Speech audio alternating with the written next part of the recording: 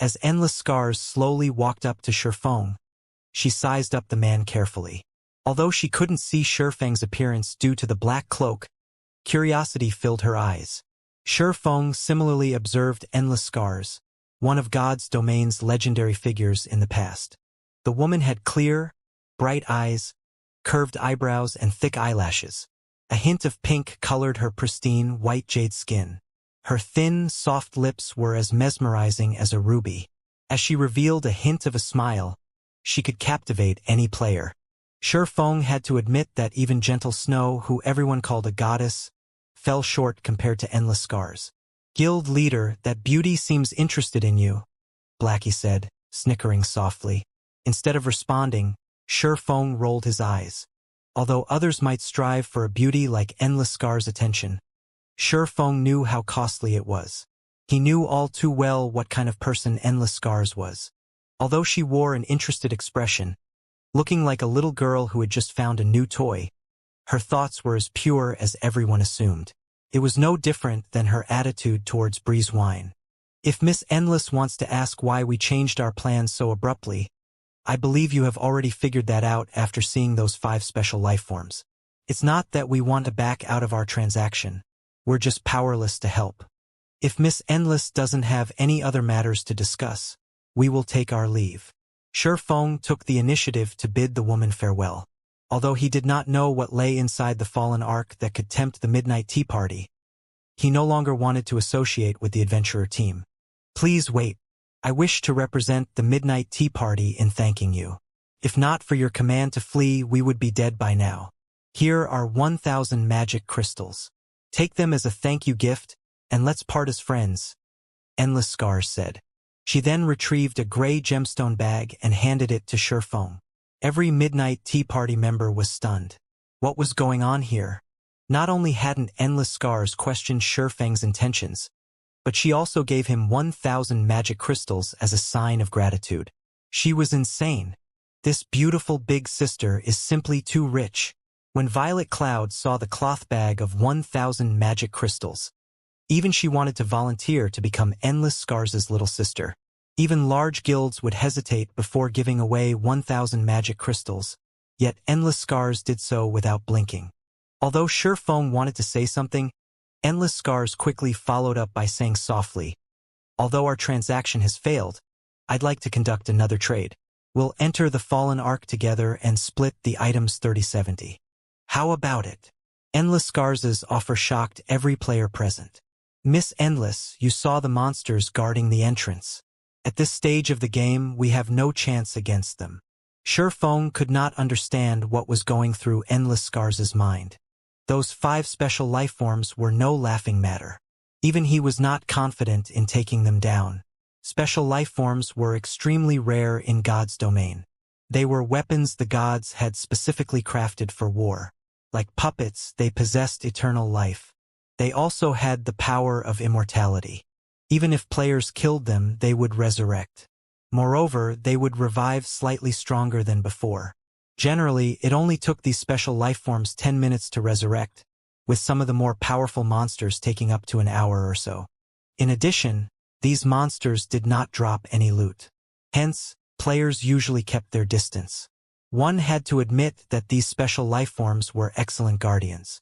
What if I tell you that there's an inferior legendary treasure chest inside? Endless Scars asked when she saw Shifeng's lack of interest. Smiling faintly, she continued, based on what I've uncovered, there should be more than one inferior legendary treasure chest inside. In addition, there are plenty of epic treasure chests. My map can lead us to these treasure chests and allow us to bypass the traps. Are you sure you're not interested? The Fallen Ark had been one of the final weapons in the Great Ancient War. The items inside had been left behind by the gods before they had died. NPCs would consider even the most ordinary item a treasure, let alone players. You have a map? Shifeng stared at Endless Scars, flabbergasted.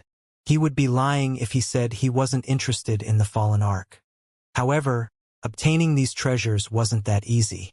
To current players, triggering any of the traps inside would result in death. Hence, even after clearing out the monsters in the Fallen Ark, very few players had been willing to explore it in the past.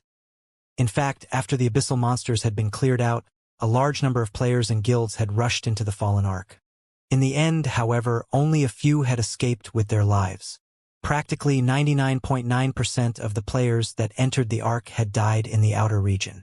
Even if one managed to reach the Ark's inner region, they would have to deal with even more powerful traps.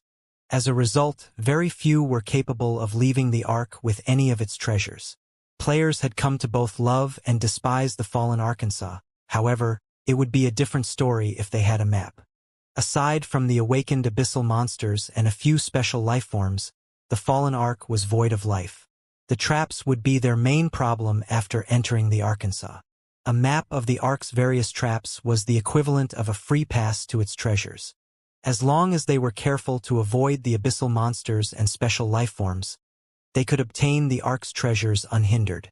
Shurfeng finally understood Breeze Wine and Endless Scars' attraction to the fallen Ark, and why they'd be willing to spend 4,000 magic crystals to hire his team for an hour. That's right. If you don't believe me, take a look. Although it is only a fragment, can lead us to the fallen Ark's inner region, Endless Scars said. She then took out a broken map with only 2/5 of the original and showed it to Shurfeng. The item's name was Fallen Ark Map. However, if Shurfeng wished to look at it in detail, he needed the owner's permission.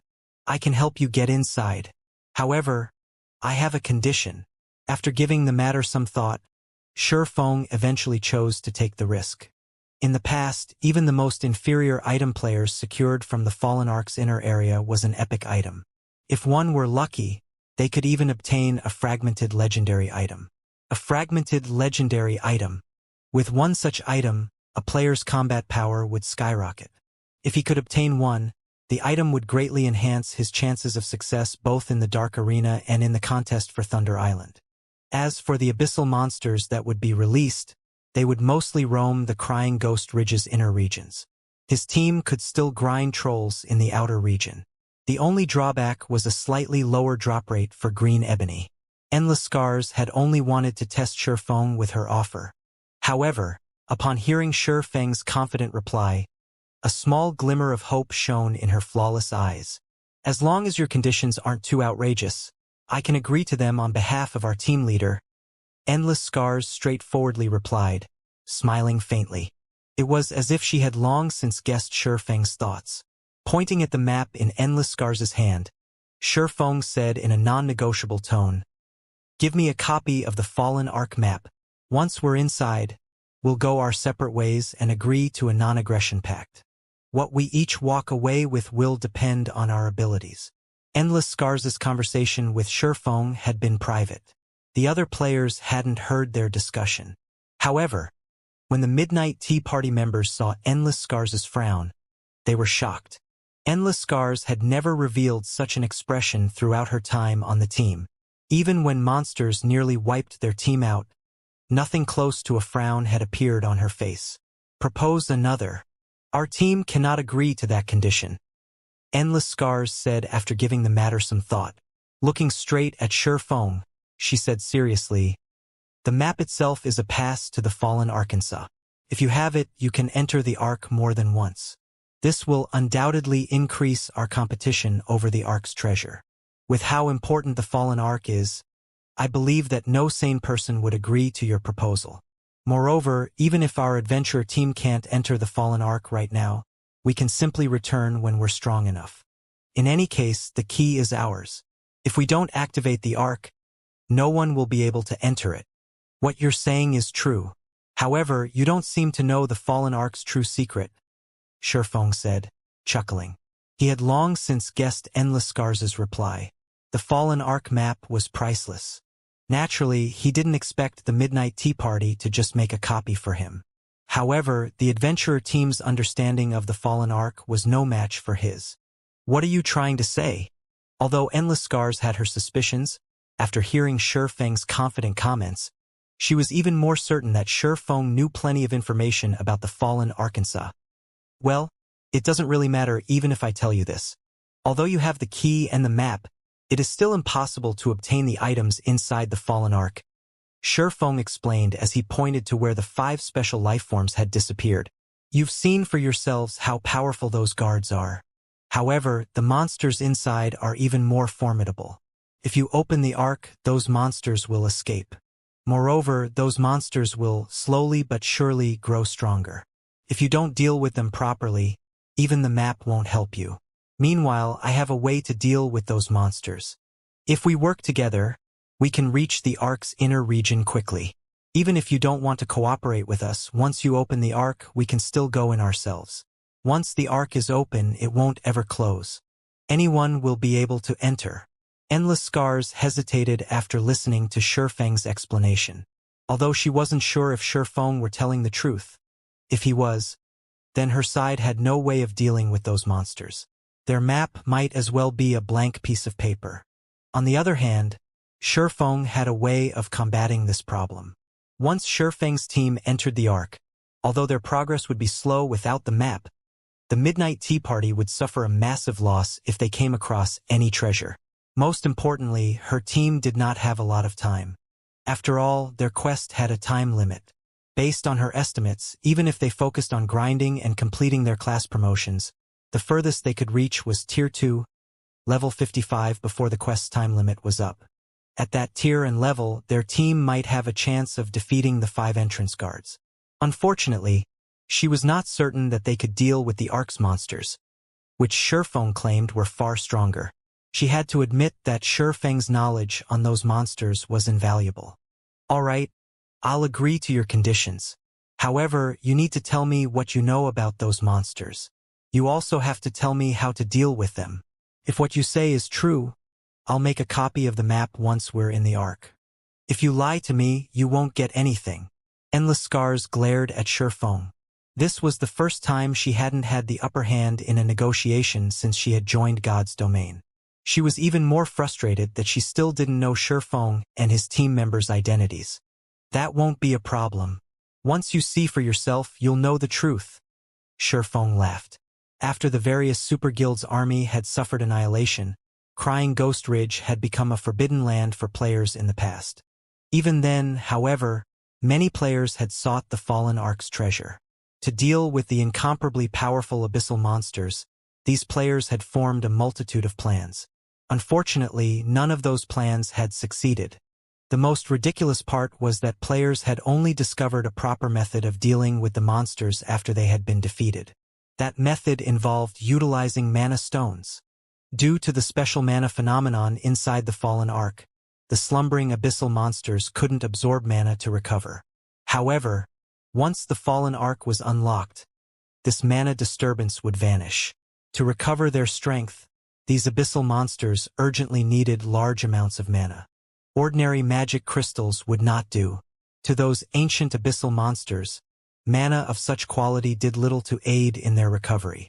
Only mana stones were suitable.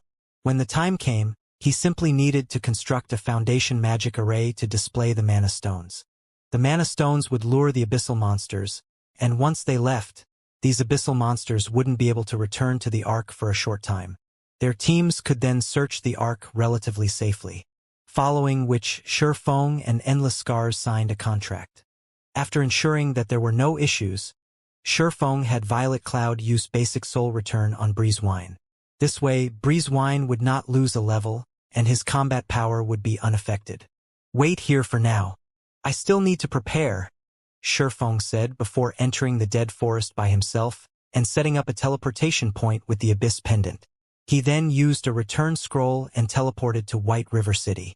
As soon as Shifeng returned to White River City, he passed the green ebony he had obtained to Melancholic Smile.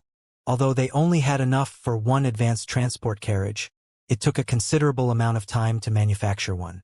Even if they had a master engineer and a master forger, they would need close to a day. Hence, the sooner they began production, the better. Inside one of the Candlelight Trading Firm's special forging room, Shifeng retrieved the Philosopher's Stone, which he had picked up from his private warehouse on his way back, and began to synthesize magic crystals into mana stones.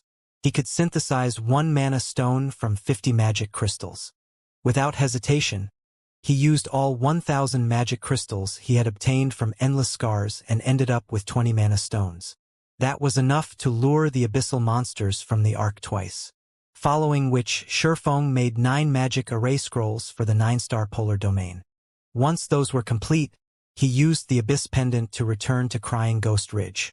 Upon returning to the ridge, Shifeng used 10 mana stones to set up a foundation magic array far from the canyon where the fallen ark resided. With this foundation magic array, he could lure all the abyssal monsters from inside the Arkansas. After finishing that task, Shifeng returned to his team. "You finished your tasks already?" Endless Scars asked Shifeng with a suspicious tone. Only 1 hour or so had passed since Shifeng had left. That wasn't even enough time to make a round trip to a town or city. What could he possibly do in 1 hour? Originally, she had thought that Shifeng had left to gather reinforcements. After all, with their current strength, defeating the 5 guardian monsters was impossible. At the very least, they needed a team of 100 experts. Yet, Shifeng hadn't brought even 1 player back with him. "Endless? Is this brat toying with us?" Dark War asked through the team chat, infuriated. After Shifeng left, Endless Scars had told her team everything about her agreement with Shifeng. They all thought that Shifeng's demands were outrageous. They also thought that Shifeng was lying about how powerful the monsters inside the Ark were, and that he simply wanted to trick them for their map. Shifeng's speedy return only justified their assumptions. Before Endless Scars could reply, however, Shifeng beat her to it and said, "I've completed my preparations. However, during the battle, everyone needs to follow my commands." "You'll take command?" The Midnight Tea Party members shot Shifeng scornful looks. To ordinary players, a team commander's role was not particularly important. Ordinary players wouldn't have any choice in the matter if an expert like Shifeng wanted to guide them. However, they weren't ordinary players. Moreover, even the slightest mistake could result in death in the upcoming battle. If they died and lost the fight, they would have wasted several days of effort.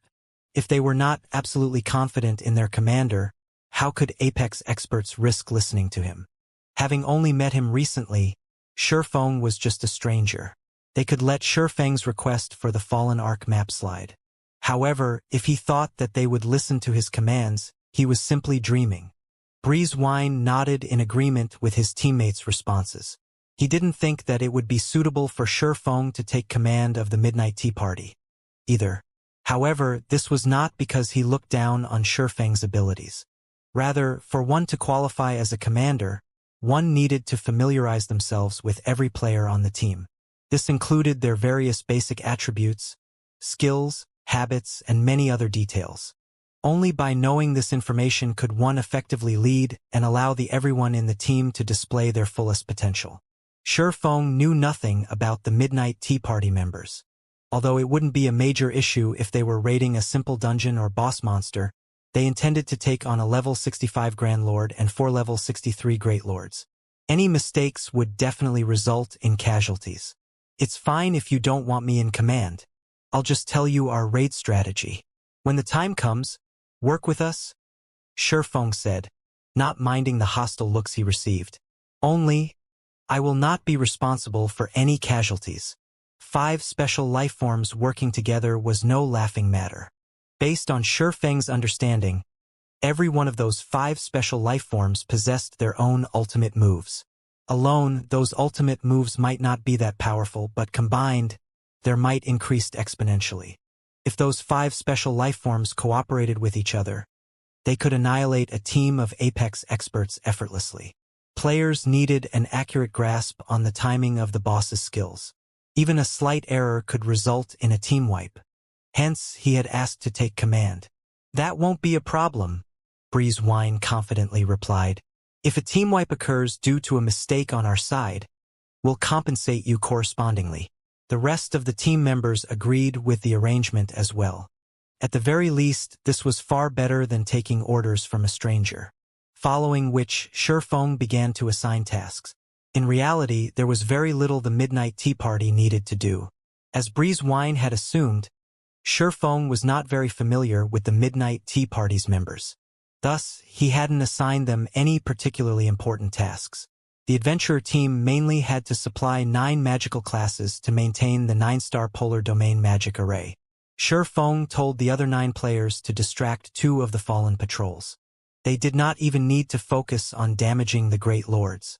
As for Breezewine, he had to unlock the Ark, of course. Zero Wing would deal with the fallen garrison captain and the remaining 2 fallen patrols. After Shifeng finished assigning tasks, both teams began to inspect their weapons, equipment, potions, and scrolls. Later, while leader is maintaining the magic array, I'll take over command. You guys better not embarrass our team, Endless Scars said seriously as she glanced at her teammates. Endless, rest assured, you know our standards better than anyone else. When the time comes, even if their side is annihilated, we won't have any issues.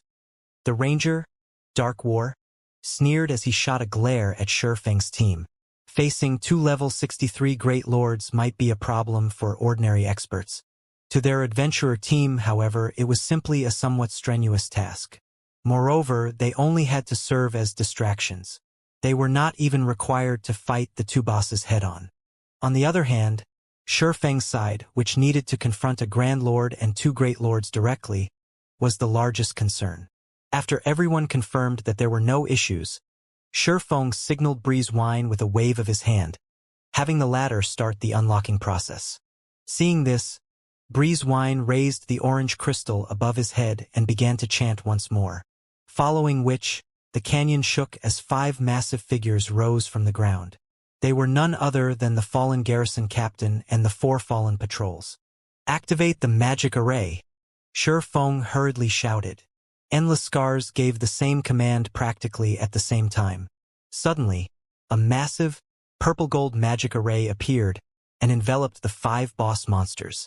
As an intermediate magic array, the 9-star polar domain could even suppress mythic monsters.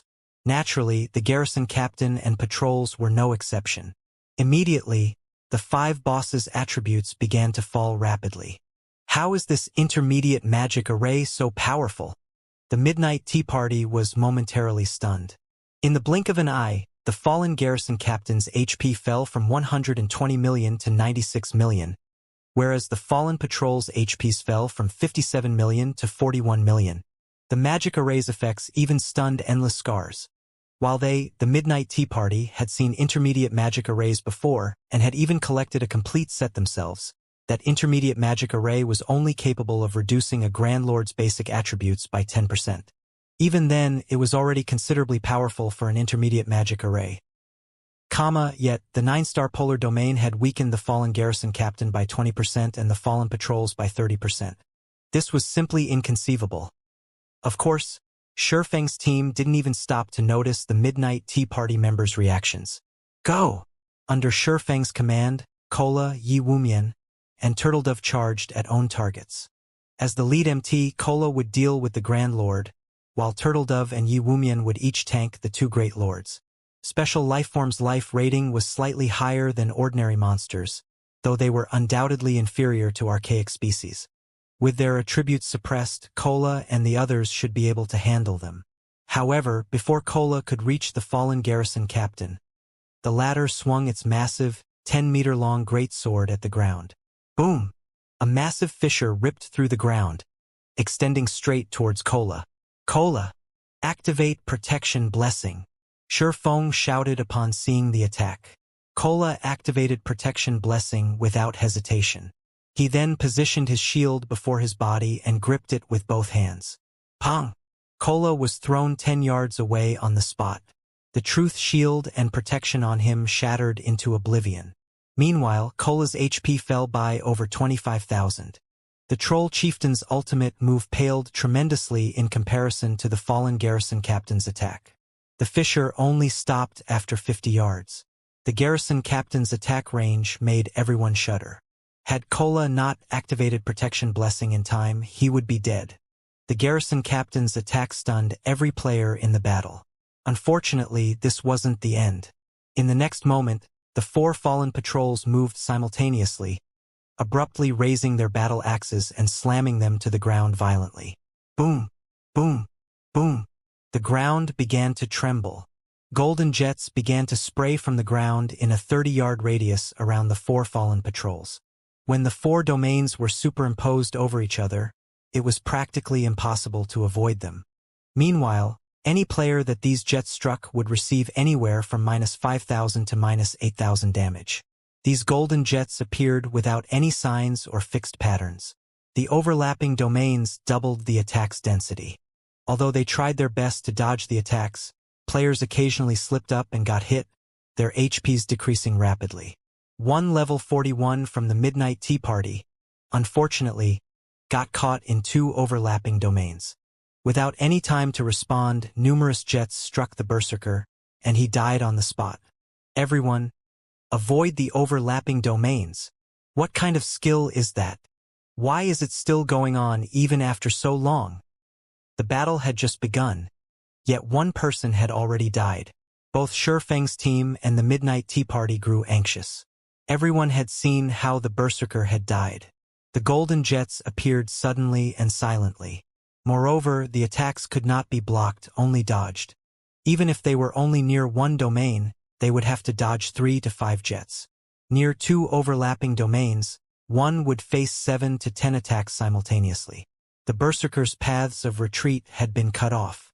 In the end, he had died before the team's healers could help him.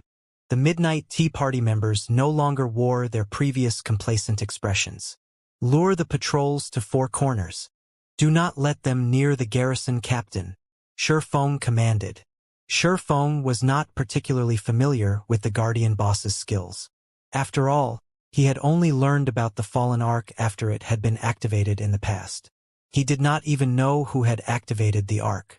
All he knew was that these special lifeforms had their own ultimate moves and that those ultimate moves would become exponentially stronger when combined. However, he hadn't expected these ultimate moves to be domain skills. Among the various skills in God's domain, those that posed the greatest danger were none other than large-scale destruction spells and domain skills. Attacks from large-scale destruction spells usually only lasted 1 or several waves.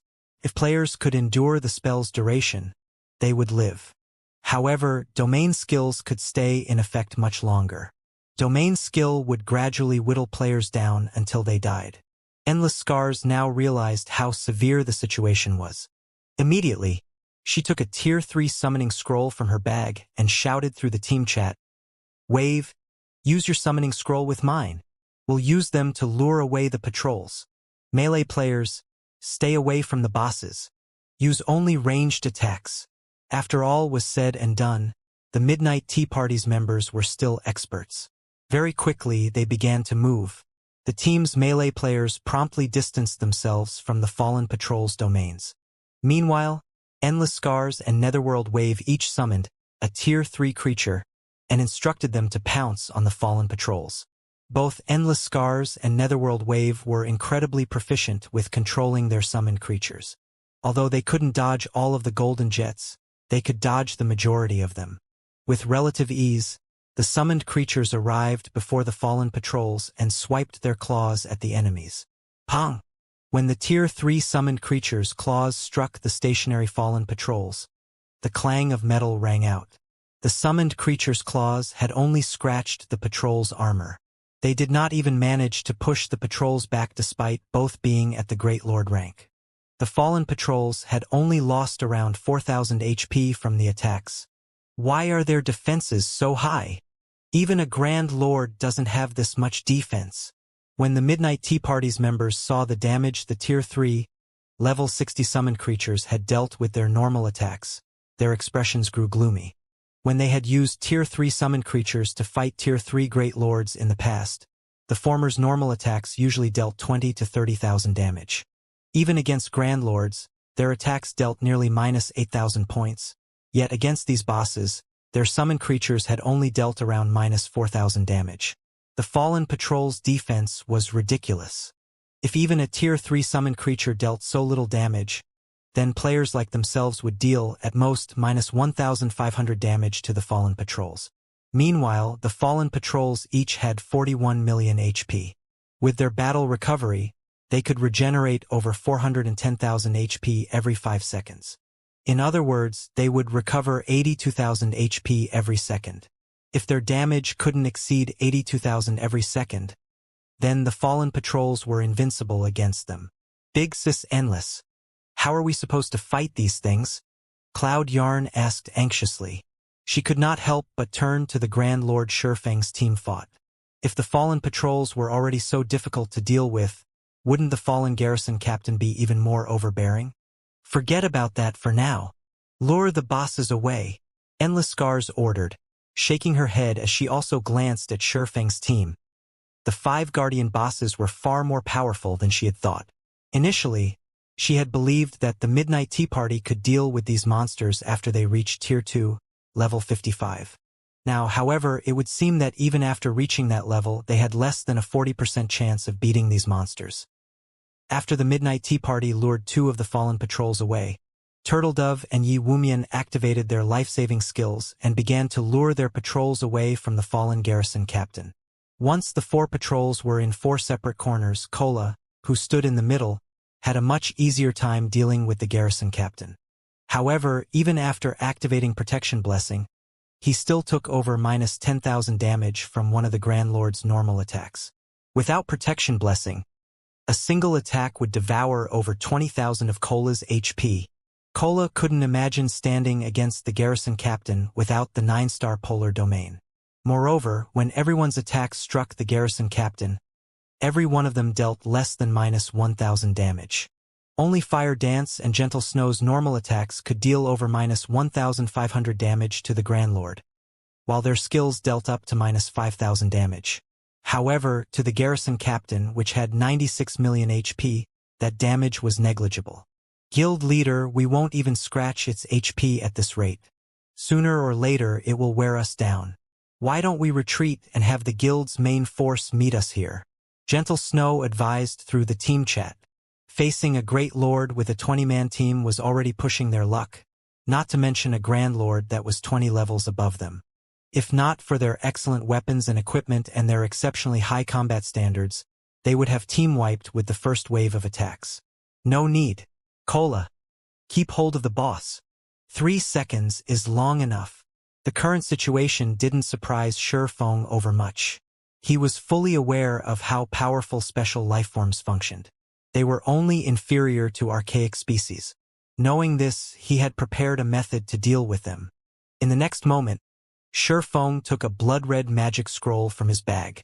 The instant the magic scroll appeared, a powerful mana fluctuation occurred within the 9-star polar domain.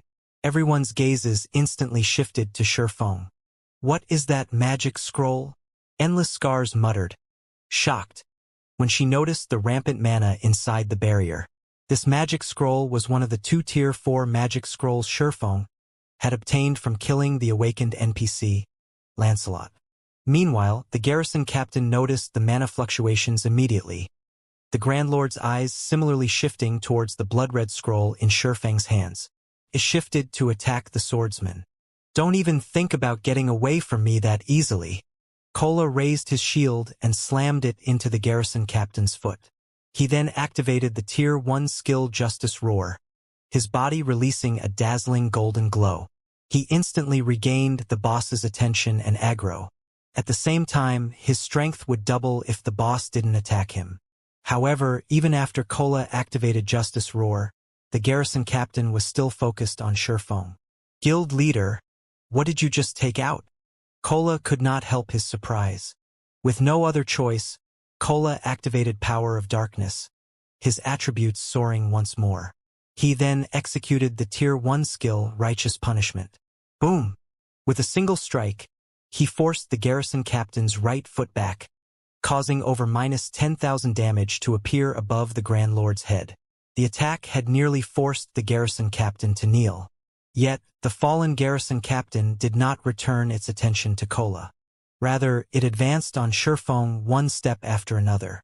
Seeing this, Kola continued to execute several powerful moves, every one dealing over minus 10,000 damage. Yet the result did not change. Guild leader, this monster has gone nuts. Kola was dumbfounded. As the garrison captain arrived before Shurfeng, before it slashed its greatsword down on Shurfeng, Shurfeng finally finished chanting the magic scroll's incantation. Disillusionment. Shurfeng's eyes flew open. 2 extremely complex and refined, blood-red magic arrays then emerged from his eyes. The other players were astonished. Tier 4 super spell, Disillusion space. The instant the magic scroll activated, it seemed as if space had frozen as the garrison captain's descending greatsword came to an abrupt halt. Immediately after, the space within the 9-star polar domain began to change, a blood-red color coating the surrounding scenery. What's going on? Why does my body feel so light? Wait, our basic attributes have risen. It's true. My basic attributes have increased by 100%. Guys, look, the boss seems to have slowed to a crawl. As everyone looked at the garrison captain's greatsword again, they found that they could see the weapon clearly.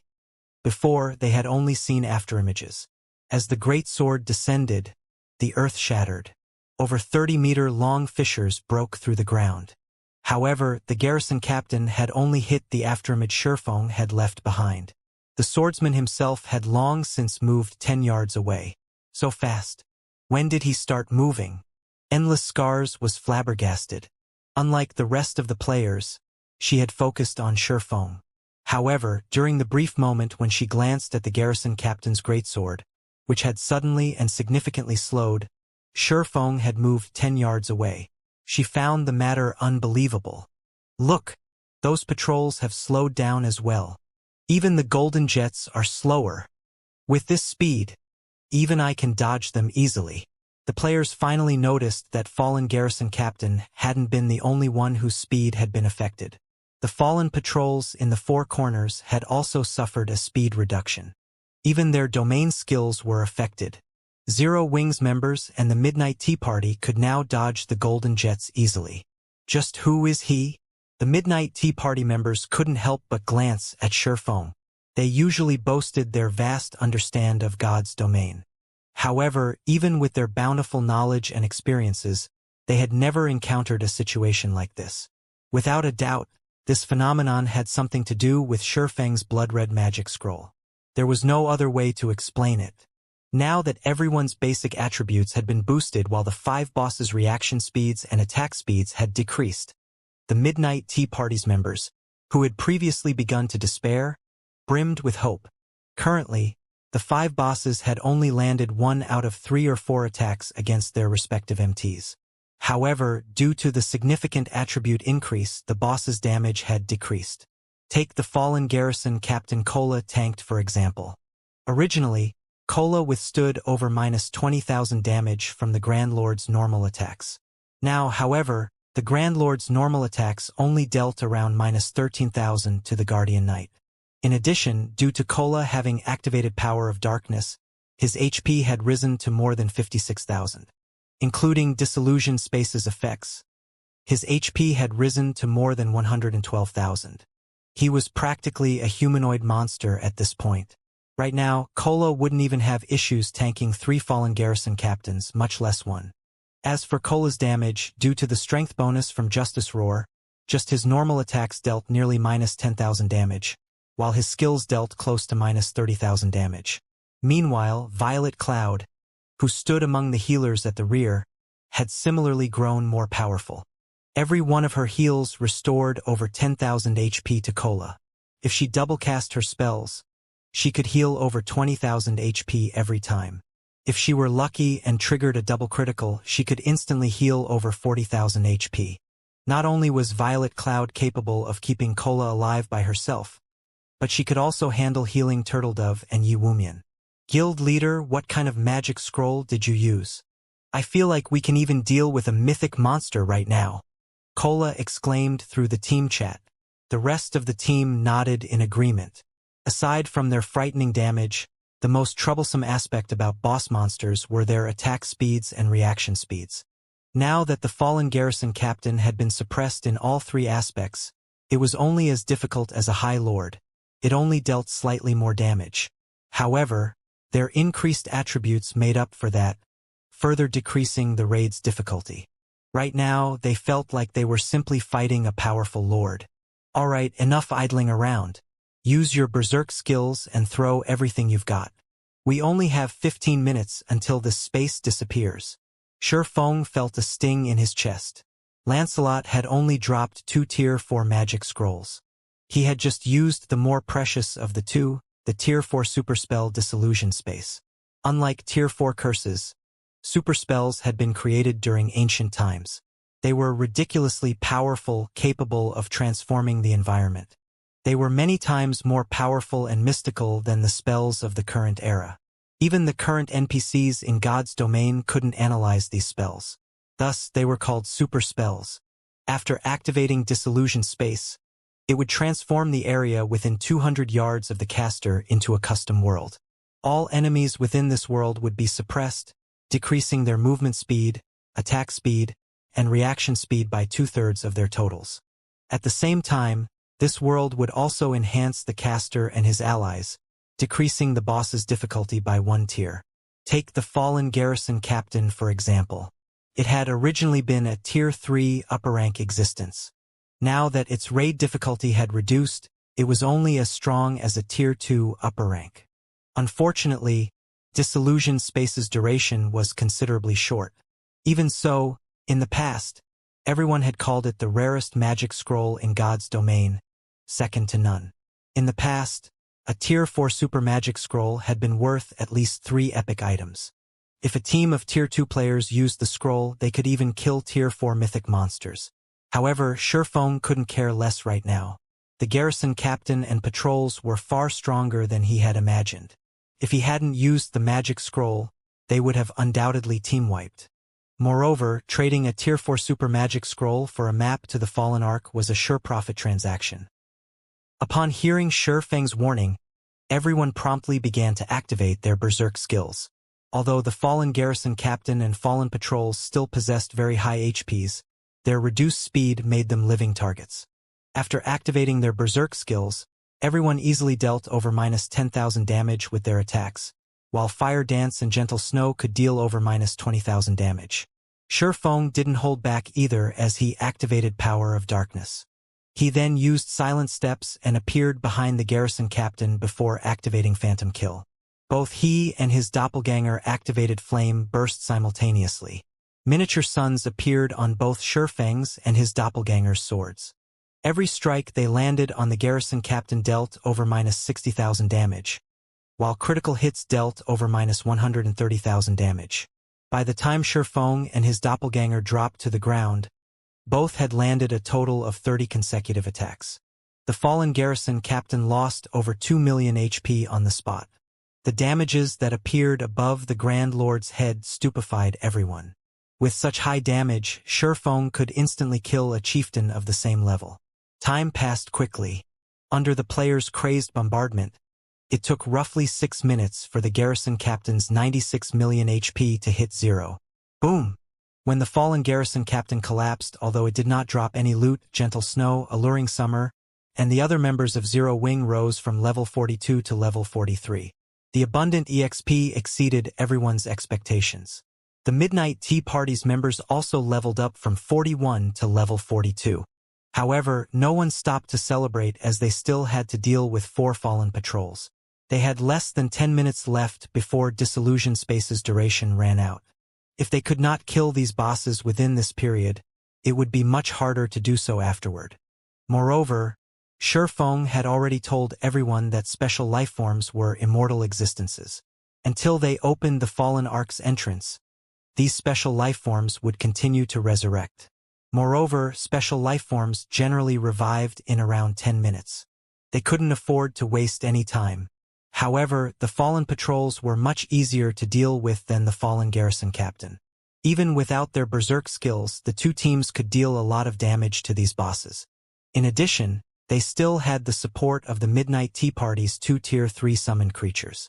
Finally, 14 minutes since Disillusion Space had been activated, the 4 Fallen Patrols collapsed, transforming into piles of rubble and gifting a large amount of EXP.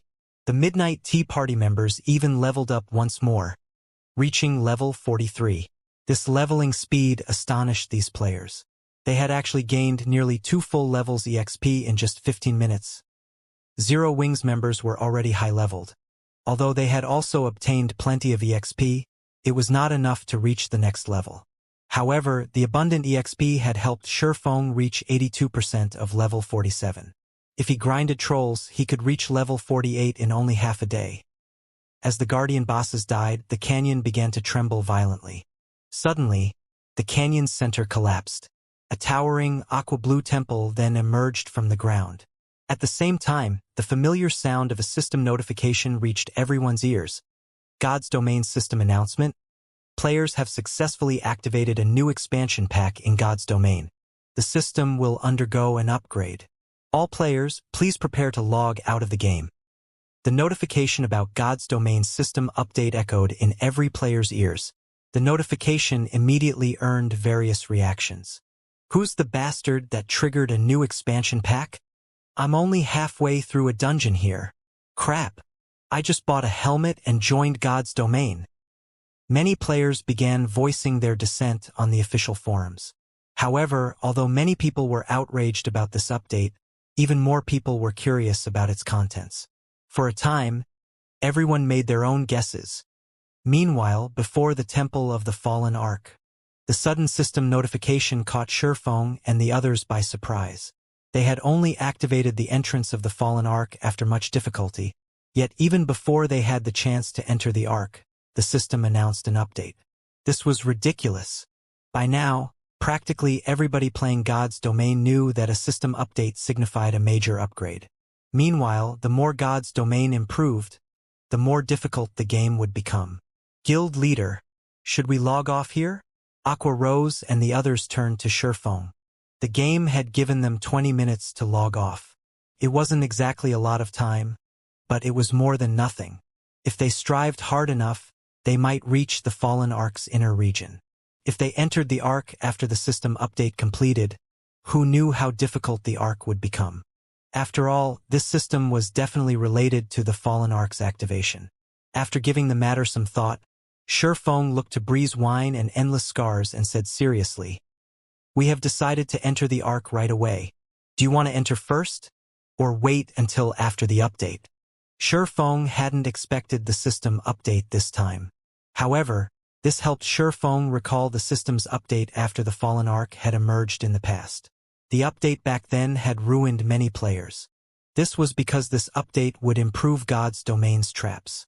Not only would removing the traps become twice as difficult, but the trap's power and concealment effect also increased significantly. This situation caused many players, who enjoyed adventuring in the fields, many hardships.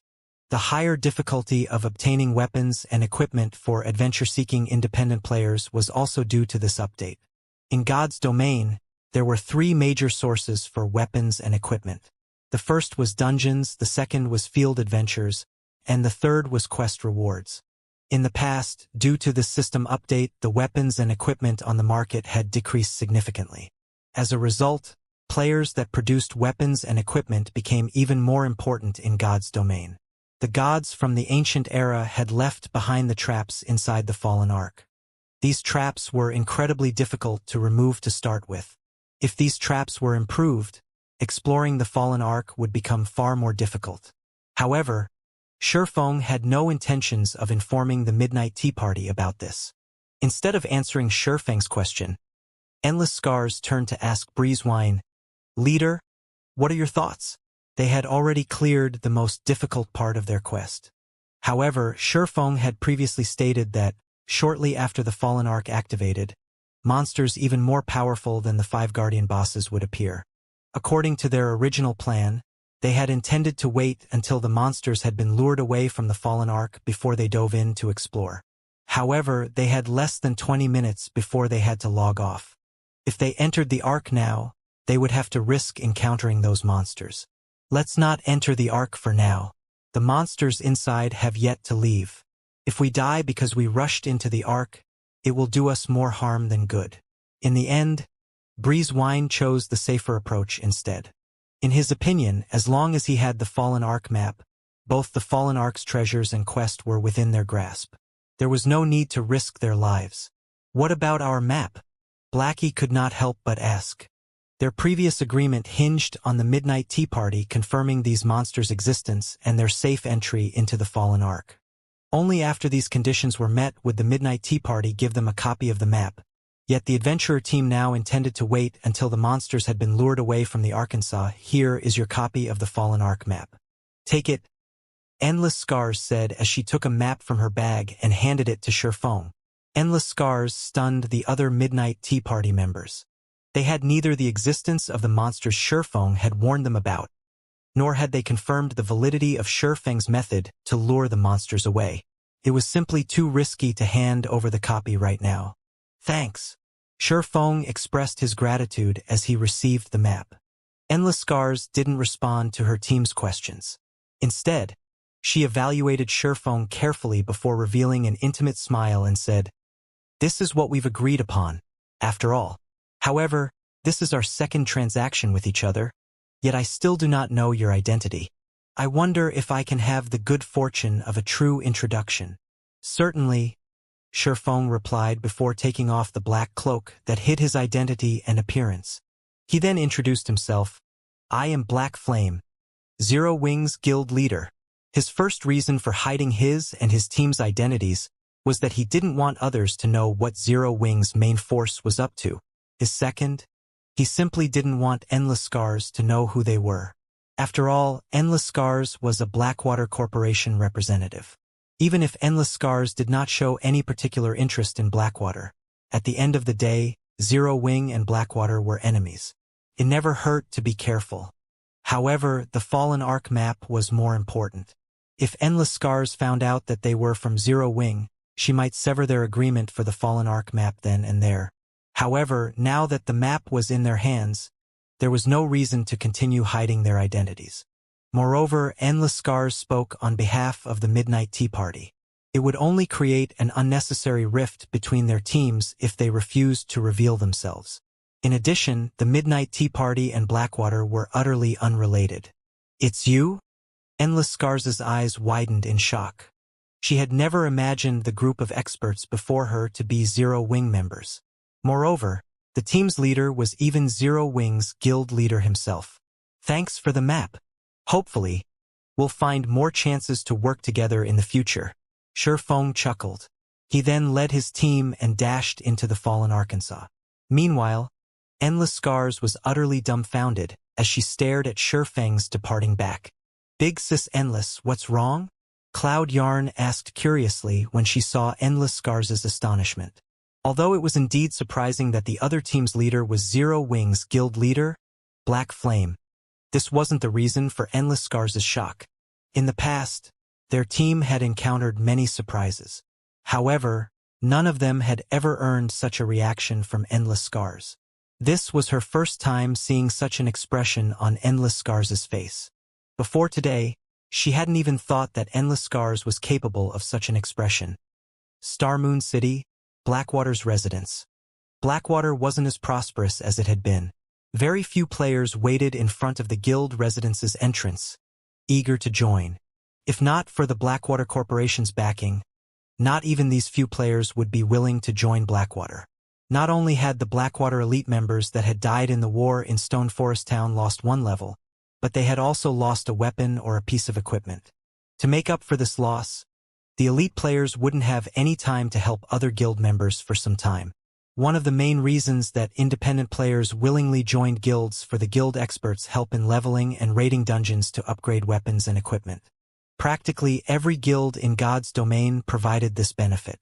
Players wouldn't want to join a guild that did not provide such a benefit.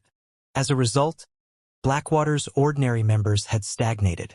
They were now only capable of raiding party dungeons and small-scale team dungeons. They had no choice but to stay as far away as possible from 50-man or above team dungeons. Meanwhile, Chin Muyun, Laughing Drunkard, and Lethal Gale entered the guild leader's office, one after another. "Guild leader, here is the latest guild report you asked for," Chin Muyun said as she placed a report on the table. At this moment, she wore a grave expression. The report clearly stated that over 20,000 elite members had already withdrawn from the guild, as many as a second-rate guild's total count. As for the ordinary members that withdrew from the guild, there were more than 100,000. However, when Abandoned Wave looked at these numbers, he maintained a relatively nonchalant attitude. Instead, he shifted his gaze towards Lethal Gale and asked, "How is the Blackwater trading firm coming along?" The Candlelight trading firm's latest product, the exotic stamina potion, has been well received. Despite having already reduced the mana mixture's price to 10 silver per bottle, ordinary players are buying the exotic stamina potion instead. Right now, our shops are only seeing 1/3 of our past traffic, Lethal Gale said, shaking his head dejectedly. Although our spies have already poked around in Candlelight, looking for information about the exotic stamina potion, it seems that only a select few of the trading firm's upper echelon know about the potion. As of now, we still do not know where to find the recipe. The exotic stamina potion had massively impacted the market. Setting aside how cheap it was, the mana mixture could not compare to its 10-hour duration. In addition, the mana mixture was only useful in dungeons, whereas the exotic stamina potion was useful in dungeons and the fields. At this moment, many ordinary players had given up on the regeneration potions and mana recovery potions in order to buy the exotic stamina potion. With the exotic stamina potion, players could grind monsters for longer periods. With the potion's effects, they did not even need to rest when traveling long distances, which allowed them to save plenty of time. Even Lethal Gale could not resist the temptation and had purchased 3 bottles for himself. After using the potion, he had to admit that it was a miracle potion. The potion had improved his leveling speed by roughly 20% to 30%. It was no wonder why many players were even willing to empty their coffers to buy the exotic stamina potion. Based on what he knew, the Candlelight Light trading firm had long since run out of the exotic stamina potion. As soon as Candlelight restocked, players would rip them from the shelves. Many large guild upper echelons had specifically visited the Candlelight trading firm to negotiate a deal for the potions. Right now, be it the guild's development or the trading firm's, Zero Wing was unstoppable. Good. Excellent. Contrary to expectations, Abandoned Wave didn't seem enraged. Rather, he began to laugh. Guild leader, Qin Muyun and Lethal Gale were utterly confused. Young Master Jing was greatly displeased with them. Most likely, they would receive instructions from their superiors in the next few days. At that time, none of them would escape punishment. This was especially true for Abandoned Wave, yet the man that was supposed to be worried and angry was actually laughing. Was the shock too much for him to handle? However, instead of responding to Qin Muyun and Lethal Gale's question, Abandoned Wave turned towards Laughing Drunkard and asked softly, "Drunkard, did you finish what I asked of you? Guild leader, don't you trust me?" Laughing Drunkard chuckled. Confidently, he continued, "I've already sent details regarding Zero Wing's experts to the Miracle Guild. Miracle has confirmed that they will not give Zero Wing any chances of victory in tomorrow's match in the Dark Arena. Originally, he was not particularly optimistic of Zero Wing's loss in the Dark Arena tomorrow. However, after making a trip to the Miracle Guild and the detailed report he had provided the guild, his confidence that Zero Wing would lose in tomorrow's competition had grown. The odds for the upcoming competition had already been released. The odds were 1-3, with the majority of the bets on the Azura battle team. However, this was simply because only a few people knew that the Evil Dragon battle team was backed by the Miracle Guild. They had only discovered this due to the Blackwater Corporation's relationship with one of Miracle's upper echelons. It was extremely rare for the odds in the Dark Arena to be as high as 1-3. Normally, the odds were around 1-1.5. Seeing such a high payout rate, the Miracle Guild intended to go all out. Moreover, the guild aimed for a complete victory. The payout for a complete victory was 1-7. That was even high enough to tempt super guilds. A super first-rate guild like Miracle couldn't afford to miss this opportunity. Miracle's apex experts could even rival those of super guilds. Moreover, to guarantee their win in the competition, Miracle had secretly borrowed epic items from other large guilds. Even Zero Wing's apex experts, who were famed for their heaven-defying attributes, would be no match for the experts the Miracle intended to dispatch. Zero Wing's members were so powerful mostly because of their basic attributes. As for the experts that had reached the refinement realm or higher, there were only 5 in the guild. Among them, Black Flame would not participate in the Dark Arena. After all, the man was Zero Wing's guild leader. That left Yi Feng, Fire Dance, Gentle Snow, and Violet Cloud. Among them, Fire Dance, Gentle Snow, and Violet Cloud had only recently reached the refinement realm. Without the attribute advantage, the only true fighting force on the Azura battle team was Yifeng. However, the competition in the Dark Arena was a 10-man team match. Good. Afterward, you three go and gather our guild's resources. When the time comes, we'll have to watch the competition as well. Abandoned Wave had not been as affected by the previous loss as Qin Muyun and Lethal Gale had thought. On the contrary, he had calmly thought of a way to turn the situation around. The first thing he needed to do was recover the guild's foundations, earning back the weapons, equipment, coins, and other items that the guild had lost in the war. The Dark Arena served as the perfect platform to do exactly that. Moreover, Blackwater's defeat was not without meaning. At the very least, their defeat had shown exactly how powerful Zero Wing's various experts were, and this information would help Miracle deal with Zero Wing. Meanwhile, after entering the towering temple, Shifeng had everyone use isolation scrolls before dashing through the labyrinth of empty corridors.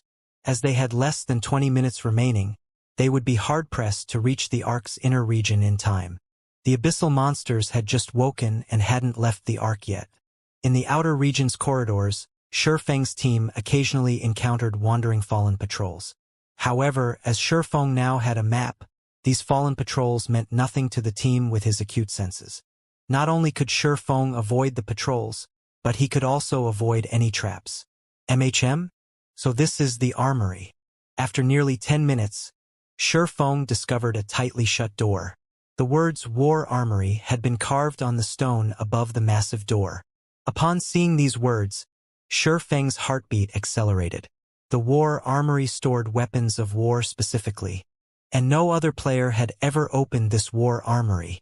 As Shifeng stopped to look at the War Armory, Minor Wind noticed red dots appear on his system map and reported, "Guild leader, distant patrols are approaching our location. If we don't move now, I'm afraid that we'll be discovered." After Zero Wing's team had entered the fallen Ark, Minor Wind had activated his scouting skill as he kept a lookout for any movement in their area. Although his scouting search area was reduced inside the Ark, he could sense for enemies within a 300-yard radius. That was enough for the team to respond before enemies reached them. "How many?" Shifeng asked. "2. Moreover, they're moving relatively quickly. They'll reach our location in 15 seconds at most," Minor Wind reported. 15 seconds? We'll be cutting it quite close. Shifeng frowned. Based on his estimates, even an assassin with their locksmith class at master rank would need roughly 20 seconds to open a room like the War Armory. Unfortunately, their team didn't have a master locksmith. He also fully believed Minor Wind's estimate. A qualified ranger was not just a ranged damage dealer. Rangers' constant awareness of their surroundings and their judgment of various situations were their most important aspects. Although Minor Wind's combat standards were slightly lower than Zero Wing's other core members, his observation skills and judgment were top-notch. "Guild leader, we don't have much time left," Gentle Snow urged as they had less than 8 seconds to prepare. Based on their location on the map, they were only 2/3 of the way to the Fallen Ark's inner region. If they couldn't reach the inner region before the system update began, when they logged back into the game, reaching that area would be far more difficult. They also needed to select a treasury and deal with the traps inside. Shifeng hesitated. In the past, the Fallen Ark had been a famous treasure trove in God's domain. However, as the inner region's traps were extremely dangerous, very few players were capable of obtaining any treasures whatsoever.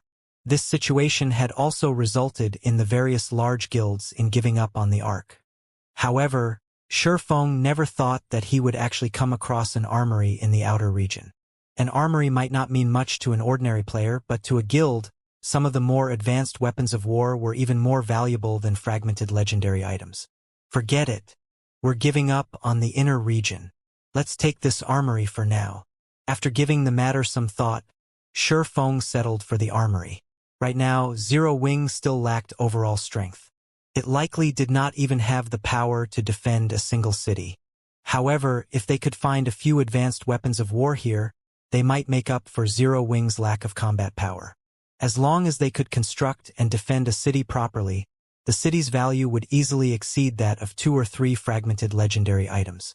"Cola, you and Turtledove will tank the patrols. Don't let them near us. Everyone else, look for any nearby traps. Fire Dance, you'll be responsible for unlocking the door, Shifeng hurriedly commanded. Understood. Hearing this, everyone exploded into action. The two fallen patrols were similar to those they had encountered at the entrance. They were both level 63 Great Lords with 57 million HP. However, Kola and Turtledove had long since familiarized themselves with the patrol's attack patterns. Even without the 9-star polar domain, they were capable of dealing with the Great Lords. At the same time, Fire Dance began to unlock the door to the armory. As one of the Fallen Ark's secret rooms, the time it took to unlock the armory was secondary. The crucial issue was that the extremely complex unlocking method. One would have to start the process all over again if they made a single mistake. Only after removing the various locks could one finally open the secret room. Time passed quickly. After 1 minute, Fire Dance was only halfway through the door's locks. Guild Leader. 2 more patrols are approaching, Minor Wind announced anxiously. If there were only 3 fallen patrols, their team could more or less manage. 4, however, would be a problem.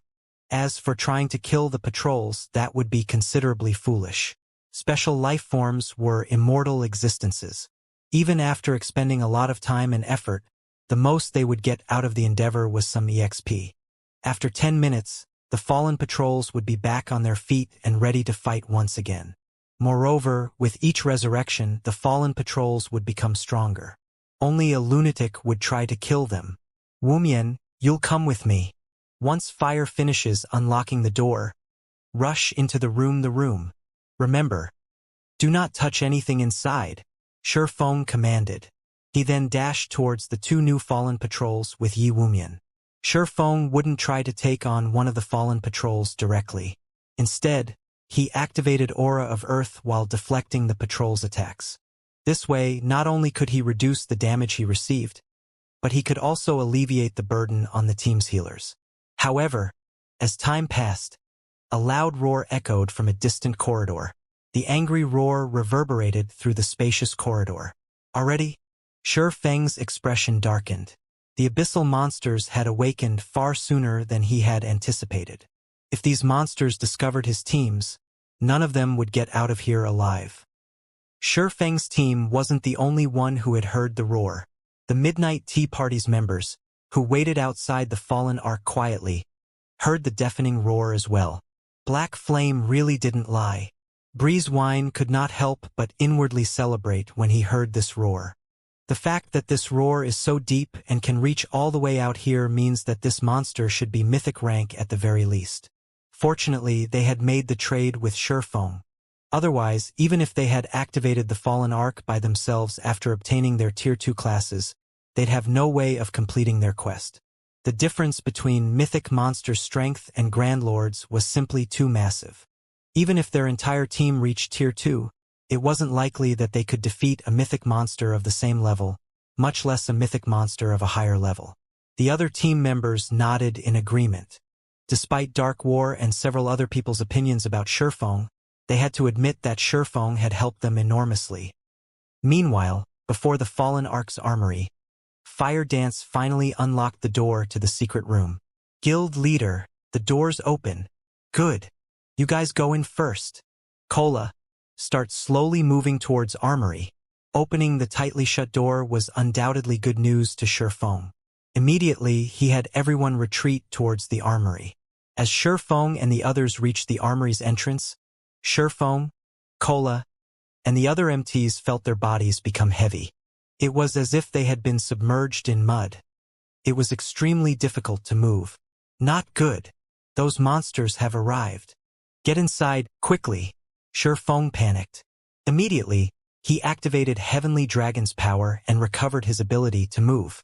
He then took an aqua-blue magic scroll from his bag. This magic scroll was none other than his sole remaining Tier 4 magic scroll.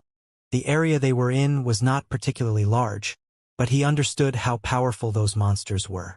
Any players the abyssal monsters killed would not get off with just a lost level. If that were the case, players in the past wouldn't have given up on the Fallen Ark's treasures that easily. Rather, those abyssal monsters would extract the immortal souls from the players they killed.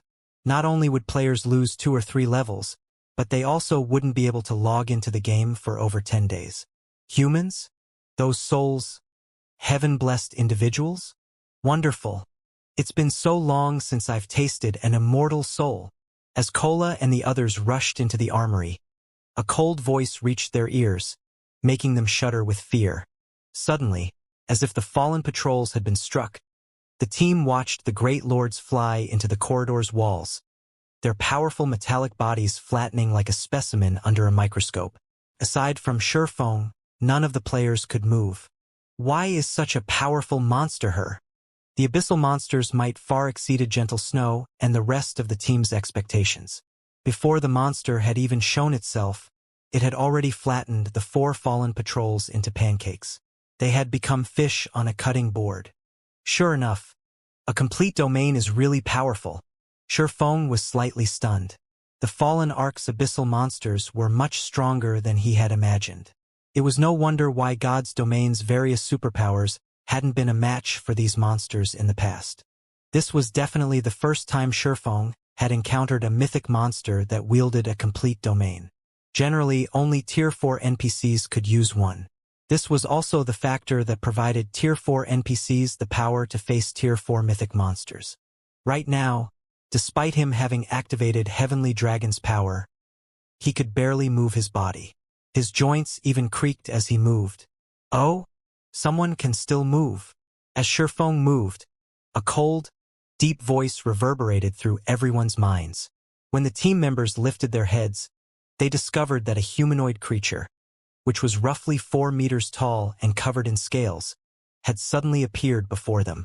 The creature had 2 blade-like arms and crimson eyes that were as large as an ordinary human's fist. 2 sets of jet-black wings also stretched from the creature's back.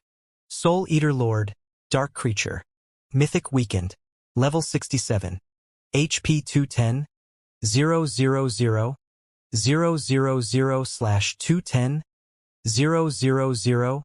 000, 000. Every player gasped when they saw this creature. Despite being weakened, the creature was still a mythic monster. Moreover, the team despaired upon seeing his HP. Even a team of 1,000 experts would be cannon fodder against this monster, much less a 20-man team. We're doomed. As Aqua Rose watched the Soul Eater Lord gradually approach them, she could already see her and her teammates' instant death in her mind. However, Aqua Rose still did not know that any player the Fallen Ark's ancient abyssal monsters killed would not get away with losing a single level. What an interesting little fellow. It's a pity that your struggling is useless.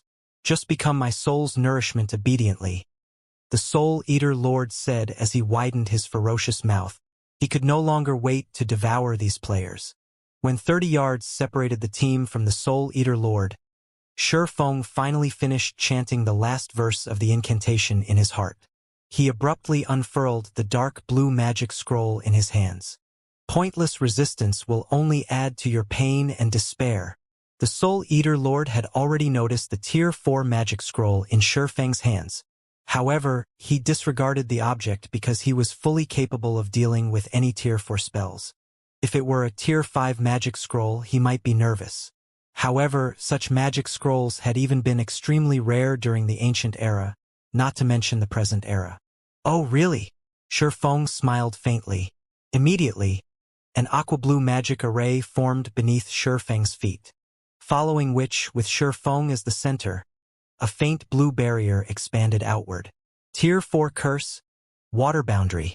Water Boundary was not an attack-type curse. Rather, it was a defensive curse. The curse was even capable of blocking Tier 5 attacks. It was a kind of absolute defense. The curse had a radius of 20 yards and a duration of 30 seconds. After Water Boundary formed, Zero Wings members immediately felt the pressure dissipate as they regained their freedom of movement. Damn it! The Soul Eater Lord's expression twisted as the Water Boundary formed. It then began to assault the barrier. Boom! Boom! Boom! The Soul Eater Lord was so fast that even Shurfeng could barely see its movements. Everyone's hearts pounded as a series of expressions echoed throughout the fallen Arkansas. They were terrified that the Soul Eater Lord would break through the seemingly flimsy, light blue barrier. After glancing at the fluctuating blue barrier, Shifeng shifted his attention away from the Soul Eater Lord as he commanded, "All right, get moving. We don't have much time left." As a Tier 4 defensive curse, Water Boundary could withstand the Soul Eater Lord's attacks, even if he were at his peak. The Soul Eater tribe's king, though, would have no problem shattering the barrier. Unfortunately, that kind of existence, which was as powerful as gods, was not in the current Arkansas. Following which, the Soul Eater Lord could only watch helplessly as Shifeng led his team into the armory. After entering the armory, Shifeng turned around and shut the door, immediately locking it. "Guild leader, that monster can't break in here, right?" Violet Cloud asked worriedly as she recalled how powerful the Soul Eater was. "Relax. This is the Fallen Ark, one of the final weapons the gods created. Divine runes strengthen the Ark's interior.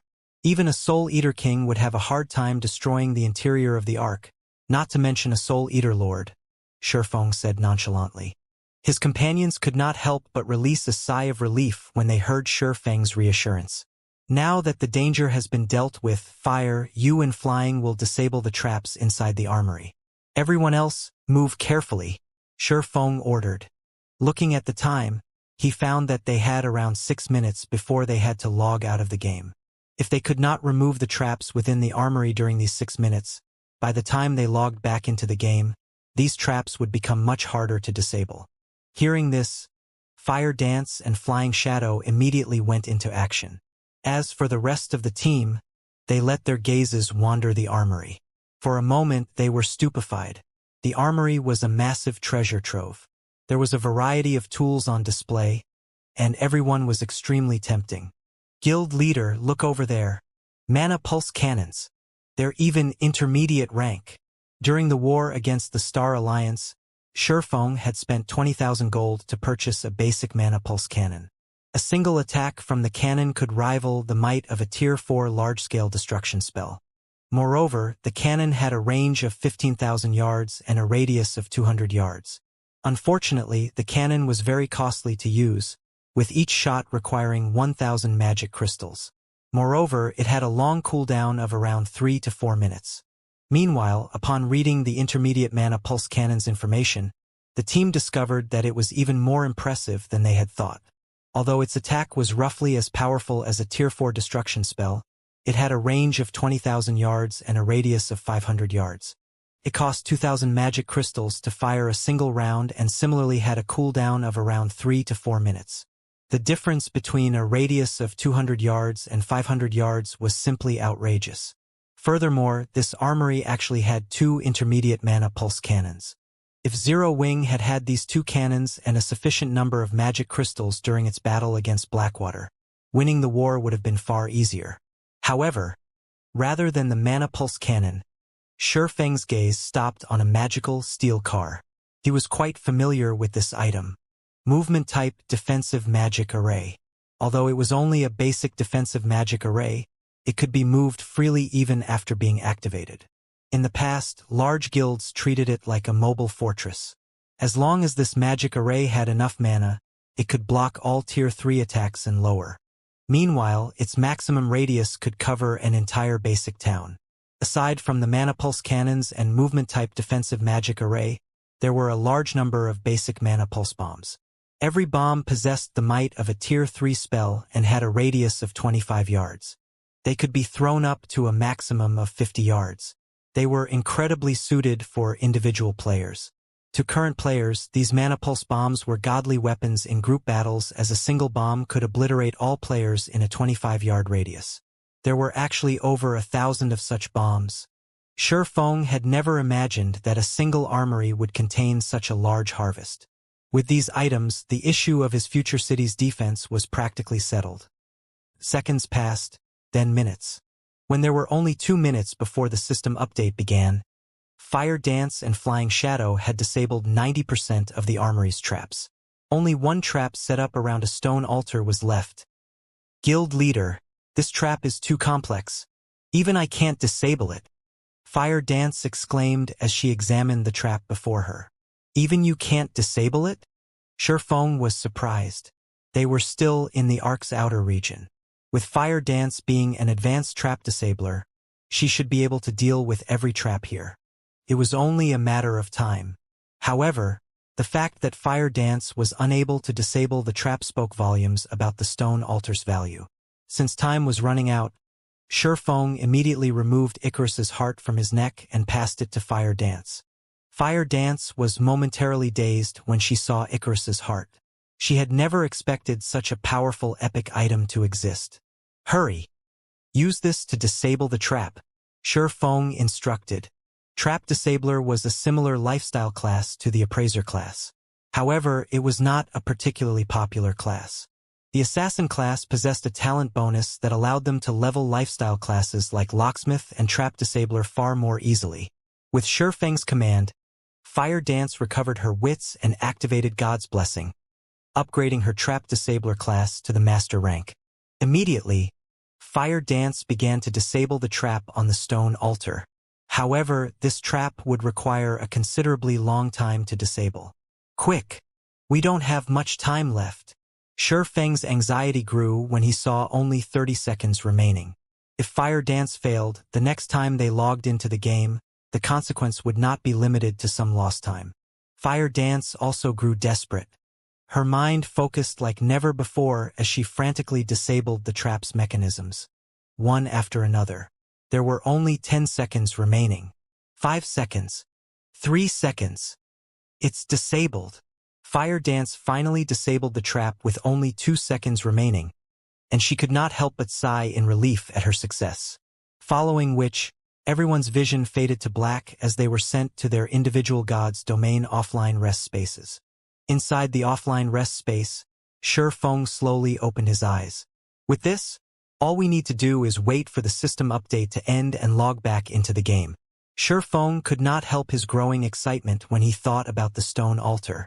Even the intermediate mana pulse cannons had only been protected by advanced traps.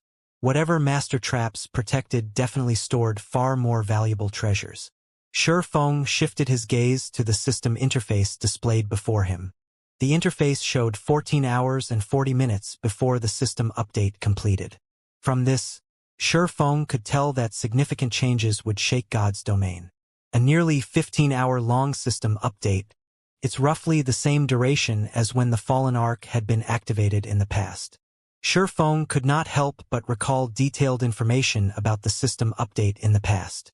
Every time God's domain underwent a system update, it more or less changed Guild's path of development. For example, the previous few system updates had gradually increased the importance of lifestyle classes in the various large guilds' eyes. Guild had even begun to invest a significant amount of resources to nurture their lifestyle classes.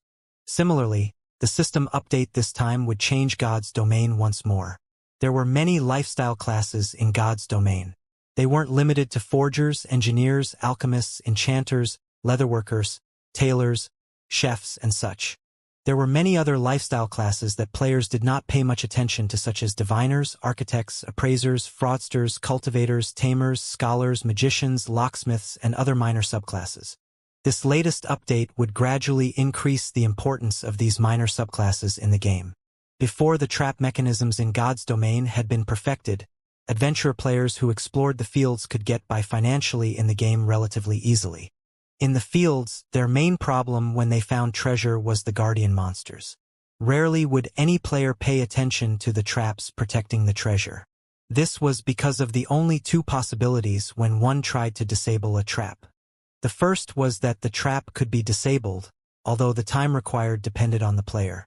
The other possibility was that the trap could not be disabled. One wouldn't receive any kind of punishment for failing to disable a trap. As a result, players rarely paid much attention to the Trap Disabler class.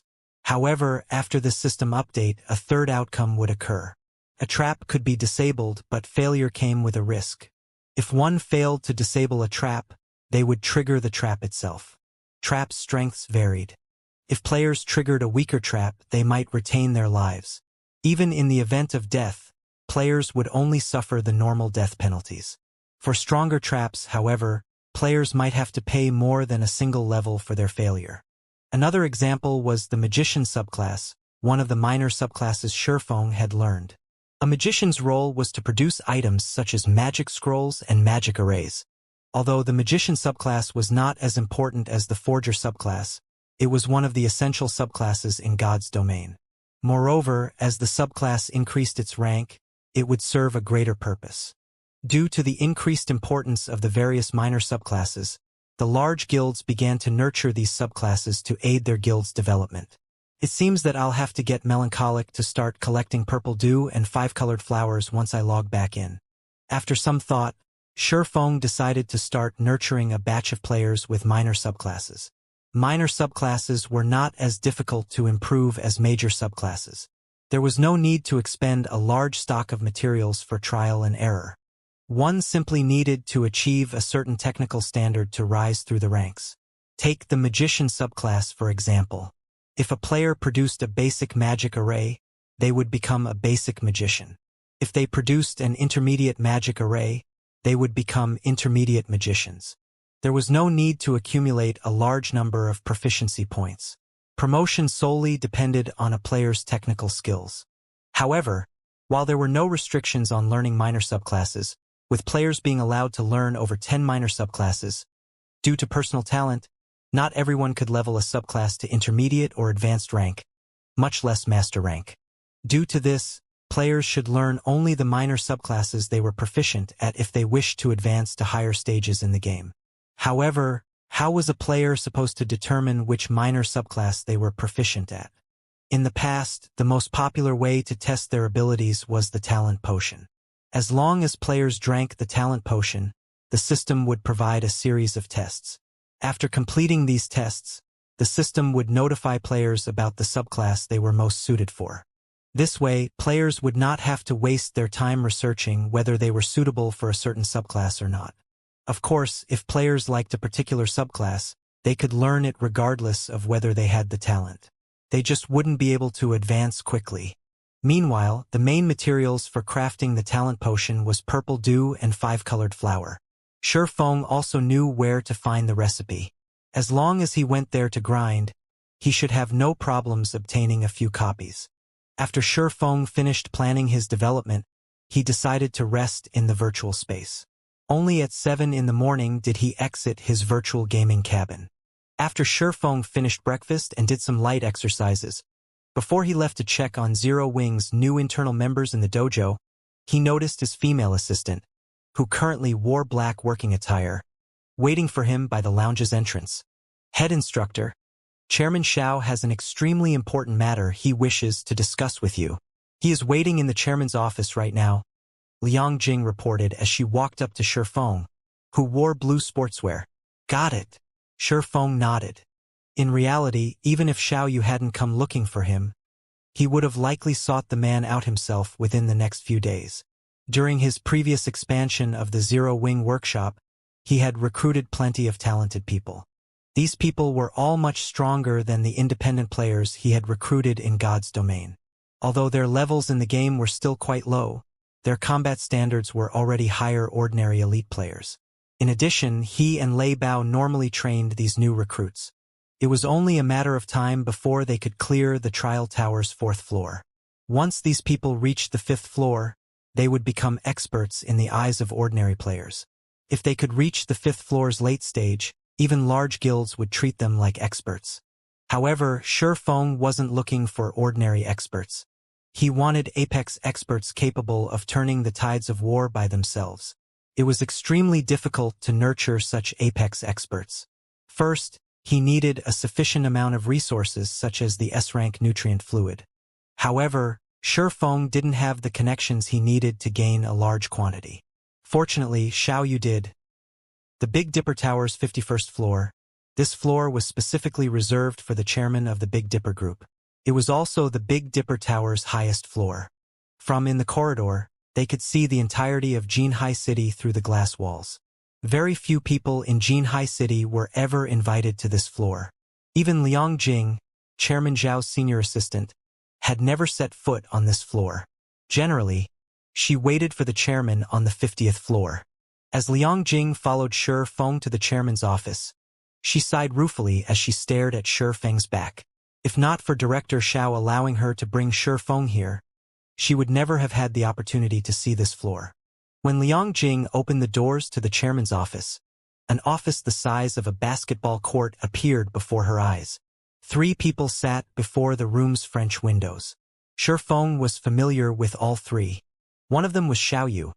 Another was Gan Xingting, the bald man who Fire Dance had thoroughly defeated, and the last Xie Qiwen, the handsome youth with a body as robust as Lei Bao's, known as the White Tiger Dojo's fighting genius. Why are they here? Shi Feng frowned slightly as he eyed Xie Qiwen and Gan Xingting, who sat on a sofa and chatted merrily with Xiao Yu. The White Tiger Dojo was currently Big Dipper's rival.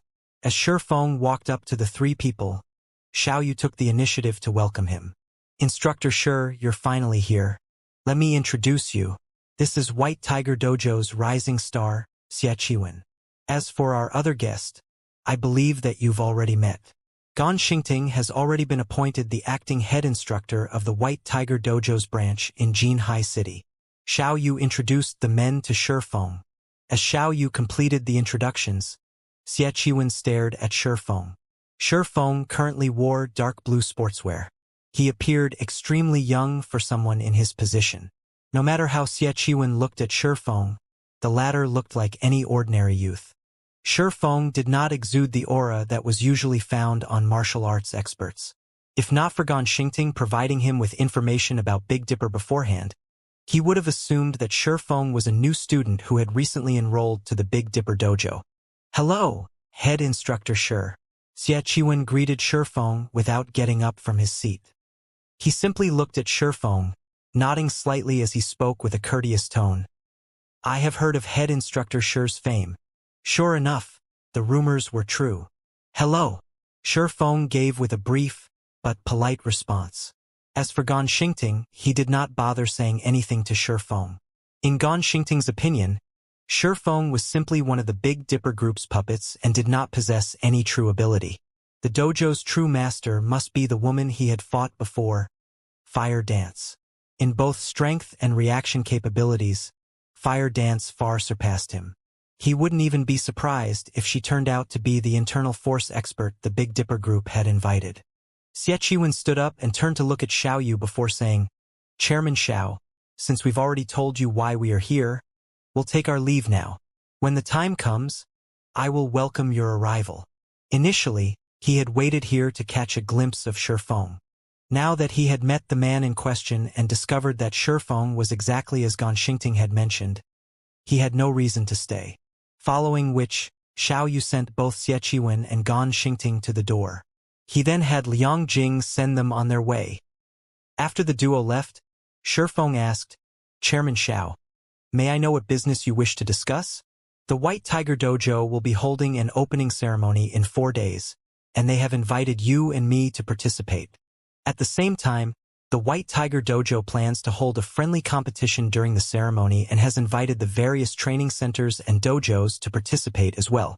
The match will involve teams of 3, and participants must be below the age of 20. The competition's champion will win 1 million credits and an invitation card to the Green God Company's annual auction. An invitation card to the Green God auction? Sure enough, the White Tiger Dojo is impressive. The White Tiger Dojo's wealth and influence surprised Shi Feng. Practically everybody in the world knew about the Green God Company. The Green God Company was the sole producer of nutrient fluids, which was sold in practically every town and city around the world. It was an absolute giant. In this current era, who did not pay attention to their bodies? Who didn't want to live longer? Particularly, the S-rank nutrient fluid produced miraculous effects. However, as its production volume was low, it was extremely difficult to obtain. The Green God Company also held an auction once every year. In this auction, the company sold plenty of S-rank nutrient fluids. In addition, the company would introduce new products that were not available on the market. Only it was extraordinarily difficult to gain an invitation. A company like the Big Dipper Group did not qualify to receive an invitation. However, this wasn't surprising. After all, not a single person or company in Jinhai City qualified. Most likely only an existence like the White Tiger Dojo, which nurtured international-level fighters consistently qualified. After all, in this era, where everyone paid attention to their physical fitness. The various international training centers and dojos were the Green God Company's main customers. I know, right? In previous years, we've offered $5 million to purchase an invitation card. However, we have never actually managed to buy one. Hence, head instructor Sure, I was wondering if you could select a few members from the Big Dipper Dojo to participate in this friendly competition, Xiao Yu asked anxiously. Although he knew that the White Tiger Dojo wanted to flaunt its might through this friendly competition and solidify its position in Jinhai City, the invitation card to the Green God auction was simply too tempting to give up. This invitation card was a pass that allowed one to purchase S-rank nutrient fluids. At the same time, one would encounter people of high social standing. If he could form some kind of relationship with some of these influential people, it might help the company's development in the future. Hence, even if he knew it was a trap, he couldn't refuse it. Chairman Xiao, you should know that the dojo's members have only recently joined. Even the powerful fighters are no match for the White Tiger Dojo's elite geniuses. Shifeng replied as he shook his head. Since the White Tiger Dojo dared to put up such a tempting prize, it was obvious that the dojo was confident in claiming the prize for itself. During the competition, the dojo would definitely send geniuses from its main branch to participate and teach the various dojos and training centers in Jinhai City a lesson that they would never forget. I heard that head instructor Sure has several experts in your workshop. What if they participate instead? Xiao Yu asked eagerly. He had long since learned about the Zero Wing workshop from Liang Jing. According to Liang Jing, the workshop members were powerful fighting experts. The woman named Fire Dance, in particular, had even defeated Gan Xingting in a single move. Chairman Xiao, I understand what you were trying to say, but unfortunately, they are all over 20 years old, Shifeng said, smiling bitterly. Of course, he wanted Cola and the others take part in the competition. However, they were all over the age limit. Only Violet Cloud met this requirement. However, the competition was a group match. If he could not fill the 2 remaining spots, they wouldn't be able to take part anyway. As for the members that had recently joined the Zero Wing workshop, although they had improved significantly, they were no match for the White Tiger Dojo's elite members. The White Tiger Dojo really is crafty. I never thought that they would have accounted for this as well. A disappointed expression dominated Xiao Yu's face. Despite the valuable opportunity to develop the company, he had no way of grasping it. We still have 4 days. It isn't entirely impossible to find suitable experts. However, it won't be easy. Shifeng suddenly recalled several core members in the guild that were younger than 20. Only, none of them had come to Jinhai City to participate in Zero Wing's special training. Xiao Yu's eyes shone at Shifeng's words. Immediately, he said, if head instructor Sure has any requirements, please, don't hold back. Since Chairman Xiao has offered, things will be easier on my side. Upon hearing Xiao Yu's assurance, Shifeng said, if we wish to defeat the White Tiger Dojo, I'll need roughly 10 bottles of S-rank nutrient fluids. Although those several core members possessed a wealth of combat experience, their physical attributes were simply too low. Meanwhile, unlike virtual combat, real-life combat relied heavily on a person's physical attributes. If he wanted to improve their combat power in the real world quickly, the only way to do so was by pushing them past their brain's limits and utilizing the S-rank nutrient fluids to recover. Only this method would rapidly improve their body's overall strength. He could also nurture the guild's experts, killing 2 birds with 1 stone. 10 bottles? Xiao Yu's heart skipped a beat when he heard Shifeng's request. S-rank nutrient fluids were not cabbages that one could purchase easily. It was difficult to buy a bottle even if one could afford it. People around the world referred to the S-rank nutrient fluid as the water of life. A bottle of S-rank nutrient fluid could easily go for 1 million credits. Even Xiao Yu himself was only willing to drink 1 bottle per year to repair the damaged cells in his body, significantly slowing the aging process. The S-rank nutrient fluid was a treasure to well-known international fighters. Normally, they would only consume a bottle if they were heavily injured. Even drinking A-rank nutrient fluids during normal training was considered a luxury.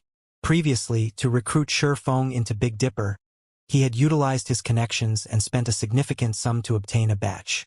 No matter how he looked at it, buying another 10 bottles of S-rank nutrient fluids to obtain the Green God Company's invitation was not a worthwhile transaction.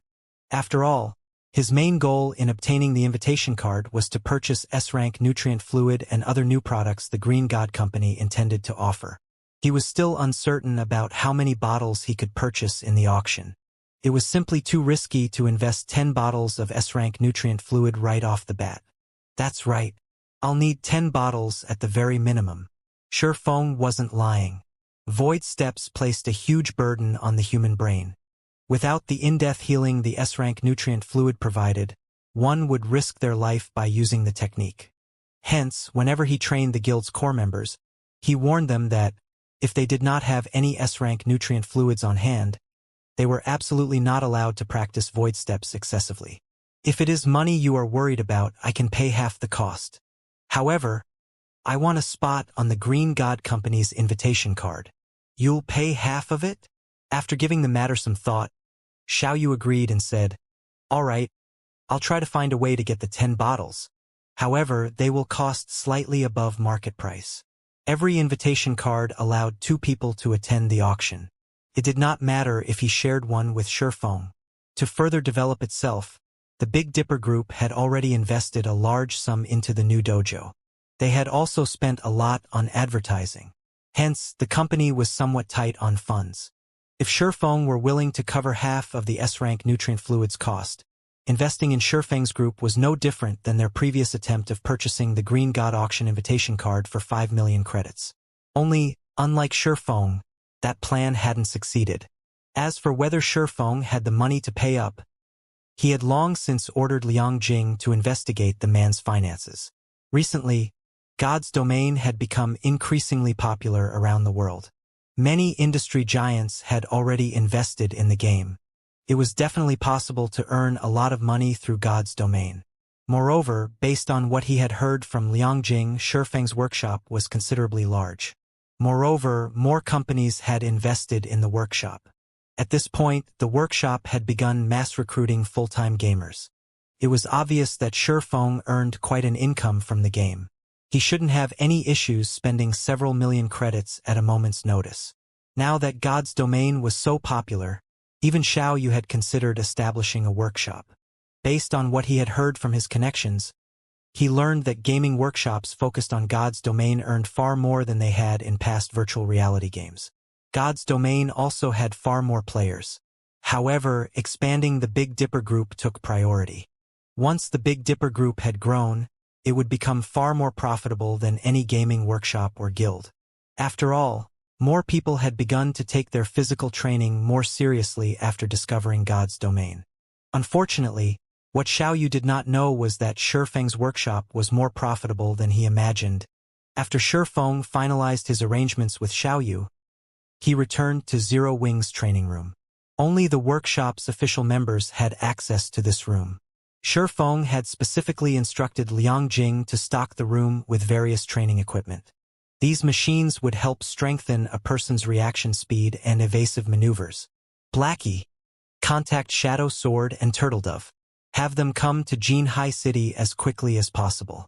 Report the travel expenses as a workshop expenditure. Shifeng instructed Blackie, who was currently occupied with basic training. Shadow Sword and Turtledove had been members of a certain dojo before they had joined Zero Wing. They were both younger than 20. However, after officially becoming Zero Wing core members, Shifeng had both of them leave their dojos. After all, becoming a Zero Wing core member was basically a formal job. They had to make God's domain their main priority. After they left their previous dojos, aside from playing God's domain, they normally exercised at a local gym. All of their attention had shifted to God's domain. However, as Zero Wing had yet to establish its own company officially, and the purchasing agreement for Ouroboros' training center wasn't finalized, Shifeng hadn't invited them to take part in special training with the others. We're having them here now? Blackie shot Shifeng a curious look. Suddenly, his expression shifted to one of excitement as he asked, "Is the training center ready?" He had already heard about the matter from Shifeng. Ouroboros' training center specialized in nurturing gaming experts. Setting aside its numerous facilities, It had an advanced virtual system in which players could train. Of course, Ouroboros' training center wasn't as advanced as the secret pavilion's simulated training system. However, it was far more efficient than a ton of people competing for the 10 black cards. Most importantly, with the acquisition of Ouroboros' training center, Zero Wing would finally have its own headquarters. They would no longer have to borrow someone else's facilities. Like the core members of those first-rate guilds, they could then walk into their luxurious training centers in the city center every day. No, Shifeng said, shaking his head. Qingxue is still negotiating the price for the training center. I want them here for another matter. Although the Blackwater's defeat had indeed dealt a major blow to the several companies backing Ouroboros, it was not an easy task to buy the training center's remaining shares. If they discovered Zero Wing's true goal, they might demand a far higher price than what Zero Wing had planned on. Unless something forced these companies were forced to sell the shares in a hurry, Shifeng had to let Bai Qingxue find a way to obtain the shares cheaply.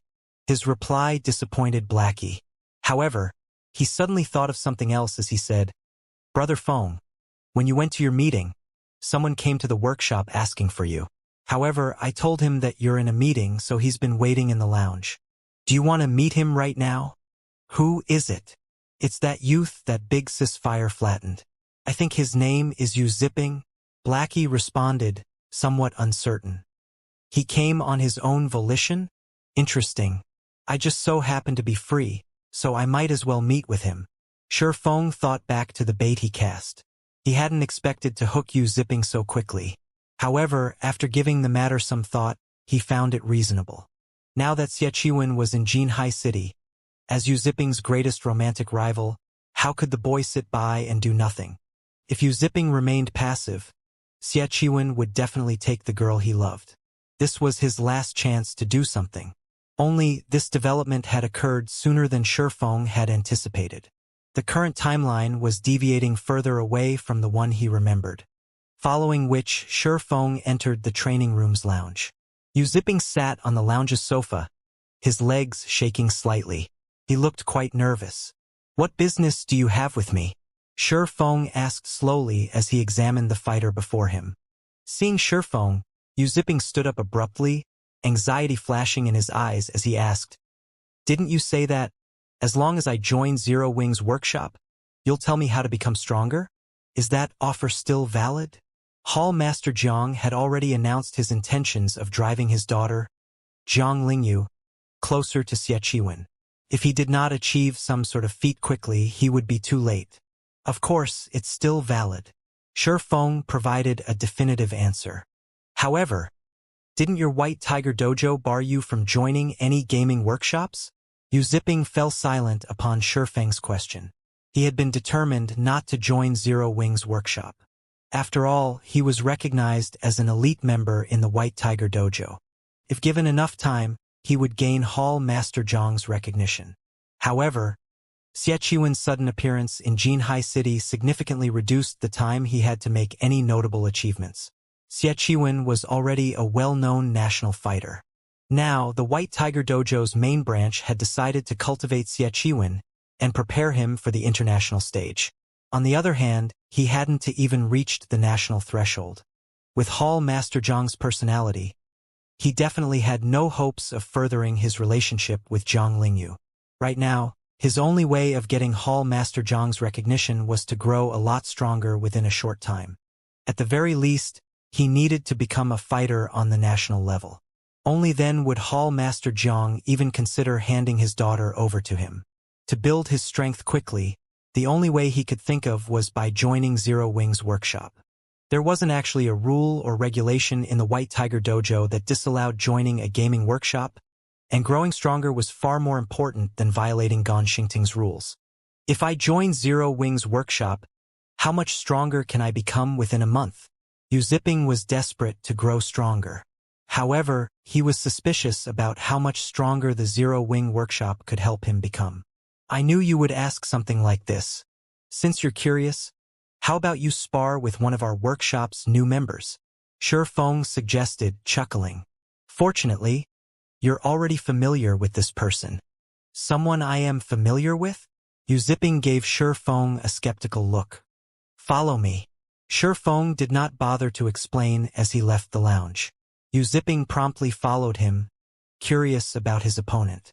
In the White Tiger Dojo, his status was relatively high. Not only had he become an intermediate disciple at the young age of 18, but he even ranked near the top among intermediate disciples. He was only a short time from becoming an advanced disciple. If he became an advanced disciple in the White Tiger Dojo at his age, he would definitely qualify to participate in the National Youth Fighting Competition. Inside Zero Wing's training room, many of Zero Wing Workshop's new members were preoccupied with their basic training. When they noticed Shifeng lead an indifferent youth into the room, they stopped and looked at Yu Ziping curiously. Who's that? A new member? No, I know that guy. He was one of the fighters that came to the dojo to make trouble, but got a beating from Big Sis Fire instead. What unfortunate fools. Big Sis Fire never shows mercy in a fight. She is exactly like Instructor Lei in this aspect. Do you think that guy is looking to challenge Big Sis Fire again? Everyone in the training room had their assumptions about Yu Ziping's intentions. As for whether Yu Ziping had any chance of actually defeating Fire Dance, the thought never even entered their minds. In their eyes, Yu Ziping would need a miracle to survive against the woman for longer than 5 seconds. As for the youth defeating Fire Dance, had anyone ever seen an ordinary human win against a monster before? After Shifeng entered the training room, he turned to a slim youth that looked to be roughly 20 years old and said, Lu Xiu, come over here for a second. We'll be testing your strength today. Understood. Lu Xiu hurriedly responded. Lu Xiu. When Yu Ziping saw Lu Xiu walking over, the youth wore a strange expression. Previously, when they had shown up to make trouble for the Big Dipper Dojo, Lu Xiu had chosen to leave the White Tiger Dojo and take part in the Zero Wing Workshop's test. As an intermediate disciple of the White Tiger Dojo, Yu Ziping was very familiar with Lu Xiu's standards. The latter was just barely as strong as an intermediate disciple. Hence, he had been happy about Lu Xiu's decision to leave the dojo. After all, not everyone could succeed in the world of fighting. Lu Xiu might have a better future if he joined a gaming workshop instead. However, when he realized that Shifeng had selected Lu Xiu to be his opponent, he found the matter laughable. Just how much did Shifeng underestimate him? Alright, you two, get in the arena. Your time limit is 3 minutes. Shifeng instructed, not explaining further. Shifeng's words instantly attracted everyone's attention. Blackie merrily shouted, We have a good show coming up. I'll be the bookkeeper. The betting ratio is 1-5. Whoever bets on Yu Ziping will get 5 times their wager if he wins. Don't miss this opportunity. All right? I'll bet on Lu Xiu. I'll bet on Lu Xiu as well. I'll bet 1 bottle of 100-berry wine on Lu Xiu's win. In the end, nobody bet on Yu Ziping. Blackie's expression twisted. However, among those present, Yu Ziping had the ugliest expression. He was only a step away from becoming an advanced disciple in the White Tiger Dojo, yet in the eyes of these gamers, he seemed to be some random passerby not worth their attention. Lu Xiu felt an immense pressure on his shoulders. Similar to Yu Ziping's familiarity with his strengths, he, too, understood Yu Ziping's power. He had never imagined that Shifeng and Zero Wing Workshop's core members expected him to win. No matter how he thought about it, that was impossible. Upon seeing both fighters in their positions, Shifeng shouted, Begin! Lu Xiu, don't hold back and show me everything you've got. I'm curious to see what you've accomplished in the Zero Wing Workshop since you've joined. Yu Ziping told Lu Xiu seriously. Lu Xiu nodded and charged at Yu Ziping. Lu Xiu launched a straight punch towards Yu Ziping, his fist pushing a strong gust of wind into the latter's face. Lu Xiu's punch was so fast that Yu Ziping barely caught a glimpse of it. So fast. Yu Ziping could not help his surprise. Lu Xiu's punch was far faster and more accurate than it had been in the past. However, Yu Ziping was no ordinary fighter. Diverting the approaching fist with one hand, Yu Ziping sidestepped and rushed forward, slamming his body into Lu Xiu. As if Lu Xiu had expected the move, he quickly adjusted his footwork as his fist was redirected. Twisting his body, he circled to Yu Ziping's back, avoiding the latter's body slam. He dodged it, Zipping was slightly surprised. Zipping regained his composure as he turned and continued his fierce assault against Lu Xiu.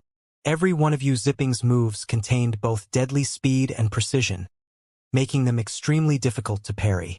However, contrary to Zipping's expectations, Lu Xiu didn't become flustered, and the attacks didn't land. Rather, with nimble movements and footwork, he systematically dodged one attack after another. After Zipping's barrage ended, Lu Xiu realized that Zipping was exhausted. Immediately, Lu Xiu took advantage of the opportunity and dove in for the kill. Zipping, knowing he was in a bad position, could only throw a punch of his own to deter Lu Xiu's assault. However, Lu Xiu showed no signs of avoiding the hit. On the contrary, Lu Xiu continued straight towards Zipping's punch. As Zipping's fist was about to collide with Lu Xiu's face, however, the latter abruptly tilted his head.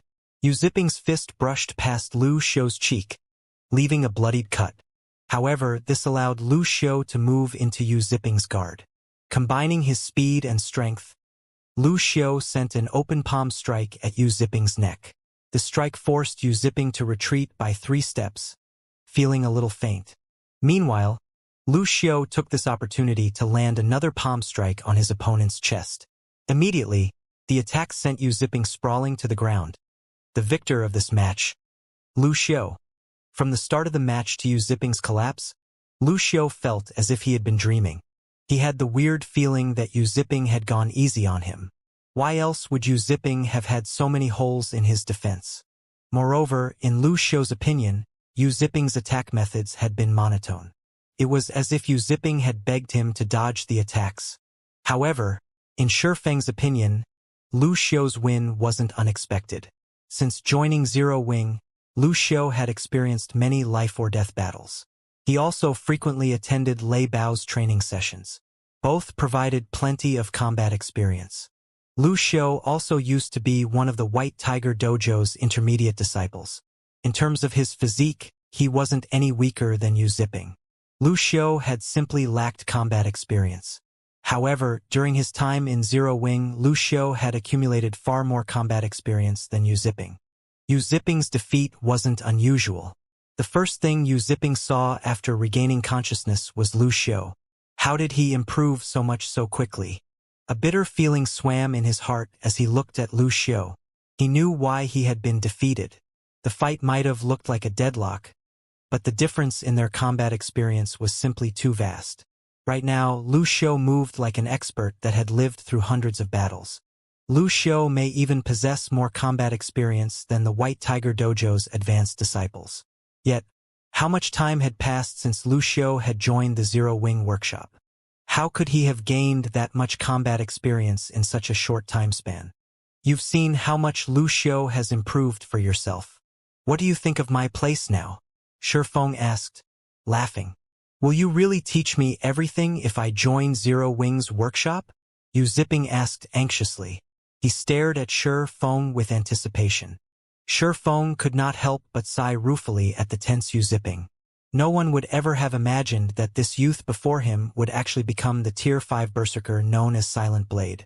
Zipping was just as talented as Xie Qiwen. However, Xie Qiwen was slightly older and had a far stronger family background. If one wanted to improve their physique rapidly, intense training wasn't enough. A fighter also needed to replenish the energy they consumed. Even the most common C-rank nutrient fluid cost 400 credits. Fighters who trained arduously every day needed at least 1 bottle per day. That meant that one would have to spend 12,000 credits on C-rank nutrient fluids in a single month. Ordinary households couldn't afford that expenditure. There was even less need to mention B-rank nutrient fluids, which cost 1,000 credits per bottle. Dojos and training centers were only willing to sign contracts with and nurture people with outstanding talent. Ordinary members wouldn't have access to the privilege. However, even contracted members only received C-rank nutrient fluids. Only those geniuses would be given B-rank nutrient fluids. As for Zipping, the White Tiger Dojo had only offered him an ordinary contract, providing 1 bottle of C-rank nutrient fluid each day. However, Xie Qiwen was different. Xie Qiwen did not even need the support of the White Tiger Dojo, as his household provided A-rank nutrient fluids to fine-tune his body. A-rank nutrient fluids cost 10,000 credits per bottle. Not only were A-rank nutrient fluids capable of healing injuries that normally went unnoticed, but they could also develop a person's brain cells. Even if Yu Zipping and Xie Qiwen were equally talented, the difference in their strengths at the end of the day was like the difference between heaven and earth. Furthermore, Xie Qiwen's household had invited powerful fighters and instructors to help the man gain a plethora of combat experience.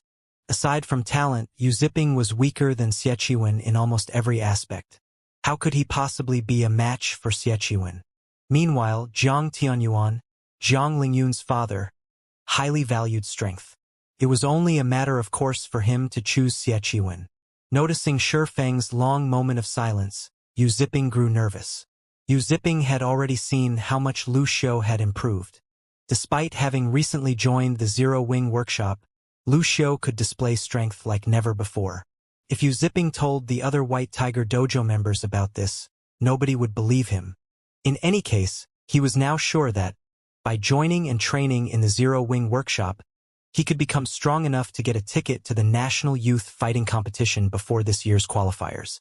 If he improved sufficiently, his results might even be quite good. Although he still wouldn't be a match for Xie Qiwen, with the advantage of his age, Hall Master Jiang would, more or less, consider giving Yu Zipping his daughter instead of outright rejecting him. If you join Zero Wing's workshop, you won't miss out on any training. Before that, however, we have to see whether or not you can pass the workshop's test. Based on your performance, you'll be offered a corresponding contract, Shi Feng explained. Of course, Lu Xiu's standards are already quite high. He has already become a reserve corps member in our workshop, and we're providing various benefits to nurture him. Above that are the reserve main force member slots. If you achieve that standard, you'll receive even heavier emphasis from the workshop. The resources we'll invest in you at that time will definitely surprise you. To put it simply, what benefits you receive are up to you. However, one thing to note is that the higher your position is, the greater the workshop's restrictions will be. If you become one of the workshop's reserve main force members, you'll need to leave the White Tiger Dojo and focus on the workshop. Yu Zipping nodded in response, not particularly surprised by Shi Feng's explanation. He had no intentions of becoming a reserve main force member. He was fine with becoming a reserve corps member. This way, he could continue his development in the White Tiger Dojo. Following which, Shi Feng had Blackie lead Yu Zipping to take the foundation tests. The workshop's tests were very simple. They tested for an applicant's reaction speed, observation, and judgment. As long as they performed well in these aspects, even if they had never received training from a gaming guilds before, they could get by fairly well in God's domain. Once Zero Wing nurtured these people both in the game and in the real world, they could very quickly become fifth-floor experts in the trial tower. Shi Feng had always planned for his guild to walk the path of the elite. Hence, he was very strict when recruiting internal members. Zero Wing's evaluations fell into 5 grades, D, C, B, A, and S. Various large guilds had created these grades in the past during their own internal member recruitment. It was a standard method. Those who earned a D grade were considered ordinary. Generally, large guilds only picked people who earned a C when recruiting internal members. In other words, people who were slightly more than ordinary in the various aspects. This way, these guilds' investments had a higher likelihood of greater return. To become a super guild's internal member, one generally needed to earn a B in their evaluation. Although the difference was only 1 rank, a B grade player could easily defeat a C grade player of the same level. This was similar to the wooden barrel theory. The amount of water a wooden barrel could contain was not determined by the longest plank of wood. Rather, it depended on the shortest plank of wood. This was also why, despite there being countless people applying to join super guilds as internal members each year, very few actually managed it. The internal members Zero Wing recruited were separated into 2 groups. To become a core member, one needed to earn a high C. Meanwhile, main force members needed a B at the very minimum. The guild had very few members who had earned an A. Even super first-rate guilds and super guilds hungered for such talent, much less Zero Wing. After Yu Zipping completed his test, Blackie ran to Shi Feng and handed him Yu Zipping's results. "Brother Feng, This you-zipping kid is really impressive. His scores are the highest I've ever seen. Based on your tests, he actually managed to score a high A in everything.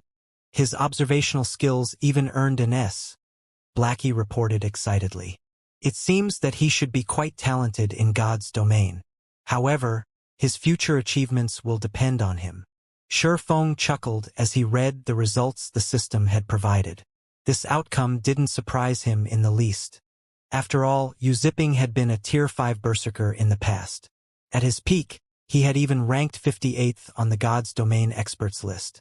Players who had earned such high ranks at that time were of much higher quality than present players. After all, God's Domain had been a second world for people back then. Far more experts had competed with each other in the game. Placing within the top 60 ranks had been dozens of times more difficult than it was now. If not for the fact that you-zipping had joined God's Domain later than others, he might have achieved an even higher rank. It's a pity that he only chose to become a core member. If he wanted to join Zero Wing's main force, with his potential, he could reach far greater heights. Blackie sighed. Shifeng only tested a person's current talent, but talent wasn't a constant. As long as one continued to develop their mind, their talent would rise as well. The fact that you-zipping was already so talented meant that his starting point was much higher than others. If he wanted to grow stronger, he still required training and resources. Relax. Now that he has already set foot on Zero Wing's boat, I believe that he will, sooner or later, join our main force.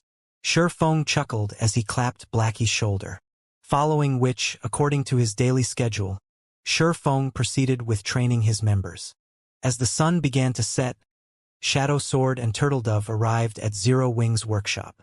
When Shifeng met the two for the first time, he discovered that they both looked much younger than in God's Domain. Moreover, they were only 19 years old, only 1 year older than you-zipping. However, although the two's combat experience trampled over you-zipping's, they were physically much weaker than you-zipping. According to the White Tiger Dojo's evaluation standards, they were not even fit to become basic disciples. However, this wasn't unusual. Neither Shadow Sword nor Turtledove had received much attention from their previous dojo. Their dojo hadn't wanted to contract either of them. After the two arrived, Shifeng split the 10 bottles of S-rank nutrient fluids, which Xiaoyu had Liangjing deliver some time ago, between Shadow Sword and Turtledove. These S-rank nutrient fluids should be enough for them to train void steps for a considerable amount of time. S-rank nutrient fluids. You-zipping gaped in shock when he saw the exquisite coolers Shadow Sword and Turtledove were carrying. He had seen the coolers used to store S-rank nutrient fluids many times.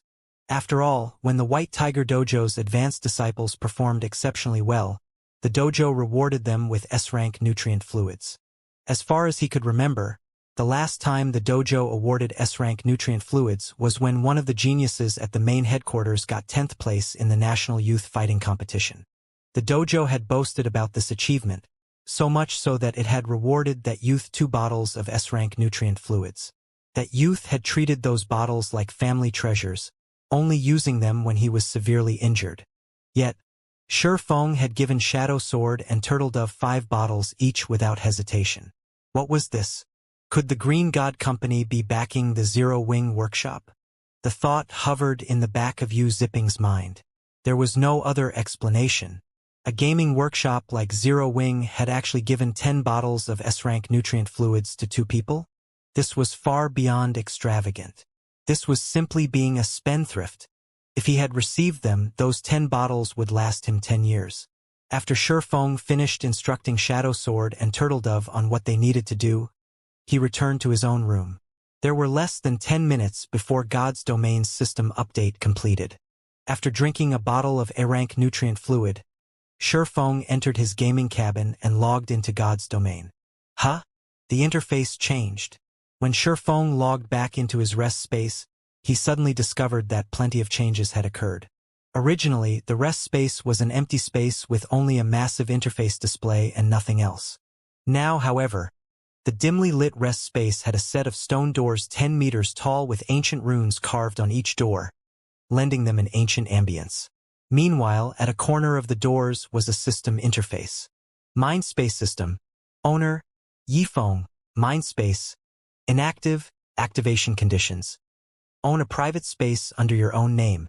Private space must also be located in a city at the very minimum.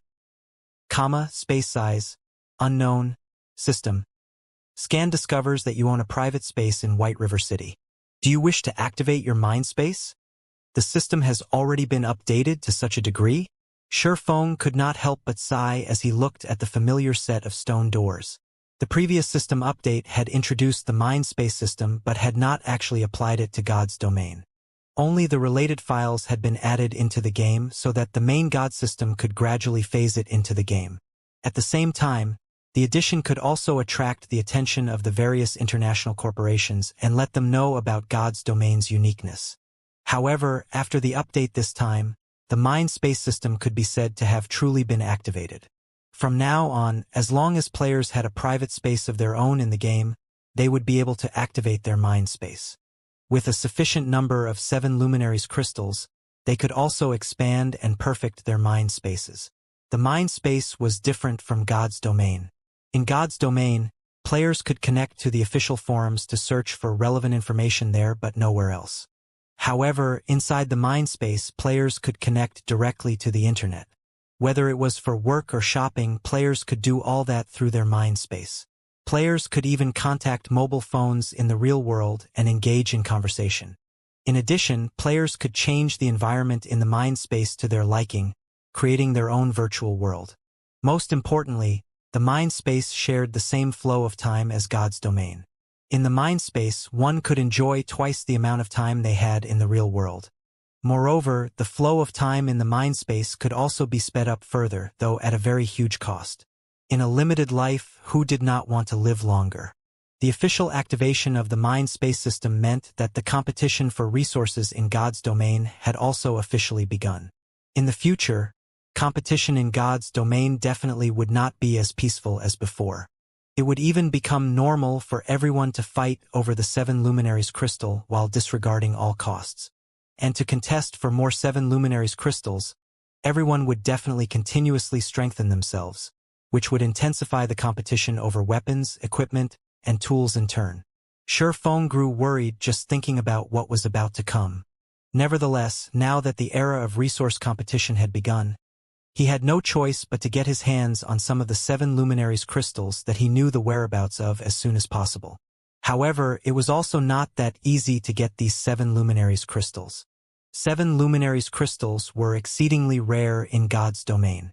Even an entire kingdom would have only a limited amount. Most importantly, unlike magic crystals, 7 luminaries crystals could not be stored in a player's bag space. Nor could they be transported via teleportation arrays. Players could only carry them by hand or by transport carriages. However, many variables could occur when one was conveying 7 luminaries crystals over long distances. Robbery by incomparably powerful NPCs would not be surprising. After all, 7 luminaries crystals were equally important items to NPCs.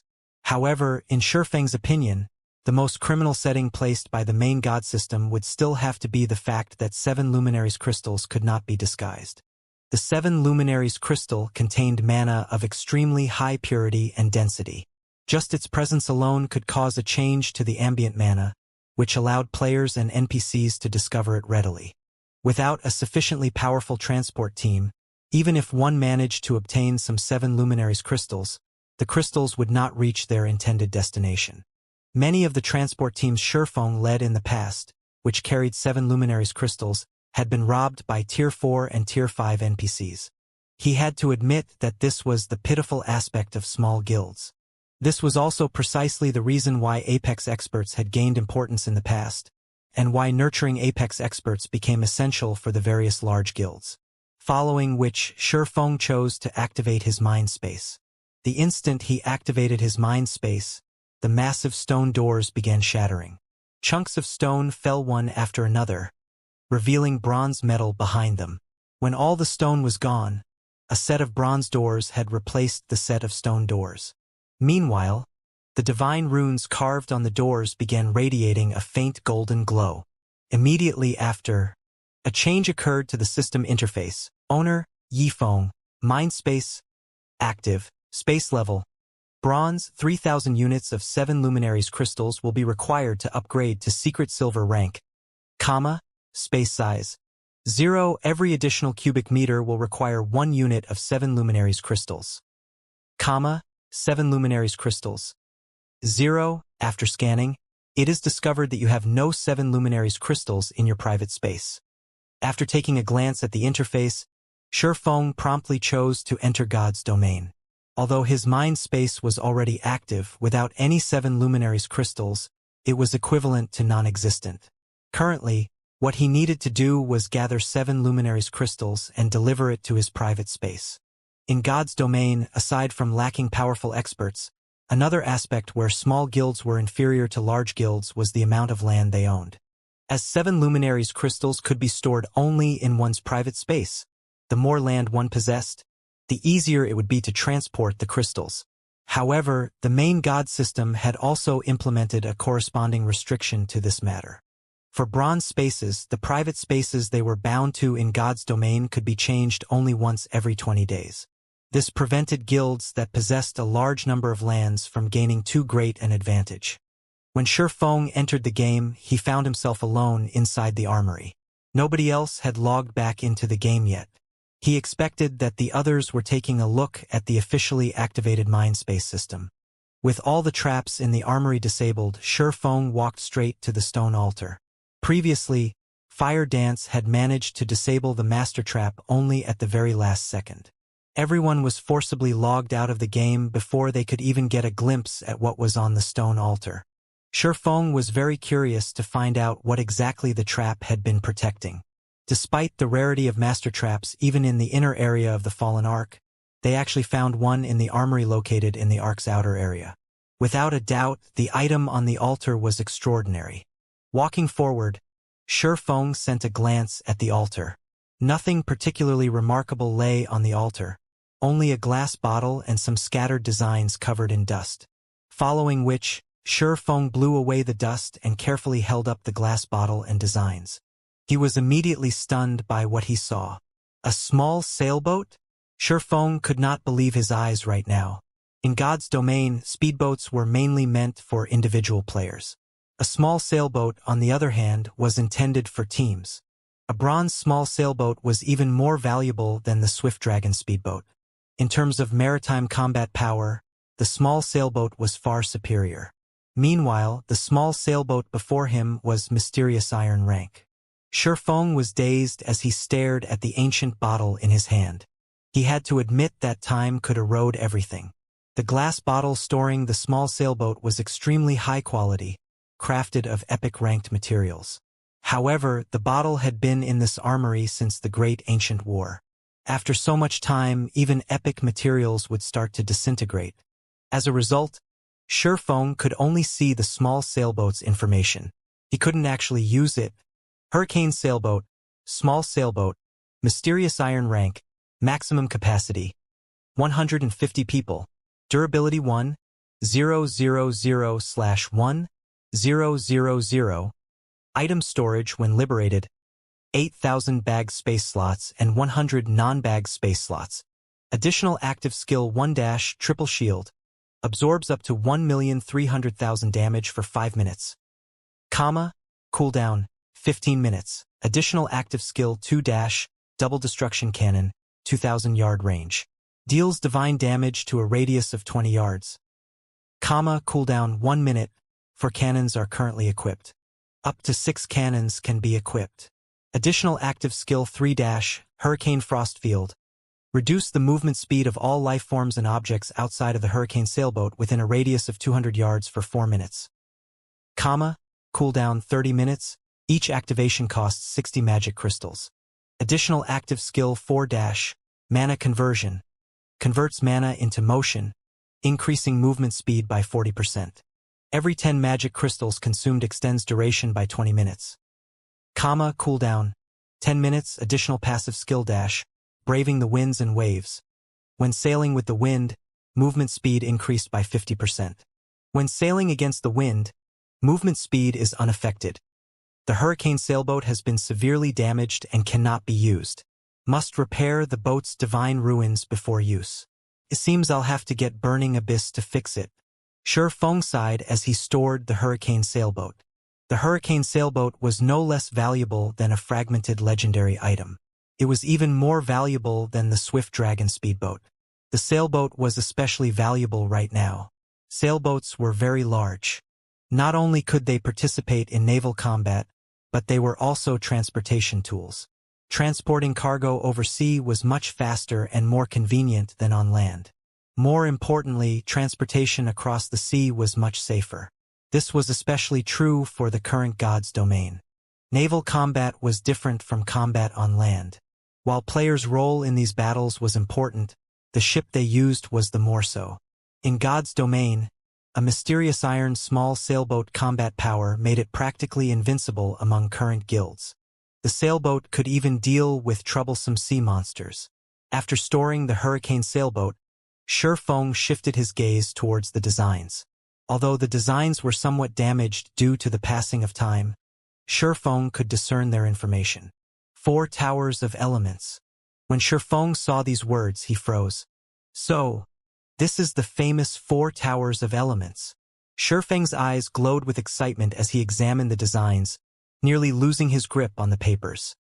While the 4 Towers of Elements name seemed ordinary, in the various libraries around God's domain, it was also known as the Elemental Towers.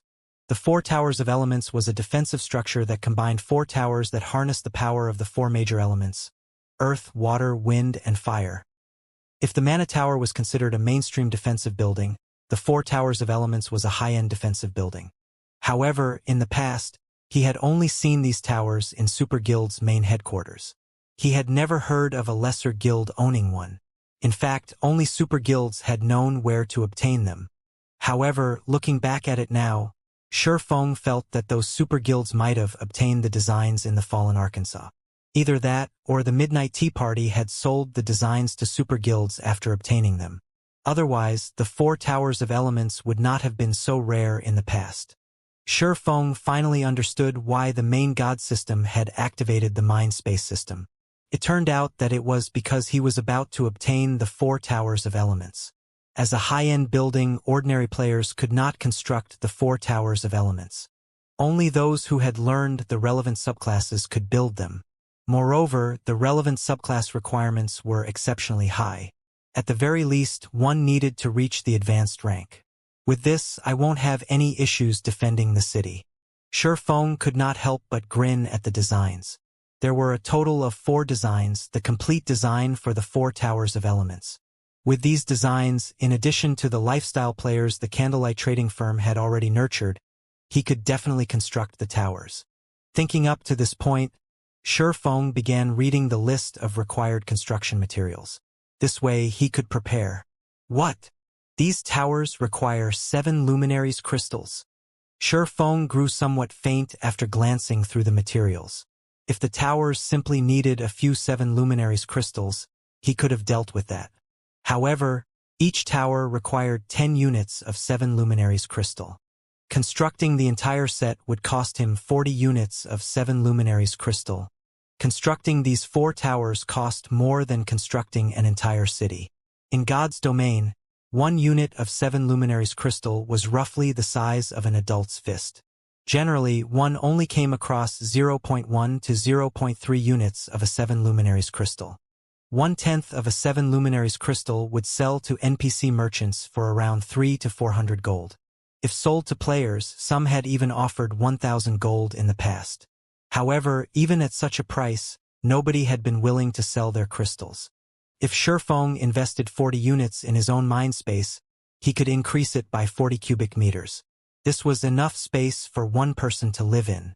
Even though he knew of many areas where he could collect 7 luminaries crystals right now, collecting so many in such a short time wouldn't be easy. Suddenly, Fire Dance came online. When she noticed Shi Feng's sour expression, she asked curiously, "Guild leader, what's wrong?" "It's nothing," Shi Feng said, shaking his head. He had no intentions of revealing the 4 Towers of Elements. The 4 Towers of Elements were of the utmost importance. There wasn't much benefit in revealing the information.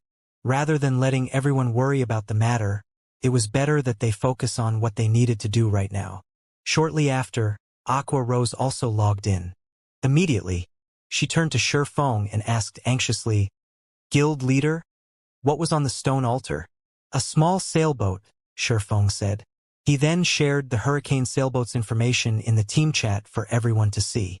Those that had just come online and saw the hurricane sailboat's information were stupefied. Although they weren't very familiar with naval matters, they could more or less tell how powerful the hurricane sailboat was by its skills. The hurricane sailboat was practically a moving turret. If the 4 double destruction cannons were lined up and fired together, their killing power would be absolutely terrifying. If the hurricane sailboat could be used on land, it would be invincible, not to mention at sea. "Guild leader, with this sailboat we can start developing in a coastal city.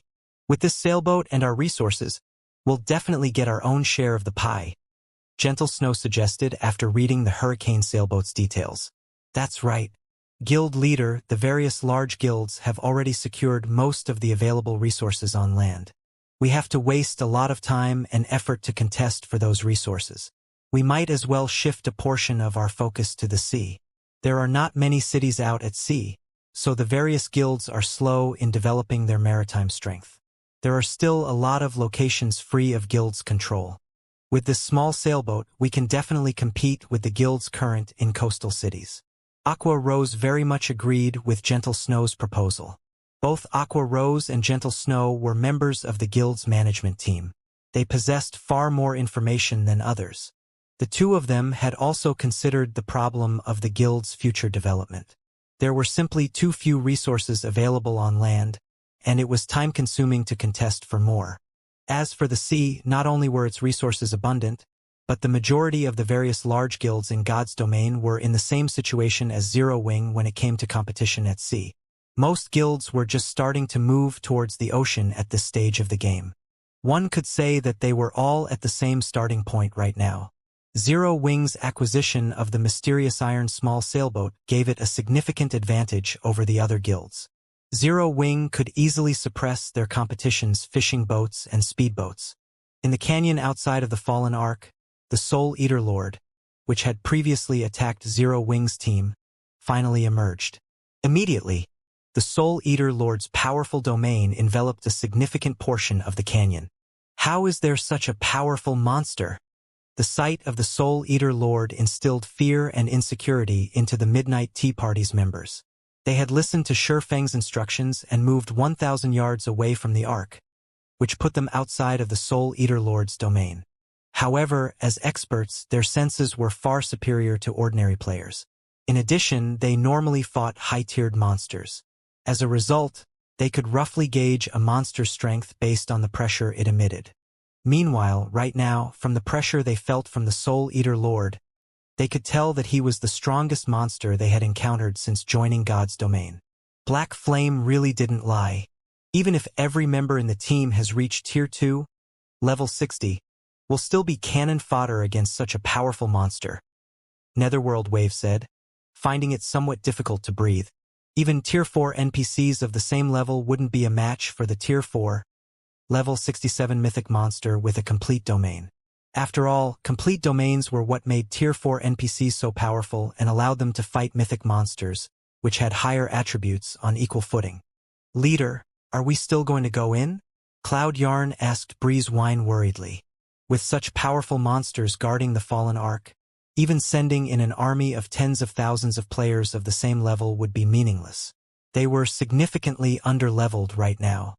"Let's wait for a bit," Breeze Wine said softly. "Black Flame told us his method for luring these monsters away. Let's make our decision after watching the situation." After Breeze Wine announced his decision, the team fell silent. It would be a pity to simply leave after so much difficulty to open the Fallen Arkansas. While the Midnight Tea Party members waited quietly, one monster after another exited the Fallen Arkansas. The weakest among them was a Grand Lord, while most were mythic monsters. The adventurer team counted 20 mythic monsters leaving the Arkansas. Watching this, the Midnight Tea Party members, who had experienced hundreds of challenging battles, shuddered. If not for the monsters' low levels, they could have easily obliterated numerous major NPC cities if they worked together. Even at level 60, players would be cannon fodder in front of these monsters. It did not matter how many players fought them. Everyone that tried to do so would undoubtedly die. If not for their quest's time limit and severe penalty for failure, the Midnight Tea Party members would have fled. Leader, look. They seem to have discovered something. The Ranger, Dark War, reported softly. Everyone followed Dark War's gaze. And indeed, one mythic monster in the distant forest sniffed the air as if it had scented something. Suddenly, the mythic monster roared, and the rest gathered to its location. The Midnight Tea Party members began to panic. They couldn't have discovered us, right? Cloud Yarn asked anxiously. If these monsters discovered them, their deaths were certain. That shouldn't be the case. Black Flame had returned from that direction. He should have set up some sort of luring magic array there, Endless Scars calmly explained. As soon as Endless Scars said so, the abyssal monsters began to rush elsewhere. Very quickly, they disappeared from the Midnight Tea Party's sight. They're gone. Everyone could not help but release a sigh of relief. A few of the team members, who had expressed their discontent with Shifeng, began to view the swordsman in a new light. Although Shifeng was ridiculously greedy, they had to admit that if not for him, they would have been unable to enter the Fallen Ark for a long time. We have our chance. Let's hurry and enter the Ark, Breeze Wine shouted as he stood. Now that the monsters were nowhere to be seen, they could sneak into the Ark undetected. Once they were inside, things would become much easier. It seems that I'll have to learn more about this guild leader of Zero Wing. Endless Scars revealed a faint smile as she looked to where the monsters had flown. Even super guilds knew little about the secret of the fallen Arkansas. She had searched everywhere for information, even utilizing the Blackwater Corporation's power to grasp the little she had learned about the Ark. And yet, the guild leader of a newly developed guild knew far more about the fallen Ark than she did. One could see just how extraordinary Shifeng was. Zero Wing was definitely not as simple as she had imagined. As the abyssal monsters moved away from the fallen Ark, Shifeng led the Zero Wing team to the Ark's inner region. He had finally made it into the fallen Ark after so much trouble. He could not simply leave after looting a single armory. Furthermore, the fallen Ark's truly valuable items lay in the inner region. However, as they ventured deeper, they encountered many traps. Even after the traps were disabled, new traps appeared in their place after a certain amount of time. In addition, due to the recent system update, the traps had become far more difficult and risky to disable. Any mistake could trigger the traps. It might be fine if it were weak, as triggering the trap wouldn't result in an instant death. However, if they triggered a stronger trap, it could result in a team wipe. As a result, Shifeng's group progressed very slowly through the Arkansas. Fortunately, Shifeng had the fallen Ark map. The map depicted which areas within the Ark were riddled with traps and which were not. Not only could they choose the safest path, but they would also know if they were about to walk into one. They didn't need to be on high alert constantly. Finally, after over an hour advancing through the Ark, the team reached the inner region. Following which, Shifeng had everyone stand by and wait for orders as traps riddled this area. Their only option was to let Fire Dance explore. As Fire Dance still held the Icarus's heart Shifeng had given her, she could explore the inner region somewhat safely. Anyone else that tried to do so would only be looking to die. Fortunately, we dealt with the traps in the armory before the system update began. Otherwise, the stone altar's trap would have killed us already, Flying Shadow said, his heart fluttering with fear. Previously, when he had disabled an advanced trap, he had very nearly lost his life when he triggered the trap by mistake. Fortunately, Violet Cloud had reacted quickly and immediately cast Truth Shield on him. In the end, the trap had only wounded him, leaving him with only 2000 HP. That's right, Guild Leader is really amazing. If not for sensing that the system update would affect traps, we wouldn't have obtained the Hurricane Sailboat, Cola said, laughing. Shifeng hadn't expected to acquire the Hurricane Sailboat either. However, he agreed with Gentle Snow and Aqua Rose's suggestion. Hence, he made some slight adjustments to his plans. Before obtaining the Hurricane Sailboat, Shifeng had planned to develop in ocean viewing towns slowly. He had even intended to let immortal light develop in the Apocalypse Empire's coastal towns. After all, Zero Wing was different from the other guilds in coastal cities, where the latter had already begun to build their strength. Trying to compete with these coastal guilds would be foolish. Even if Zero Wing were far stronger than these guilds, naval combat relied on the ship's quality, rather than players. Zero Wing would not have much of an advantage by relying on the Swift Dragon speedboat. Coastal cities were very different from coastal towns. Coastal cities possessed large shipyards. They also had plenty of high-ranking rare quests that could help players to obtain powerful ships. Otherwise, Phoenix Rain, the pavilion master of a super first-rate guild, would not have bothered cooperating with a first-rate guild like Firmament. She had done so because Firmament had taken over a major NPC coastal city very early in the game. Even some super guilds feared its strength at sea. Hence, Shifeng now planned to occupy a major NPC coastal city. Guild leader, I discovered a forging hall. I can see an inferior legendary treasure chest inside the hall. Fire Dance excitedly announced in the team chat. An inferior legendary treasure chest in the forging hall? Shifeng's heart began beating rapidly when he heard this. In the past, he had never even seen an epic treasure chest, only ever heard about it through rumors. As for inferior legendary treasure chests, their existence in God's domain was only player speculation.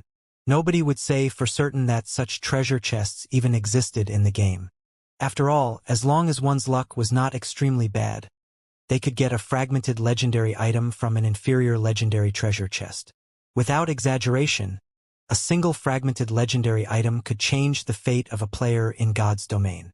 In God's domain, the large guilds were fully capable of obtaining epic items, in relatively high quantities. However, not every large guild possessed fragmented legendary items. Even 10 years after God's domain's launch, first-rate guilds only had a handful of such items at most. Meanwhile, guilds would definitely dispatch a lot of players to guard their experts wielding these fragmented legendary items. The reason for this was very simple. Fear of an ambush by other Apex experts wielding fragmented legendary items. Although their own experts possessed extremely frightening strength with appropriate counters, the enemy could still take them out. Hence, these guilds would dispatch expert teams to prevent unexpected incidents from happening. Even so, many such ambushes still occurred in God's domain every day. One could see just how desperate the large guilds were towards fragmented legendary items. Shifeng never imagined that, shortly after entering the inner area of the Fallen Ark, he would actually come across such a harvest. The Fallen Ark was even more amazing than the rumors had made it out to be. However, after giving the matter some thought, he found it reasonable. Back then, some people had already entered the Fallen Ark prior to the public's discovery of it and had definitely cleaned out the treasures inside. Moreover, the super guilds that had cleared out those ancient abyssal monsters must have looted the Ark as well. By the time other players were able to swarm into the Ark, the treasures remaining were extremely few, but still extraordinarily amazing. Now that his team was the first to explore the Fallen Ark, it was not surprising that they came across an inferior legendary treasure chest, which he had never seen in the past. When everyone heard Fire Dance say so, flames of passion flared up in their eyes. Even epic items were exceedingly rare right now. If they could obtain a fragmented legendary item, it would truly be a game-changer for Zero Wing. Among those present, aside from Blackie, Aqua Rose, Gentle Snow, Fire Dance, and an extreme few who knew that Zero Wing possessed more than one fragmented legendary item, everyone else believed that the best weapons and equipment Zero Wing possessed were only of epic rank. "What's the situation over there?" Shifeng asked softly after calming himself. "There's an extremely powerful trap set up around the treasure chest. Furthermore, there are two statues inside the forging hall, and both of them are giving off a very faint pressure. They could be the guardians protecting the treasure chest. I don't dare approach them right now, so I still can't determine whether I can disable the trap." Fire Dance then took a picture of the forging hall and shared it through the team chat. Previously, Shifeng had warned her that aside from traps, certain parts of the Ark's inner area had guardian monsters. Hence, she had taken notice of the two statues set up in the forging hall. After scrutinizing the picture, Shifeng nodded and said, "Your judgment is correct. Those two statues are indeed guardians. Moreover, they're not just any normal guardians. They're fossilized tyrannosauruses, an archaic species. Shifeng had seen the fossilized Tyrannosaurus in the past. Back then, a super guild had dispatched an army of 10,000 players, in addition to many Apex experts, to kill one. In the end, although the super guild managed to finish off the archaic species, it had suffered a casualty rate of over 80%. An archaic species? Isn't that similar to the monster we encountered in Titan City's entrance trial? Aqua Rose asked in shock.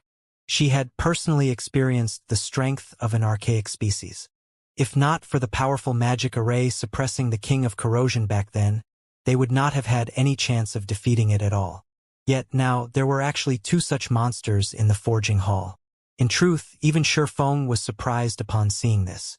According to the information he obtained, there should not be any other powerful monsters in the Fallen Ark's inner area, aside from special lifeforms and those ancient abyssal monsters. The sudden appearance of two archaic species was completely outside of his expectations. No wonder the inferior legendary treasure chest was placed in such an eye-catching location. Shifeng felt his head start aching. Archaic species were stronger than even special lifeforms. A Tier 4 archaic species could definitely rival those Tier 4 abyssal monsters inside the Ark in strength. If two of such archaic species worked together to defend an area, they would be practically invincible at this stage of the game. It might be possible to challenge them with a team of Tier 3 experts. Either that, or if they had another water boundary magic scroll to hold the two guardians back, they could use the opportunity to disable the trap and take the treasure chest away. Otherwise, they could only look at the treasure chest from the sides. Guild leader, with our current standards, I'm afraid that we won't be able to get that inferior legendary treasure chest. Why don't we explore other locations first? Gentle Snow suggested. While she wanted to obtain the inferior legendary treasure chest as well, the difficulty of doing so was simply too high. Rather than pointlessly throw away their lives, it would be much better if they first looked for whatever items they could get their hands on. All right, Fire, send over the safe route to the forging hall first. Afterwards, explore some other locations and take as many items as you can. After giving the matter some thought, Shifeng decided to first do whatever they could in the inner area before considering other courses of action. Understood. Fire Dance nodded, then shared the route she took to reach the forging hall through the team chat. Shifeng carefully led everyone towards the forging hall. The inner area of the Fallen Ark was very complex. It was like a highly diversified maze, and one could easily lose their way in here. One might even encounter the same trap several or even dozens of times. It was no wonder the players that actually managed to leave with any treasure numbered extremely few, despite players swarming the Fallen Ark. After wending their way for over an hour, Shifeng and the others finally arrived at the forging hall. The extremely spacious forging hall was roughly the size of a sports stadium that could fit 50,000 people. There were all sorts of forging tools placed around the room as well as many books on display. However, due to the corrosion of time, none of these things seemed usable. Only the treasure chest and the statues placed in the center of the hall appeared in pristine condition. Flying, find a way to disable the traps protecting the forging tools and books. Everyone else, take whatever you can away from here. Leave nothing behind, Shifeng instructed after glancing through the hall. Since he had already arrived in the Fallen Ark's inner area, he naturally could not let this trip go to waste.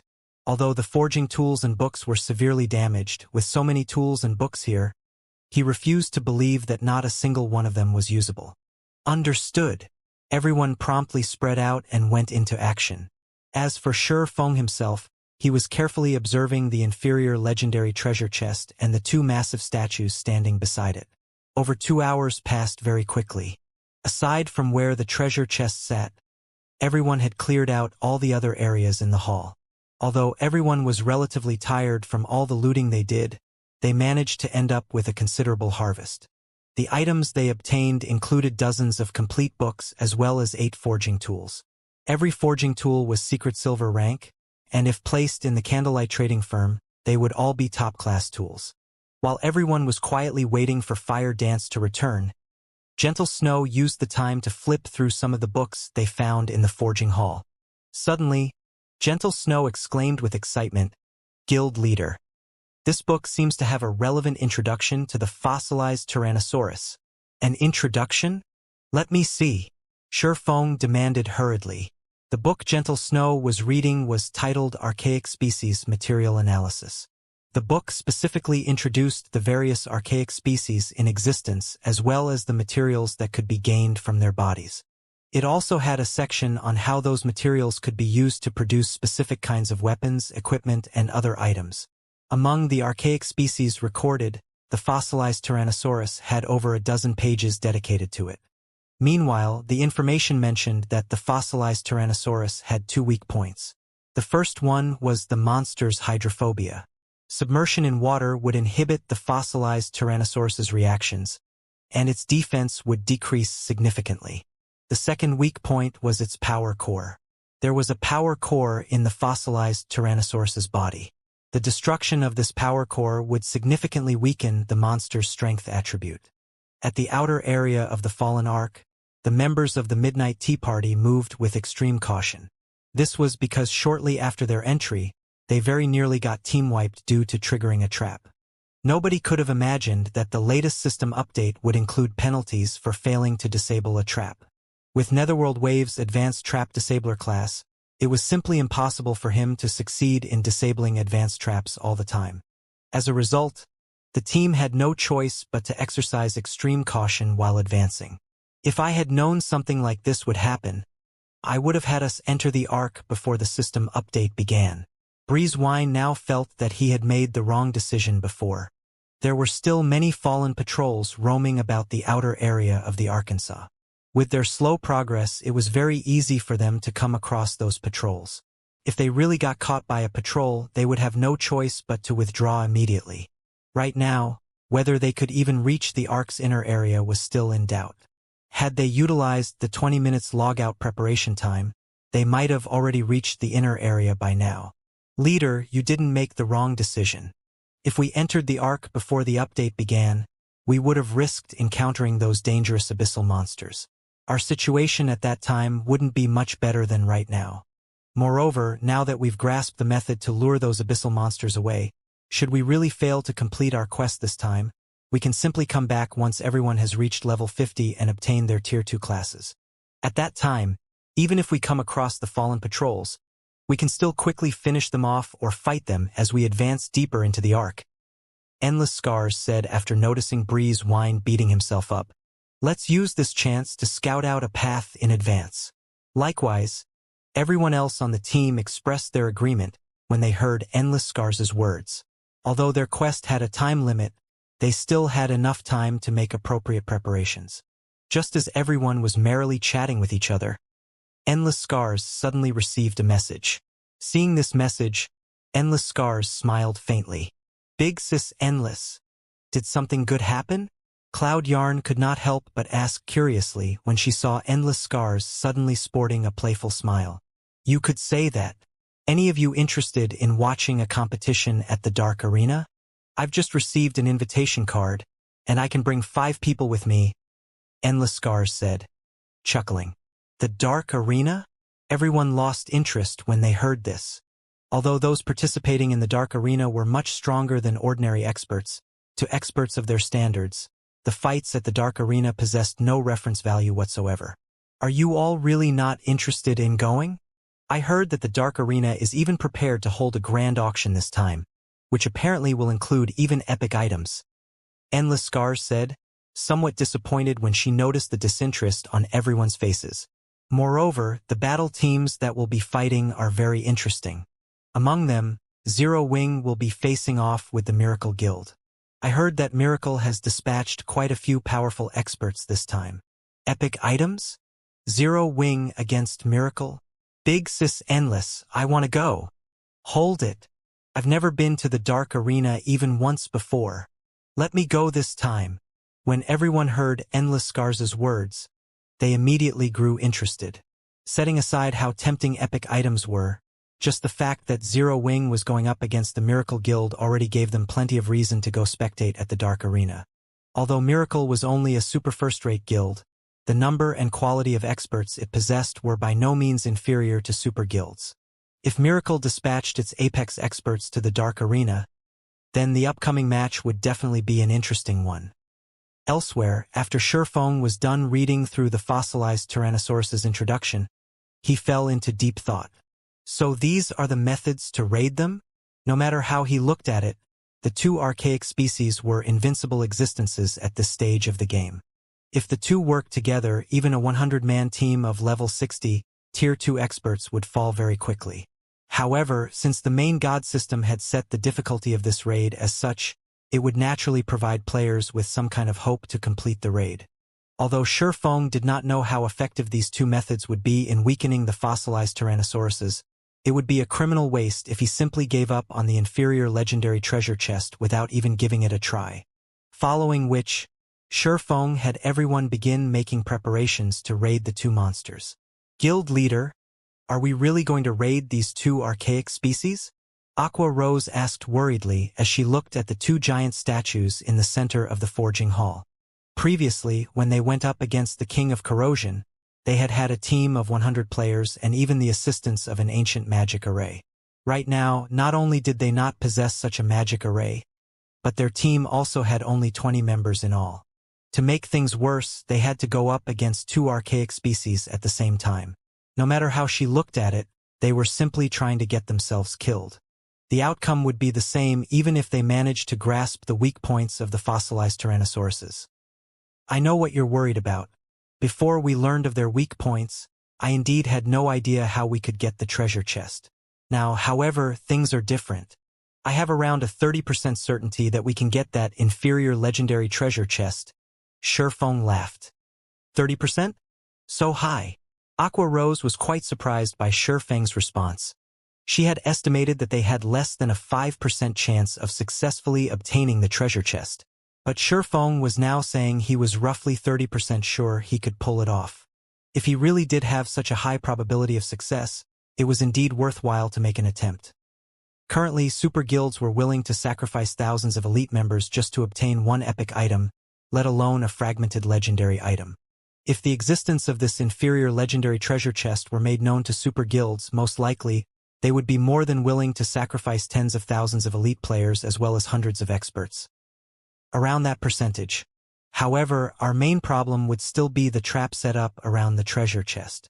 If it is a Grandmaster trap, we'll most likely have no chance of getting the treasure chest. Only if it is a master trap will we have a 30% chance of succeeding. Shurfeng shrugged, expressing that he was taking a gamble right now. In the past, it was a common sight for the various large guilds to send out tens of thousands of elite players just to contest for one fragmented legendary item. After all, with one fragmented legendary item, a guild could nurture one more apex expert. This way, not only would a guild get another expert to lead it, but they would also have a much easier time defending the transportation of important cargo or locations in the future. Following which, everyone began taking action according to Shurfeng's commands. To take advantage of the fossilized Tyrannosaurus's first weak point, Shurfeng armed everyone, with the exclusion of the team's MTs and healers, with Tier 1 and Tier 2 water-type magic scrolls. As soon as the battle began, they would close the doors to the forging hall, turning it into an enclosed space. After that was done, they could easily create an environment filled with water. As for the archaic species' second weak point, Shurfeng possessed the omniscient eyes. He should have no problems targeting the power cores. Everything else would have to depend on luck. When Fire Dance returned to the forging room, Shurfeng had his team shut the doors to the forging room. Begin!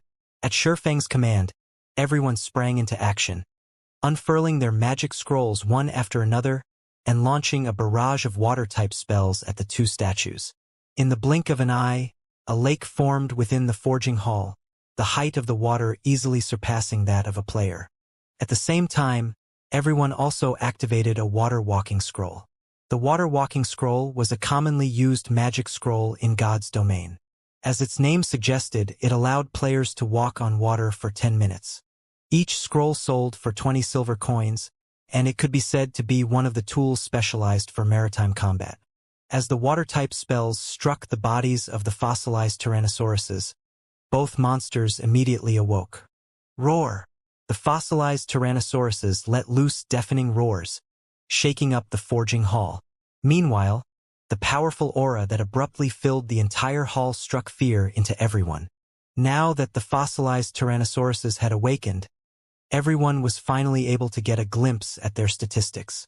Fossilized Tyrannosaurus, Inferior Dragon, Archaic Species, Mythic, Level 65, HP 320, 000, 000/320, 000, 000. Just as everyone was feeling shocked by the statistics of the fossilized Tyrannosauruses, Shurfeng shouted, "Fire! Use this chance to disable the trap."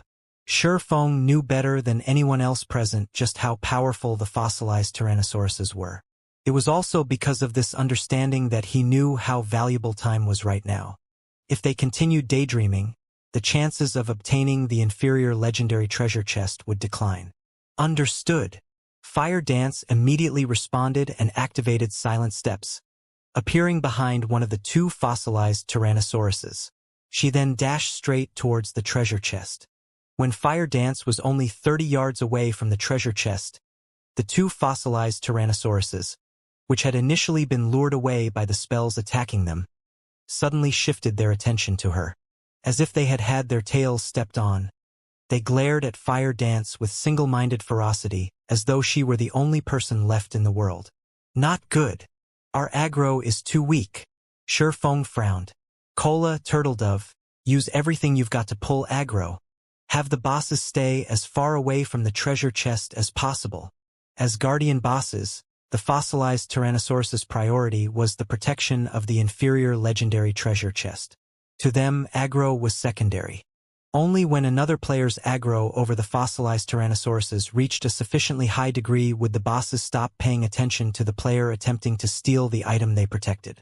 This was why Shurfeng previously had everyone use their water-type magic scrolls on the fossilized Tyrannosauruses. Not only could they deal a significant amount of damage to the bosses, but they could also increase their aggro over the bosses. However, the effects of the water-type spells were not as good as Shurfeng expected. Understood. Upon hearing Shurfeng's command, Cola and Turtledove immediately activated Power of Darkness, causing their basic attributes to soar instantly. Both of them then charged straight at the two fossilized Tyrannosauruses and used Justice Roar, trying their best to shift the attention of the bosses to themselves. However, the fossilized Tyrannosauruses still kept the treasure chest as their priority, completely disregarding the two Guardian Knights' Justice Roars and continuing to chase Fire Dance. Both Cola's and Turtledove's Justice Roars were at Tier 1. If the target they used the skill on ignored them, their strength attributes would double for a short time. Their speeds would increase significantly as well. Sure enough, Cola's and Turtledove's strengths immediately doubled. Both of them then followed up with a shield of vengeance at their respective fossilized Tyrannosauruses. Boom! Boom! The moment their shields collided with the fossilized Tyrannosauruses, sparks flew. Despite the fossilized Tyrannosauruses having had their defenses weakened, Cola's and Turtledove's attacks only left a small scratch on their scales. As for the damage the two Guardian Knights dealt, it was less than -8,000. So this is an archaic species? Gentle Snow revealed a dumbfounded expression when she saw the damage the two MTs dealt. This was her first time encountering an archaic species. Although she already knew their team had no chance whatsoever of winning against the fossilized Tyrannosauruses, when she saw this scene, she still could not help but be shocked. She had a general idea what Cola's and Turtledove's equipment standards were. If she was not wearing the 7 Luminaries battle armor Shurfeng had given to her, her attributes would no doubt be inferior to theirs. Currently, not only had the two Guardian Knights activated their Berserk skills, but they even had the strength boost from Justice Roar. In terms of strength, even a Tier 2 level 60 Berserker would be no match for them. Yet now, the both of them had dealt less than -8,000 damage to their targets. The defense of the fossilized Tyrannosauruses was simply insane. At this moment, she wondered if Cola and Turtledove could even deal any damage to the fossilized Tyrannosauruses if not for the submerged environment weakening the boss's defenses. Roar! Although Cola's and Turtledove's full-powered attacks had barely dealt any damage, they still managed to get the fossilized Tyrannosauruses to shift their attention to them, which eased up the pressure on Fire Dance. Good. Now activate your life-saving skills and slowly lure the bosses away, Shurfeng commanded. Without hesitation, Cola and Turtledove activated Protection Blessing. If they managed to deal only such a small amount of damage, despite the fossilized Tyrannosaurus's weakened defenses, they did not dare to imagine what kind of damage the inferior dragons could deal, seeing as the boss's attack power had not weakened in the slightest. Pong! Pong! No sooner had the two Guardian Knights activated Protection Blessing than the tail swipes of the fossilized Tyrannosauruses sent them both flying away. The speed of the attacks was so fast that not a single person present had managed to react. What happened? Minor Wind's eyes widened in shock. He had only seen the tails of the fossilized Tyrannosauruses moving slightly just now. There had been no sign of the tails making their way towards Cola and Turtledove at all. Yet, before he knew it, both Guardian Knights were already in the air, their HPs decreasing by over 36,000, instantly falling below 50%. If not for Cola and Turtledove having activated Power of Darkness and Protection Blessing, which increased their HP to over 50,000 and have the damage they received, the two of them would be meeting God by now. Aside from Shurfeng, everyone present was stunned by the horrendous amounts of damage dealt by the fossilized Tyrannosauruses. With such speed and strength, even a Tier 2 level 60 MT would not be able to last long against the inferior dragons. All healers focus on Cola and Turtledove. We need to buy as much time for fire as we can. Shurfeng shouted hurriedly, not feeling any surprise whatsoever at this situation. In the past, when super guilds dealt with Tier 4 archaic species, the teams they sent had been filled with players equal to or higher than the monster's level. Meanwhile, half of the lead MT's equipment had to be epic rank at the very minimum. Moreover, they needed to have 3 MTs simultaneously receiving the monster's attacks. Aside from that, they would also use intermediate magic arrays to suppress the archaic species. Otherwise, they would have had no chance of victory at all. Right now, the only thing they could do was to buy as much time as possible by relying on their berserk skills. As for defeating the fossilized Tyrannosauruses, Shurfeng had never even entertained the possibility. Under Shurfeng's command, Cola and Turtledove carefully lured the fossilized Tyrannosauruses away from the treasure chest, giving Fire Dance the opportunity to remove the trap set up around the treasure chest. However, after Fire Dance looked at the trap, a frown appeared on her face. Guild leader, this trap is indeed master rank. However, its complexity is much greater than the master trap I disabled before. I need time if I want to disable it safely. Fire Dance sent a private message to Shurfeng. Everyone had clearly witnessed for themselves how terrifying the fossilized Tyrannosauruses were. There was simply no chance they could win against these monsters. They could only drag the battle out as long as possible. Hence, Fire Dance was extremely anxious. How long? Shurfeng asked. At least 5 minutes, Fire Dance replied helplessly. Right now, she hated herself for not training her trap disabler class as much as she could. Although she had forcibly increased her rank to master right now, her technical skills were not actually at the master rank yet. 5 minutes was more than enough for everyone to die dozens of times. 5 minutes. After giving it some thought, Shurfeng clenched his teeth and said, I got it. I'll try to buy as much time over here as possible. You just relax and disable the trap. This reply stunned Fire Dance. However, she knew that Shurfeng never joked around. Since he had said so, he definitely had a way to realize his words. Immediately, she nodded and began disabling the trap before her. Meanwhile, Shurfeng had also activated Omniscient Eyes and began searching for the power cores of the 2 fossilized Tyrannosauruses. Their power cores are actually in constant motion. The fossilized Tyrannosauruses could hide no secrets from the Omniscient Eyes. Shurfeng could clearly see a glowing red dot moving about inside the body of each monster. Although the dots were very small, they were extremely eye-catching. However, while Shurfeng had guessed correctly that he could locate the power cores with Omniscient Eyes, he had no way of damaging them. Seeing how Cola and Turtledove had only managed to scratch the scales of the fossilized Tyrannosauruses before, even if Shurfeng relied on the Abyssal Blade and Killing Ray, it would be very difficult for him to shatter those scales, not to mention penetrating deep into the inferior dragons' bodies and striking at their power cores. Nevertheless, Cola's and Turtledove's HPs were rapidly decreasing at this moment. The two Guardian Knights could die at any time. If he did not destroy the power cores right now, it would be impossible for them to survive for 5 minutes. When Protection Blessing ended, both of them would die instantly. It seems I have no choice but to use that, Shurfeng muttered to himself before letting out a sigh. In a battle of such level, it was just too risky to use that. However, in order to obtain the inferior legendary treasure chest, he had no choice but to take a gamble. Saying so, Shurfeng took out a Summon Guard scroll and summoned his epic guard, Anna. Players generally would not let their personal guards take part in such a dangerous battle. While personal guards that were killed could be resurrected, the price for doing so was exorbitant. It was definitely not a price that players were willing to accept. Hence, players with powerful personal guards very rarely allowed their personal guards to take part in risky battles. Anna, use Angel Summoning. Under Shurfeng's command, Anna began to chant an incantation. Instantly, the mana in the forging hall surged towards her. Roar! The two fossilized Tyrannosauruses quickly noticed the frightening amount of mana flowing towards Anna. Immediately, their massive golden eyes shifted to the woman, glaring at her as if she were their greatest enemy. Anna needed time to cast her spell. Although the forging room was quite large, a mythic monster could cross it in no time at all. Before Anna finished her chant, the two fossilized Tyrannosauruses would reach her. Currently, Anna was a Tier 2 NPC. She had no hope against the two Tier 4 archaic species.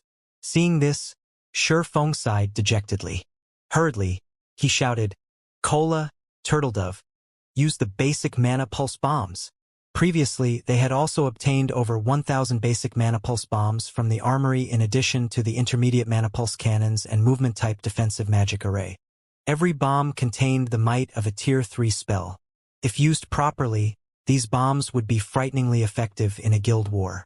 Basic Mana Pulse Bomb deals damage equivalent to a Tier 3 destruction spell to a radius of 25 yards. Bomb is 100% effective against monsters and players below level 100, and 50% effective against monsters and players level 100 and above. Cooldown 2 seconds. Unfortunately, they had a limited number of Mana Pulse Bombs. Once they used them, they would be gone. Yet, they were the team's only option to pull aggro. Hearing Shurfeng's instructions, Cola and Turtledove retrieved the fist-sized bombs reluctantly. However, seeing the two fossilized Tyrannosauruses charge at Anna, the Guardian's Knights threw the bombs at the two bosses. The Mana Pulse bombs looked like specks of dust compared to the fossilized Tyrannosauruses. However, the instant the bombs touched the fossilized Tyrannosaurus's scales, black and white mana surged forth, devouring the Guardian monsters. The forging hall shook with the explosions, and for a moment, even space itself seemed as if it might shatter. The Mana Pulse bombs might far exceeded everyone's expectations. Meanwhile, Cola and Turtledove, who stood closest to the fossilized Tyrannosauruses, were blown off their feet by the resulting shockwaves. This destructive power is even more amazing than Tier 3 large-scale destruction spells. Cola exclaimed in astonishment. He had seen Tier 3 large-scale destruction spells before. Although their range was greater, the spells couldn't destabilize space. If they attacked a Grand Lord with these basic Mana Pulse bombs, they might even inflict severe injuries. The Mana Pulse bombs had shocked the rest of the team as well, and they all thought it was a huge waste to use them against the fossilized Tyrannosauruses. If they used the bombs to weaken field Grand Lords instead, the guild could profit greatly. However, as the black and white mana dissipated and these players could see the fossilized Tyrannosauruses once more, their eyes nearly fell out of their sockets. Despite such powerful attacks, the fossilized Tyrannosauruses were unharmed. The Mana Pulse bombs hadn't even left a scratch. All the bombs accomplished was blowing off a layer of dust that had collected on the fossilized Tyrannosaurus's scales over the years, giving the two monsters a fresh, clean appearance. As for the bomb's damage, each had only caused around minus 200,000 damage. Even if they tossed 1,000 basic mana pulse bombs at the fossilized Tyrannosauruses, they couldn't kill the monsters. If they used the basic mana pulse bombs against Great Lords, each could easily deal over 1 million damage. The bombs would also easily annihilate players below Tier 3. However, the bomb's damage did redirect the fossilized Tyrannosaurus's attention to Cola and Turtledove. Excellent. Sherfong smiled faintly. The brief moment Cola and Turtledove had bought allowed Anna to finish her incantation. Emerge, Valkyrie! Anna shouted. Immediately, a golden magic array enveloped the forging hall's ceiling, which caused the mana inside the hall to rampage. A Valkyrie with pure white wings, geared in golden, divine armor slowly descended from the magic array. Compared to Anna's previous summoning, the Valkyrie had reached level 70 as Anna had leveled from level 69 to level 70 during the previous war. Every 5 levels was a minor turning point in God's domain. Hence, a level 70 Valkyrie was significantly stronger than a level 69 Valkyrie. This was also why Sherfong was willing to risk summoning Anna into this battle. The fossilized Tyrannosauruses were level 65. As Tier 4 archaic species, while they might not have complete domains like the ancient abyssal monsters, their attributes were far superior to the abyssal monsters. If given the choice, players would rather fight the fossilized Tyrannosauruses than the ancient abyssal monsters. This was due to the abyssal monsters' powerful domains and their effectiveness against players. After all was said and done, the Tier 4 Valkyrie was only a puppet. The Valkyrie neither possessed high intellect nor did it have a complete domain like ordinary Tier 4 NPCs. In a sense, the Valkyrie was similar to the fossilized Tyrannosauruses. However, when comparing life ratings, the Valkyrie was far above archaic species. In a head-on collision, the Valkyrie could definitely overwhelm the fossilized Tyrannosauruses. Attack! Sherfong commanded. The Valkyrie could only remain for 10 seconds and could only be summoned again after 1 full day. Hence, he could not waste a single second. Hearing Sherfeng's command, Anna instructed the Valkyrie to take action. Suddenly, the Valkyrie disappeared as she used the Tier 3 skill spatial transfer to arrive before one of the fossilized Tyrannosauruses. Attack its lower left rib, Sherfong commanded. After watching the bosses with omniscient eyes, Sherfong had grasped the power core's basic patterns. Although he couldn't break through the fossilized Tyrannosaurus' scales and substantially damage the power cores, the Valkyrie could. A silver spear appeared in the Valkyrie's hands, arcs of golden lightning dancing around the weapon. The Valkyrie then thrust the spear at the fossilized Tyrannosaurus' lower left rib. Tier 4 skill, Thunder Sanction. The fossilized Tyrannosaurus panicked instantly. The Valkyrie had appeared too suddenly. Even with its high attack speed, the fossilized Tyrannosaurus was still caught off guard as it received Thunder Sanction in full. The golden lightning pierced through its tough scales and exited from its back, reaping nearly 3% of the monster's HP. The team immediately felt the fossilized Tyrannosaurus grow weaker. This scene enraged the other fossilized Tyrannosaurus as it spread its jaws. A large amount of mana began to gather in the monster's mouth. Crap! It's using its breath. Everyone move. Don't stand in front of the boss. Sherfong hurriedly warned his team as he saw the monster charge its attack. The greatest move of any monster from the dragon race would be its breath attacks. Among them, true dragon's breath attacks were the most powerful.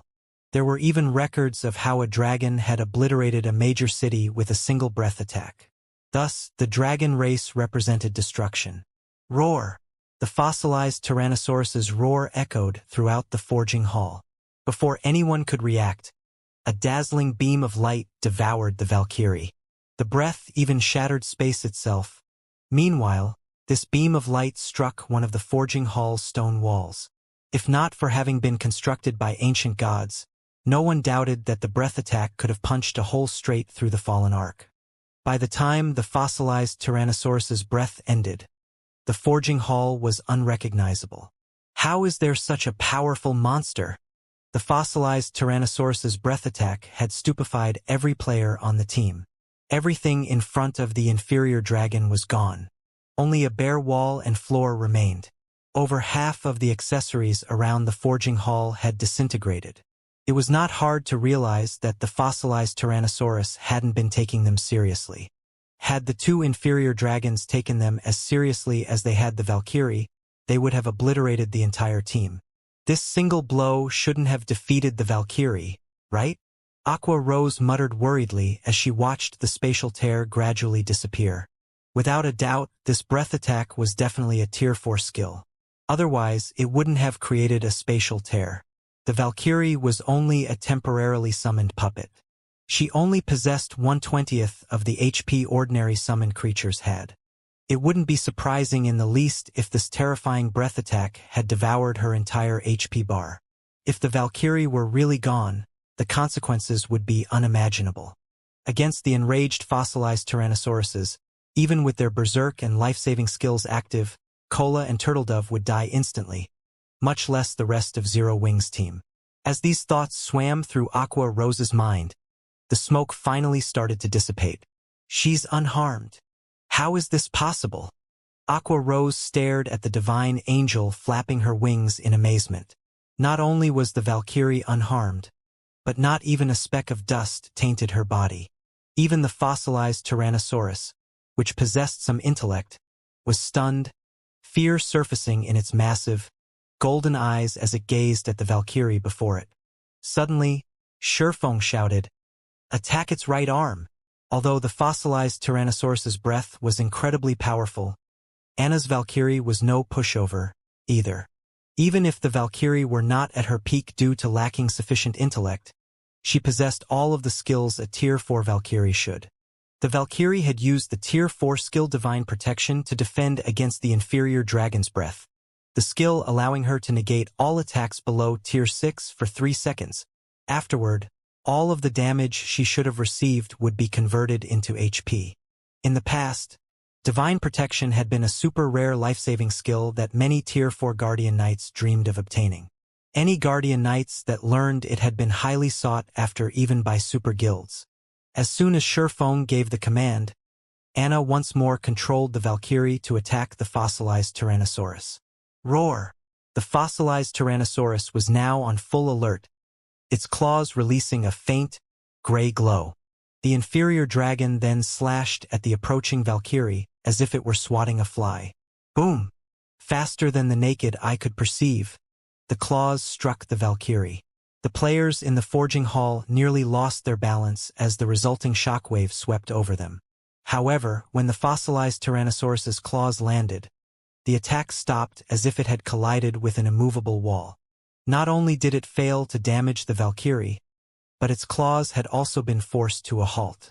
Taking advantage of the inferior dragon's brief pause, the Valkyrie threw her silver spear. The spear transformed into a streak of light that pierced the fossilized Tyrannosaurus's right arm, leaving behind a bloody hole. Good. With this, we shouldn't have any issues. Sherfong released a sigh of relief when he saw the red on the fossilized Tyrannosaurus's body fade. The Valkyrie could only remain in existence for a short period. If they could not exterminate the fossilized Tyrannosaurus's power cores within that time, they would never last 5 minutes. Now that the fossilized Tyrannosauruses had lost their power cores, they were like beasts that had lost their fangs and claws. Their threat levels decreased significantly. Even when Cola and Turtledove received an attack, they only lost around 18,000 HP. The inferior dragons had lost at least half of their strength. With this, even without protection blessing, neither of the two Guardian Knights would die instantly. They could last a long time with the aid of Power of Darkness. However, Sherfong had no intentions of wasting the Valkyrie's power. Immediately, he had the Valkyrie attack the two fossilized Tyrannosauruses frantically, using this opportunity to weaken the two bosses further and reduce the burden on Cola and Turtledove. Unfortunately, 10 seconds was too little time. Despite the Valkyrie doing her best, she was only able to deal some light damage to the two massive bosses, which slowed the monster's attacks slightly. Unfortunately, the attacks weren't so slow that Cola and Turtledove could evade the boss's normal attacks easily. When the two bosses used skills, however, the brief activation time gave the MTs enough time to evade. Time passed quickly. While Fire Dance desperately tried to disable the trap, the pressure on the rest of the team grew. Their fear also grew as they continued to fight. The fossilized Tyrannosauruses had 320 million HP. They could regenerate 3,200,000 HP every 5 seconds. Even if they stood there, not defending themselves, they wouldn't die. In contrast, due to the high damages Cola and Turtledove received, Zero Wings healers were struggling, their mana depleting rapidly. It was impossible to make up for the consumed mana with mana recovery potions. It was only a matter of time before the healers ran out. Fortunately, the team's goal wasn't to exterminate the fossilized Tyrannosauruses. Instead, they were simply buying time. However, both Cola and Turtledove suddenly felt that something was amiss. Guild leader. I'm sensing that the boss's strength is growing, Cola hurriedly reported. Initially, after Protection Blessing had ended, he had received around minus 36,000 damage from each of the fossilized Tyrannosaurus's normal attacks. However, with the aid of Protection and Truth Shield, he received less than minus 30,000. With his current 57,000 HP and the healer's help, he could receive 2 hits without dying.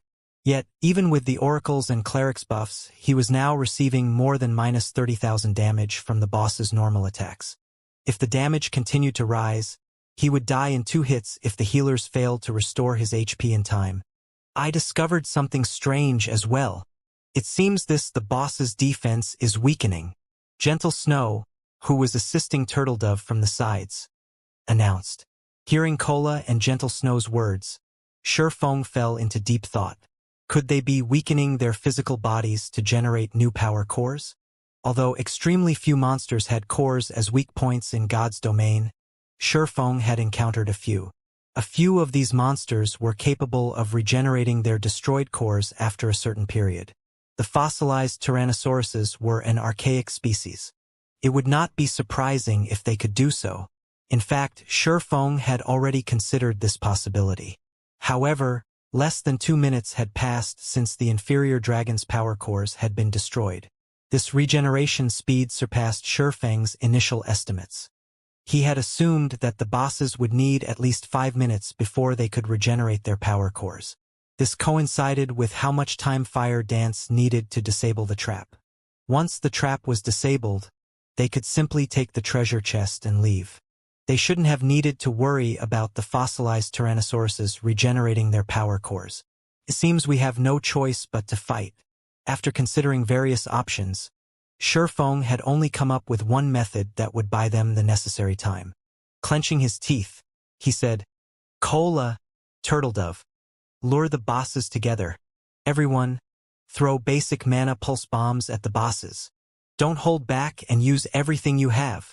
Now that the boss's defense had weakened, the mana pulse bombs would deal more damage. Before this, it might have been impossible to annihilate the fossilized Tyrannosauruses with the bombs, but things had changed. Even if they failed to kill the inferior dragons or injure them heavily, they could slow down the recovery speed of the boss's power cores. Guild leader, are we really going to waste the bombs here?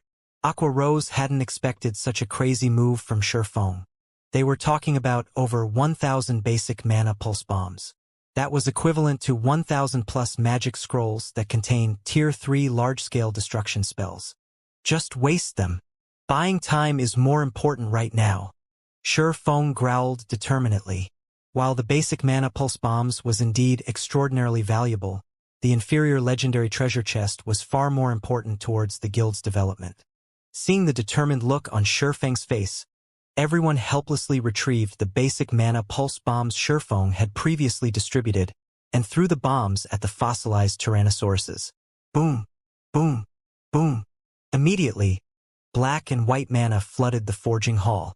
Just as Sherfong had expected, not only were the basic mana pulse bombs now dealing around minus 450,000 damage each, but the bombs had also stopped the recovery of the fossilized Tyrannosaurus's power cores. In fact, the inferior dragons were even growing weaker as they received more attacks. It took several minutes for Zero Wings members to finish tossing all of their bombs. Even archaic species could not withstand the might of over 1,000 basic mana pulse bombs as both fossilized Tyrannosauruses collapsed to the ground, their HPs falling to 0. We won, Aqua Rose muttered as she watched the smoke in the hall gradually dissipate. They're not playing dead, right? Before anyone could answer, the system replied. Suddenly, one golden flash after another enveloped each team member, illuminating the forging hall. They're dead. What? They're really dead. Excitement bubbled in the players' chests when they noticed the golden glow wrap around their bodies. Many could not help but cheer, with some people losing strength in their legs as they planted their butts on the ground. We're too amazing. We actually killed 2 mythic bosses. My experience bar is still rising. They had just defeated 2 level 65, mythic-ranked archaic species. Both monsters already gave a lot of EXP, but they also got bonus EXP for killing monsters of a higher level. Most importantly, only 20 players shared it all. In the end, not only had everyone leveled up from level 44 to level 45, but they progressed to level 46 as well. As for Shifeng, he rose to level 48 on the spot with his empty experience bar filling once more. Level 48, 30%, 40%, 50%, in less than 2 seconds, his experience bar had reached 90%.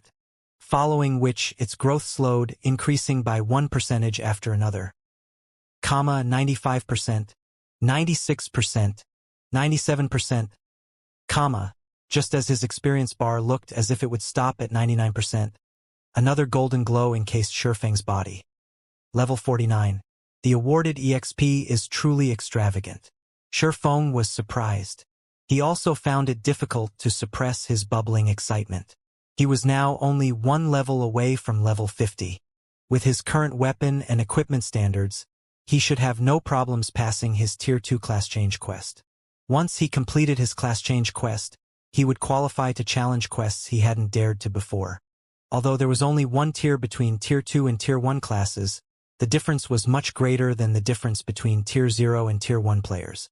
If an ordinary Tier 1 player could go up against elite monsters of the same level, then ordinary Tier 2 players could go up against chieftains. If a chieftain and elite monster of the same level fought each other, that battle would be one-sided. After all, chieftains could serve as the final bosses in party dungeons below level 50. One could just imagine how massive the difference was between Tier 1 and Tier 2 classes. If even Shifeng had leveled up twice, the rest of the team's leveling was insane. Aside from those with hidden classes, the team had leveled from level 44 all the way to level 48. Moreover, they were only a short distance away from reaching level 49. As for players like Violet Cloud, Gentle Snow, and Zhao Yueru, who possessed a hidden class, they only rose to level 47, though they were not far from level 48. Everyone was stunned for a long moment. Right now, they could easily rank at the very top of the ranking list in any kingdom or empire in God's domain. Moreover, they would be at least 5 levels higher than the second-ranked player. Ha ha ha! My HP is finally over 40,000.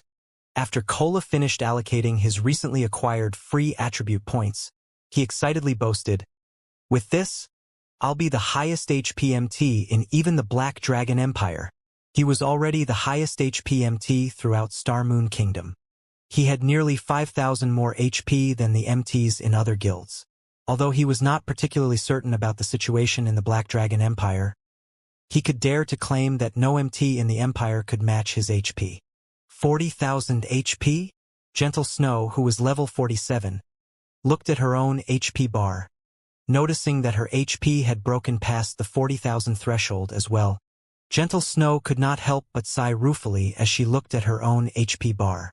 She never imagined that one fragmented legendary item would make such a huge difference. Despite wielding a damage-dealing class and slightly weaker equipment than Kola's, the 7 Luminaries' battle armor had bridged the gap between her and the Guardian Knight.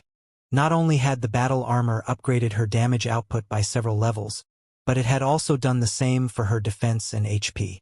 It was no wonder why Shifeng was willing to waste the 1,000+ basic mana pulse bombs for the inferior legendary treasure chest.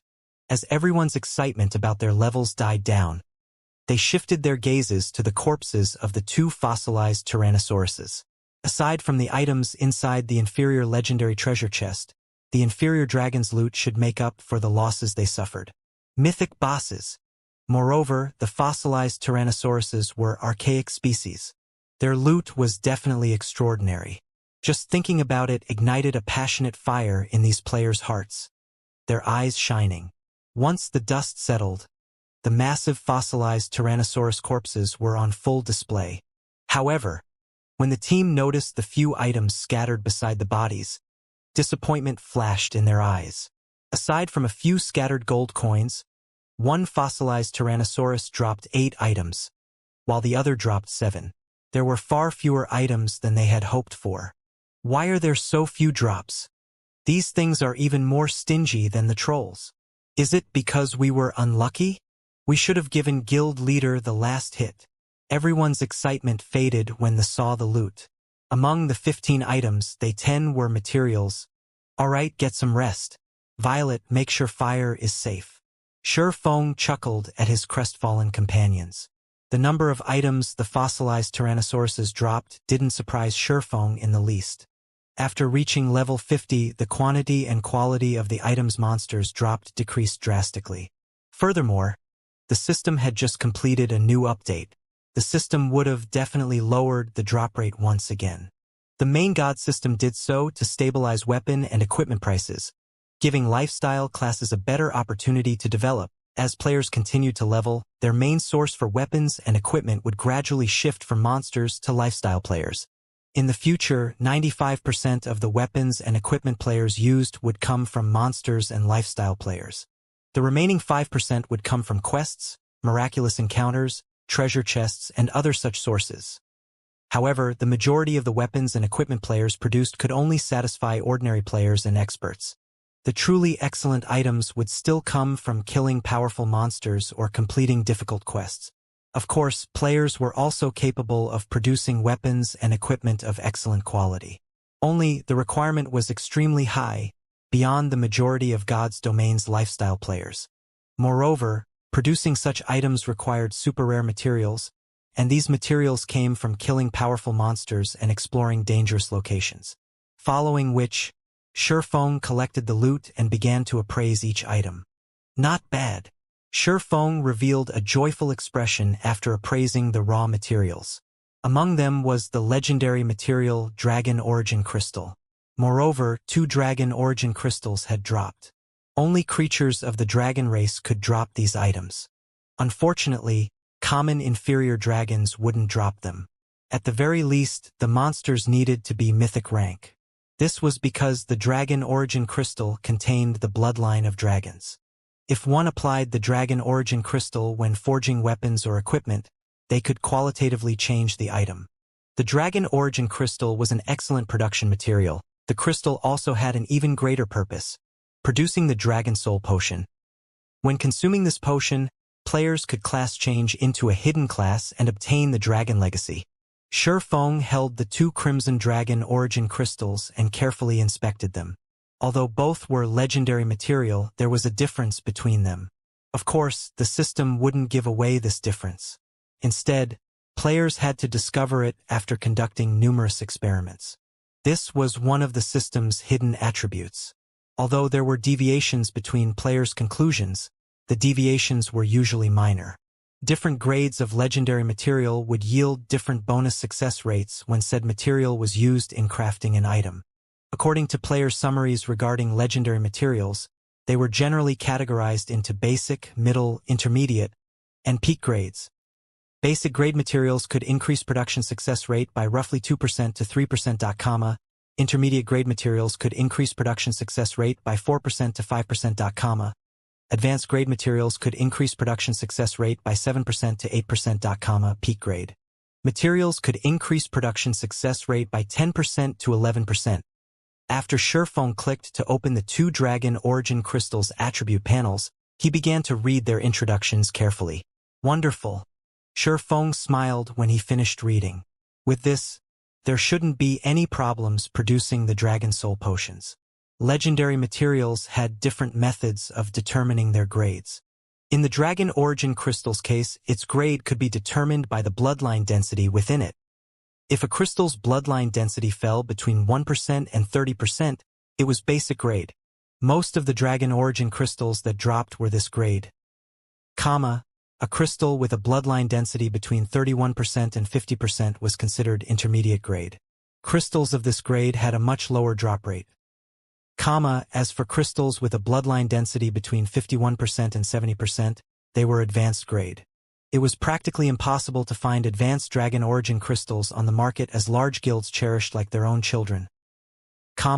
Lastly, crystals with bloodline density above 71% were peak grade. At this grade, the dragon origin crystal was worth much more than an epic item. To produce the Dragon Soul Potion, one usually needed an intermediate dragon origin crystal or better. Regardless of how many basic dragon origin crystals were used, it was impossible to produce the Dragon Soul Potion with them. Of the 2 dragon origin crystals before Shurfeng, one was intermediate grade while the other was an advanced crystal. Guild leader, did something good drop? Aqua Rose asked when she noticed the smile on Shurfeng's face. She was very familiar with Shurfeng's personality and habits. If the dropped items were not extraordinary, he would not have revealed such a joyous smile. In response, Shurfeng nodded and looked at everyone before calmly stating, "Something good has indeed dropped. Which of you here wants a hidden class?" "A hidden class? Did we get a class change tool?" Guild leader, which classes are suitable for the hidden class? Shurfeng's question instantly caught his teammates' attention. None of these players were strangers to hidden classes. Various people had already posted a lot of information about hidden classes on the official forums. As a result, they all dreamed of class changing into their own. They'd even be happy with the most common hidden class. Although the most common hidden class would not provide additional basic attributes, the class could provide additional skills that their original classes did not possess. With these skills, they'd have access to more combat methods. They would have advantages in both PvP and dungeons. As for advanced or peak rank hidden classes, they did not even dare to dream of obtaining one.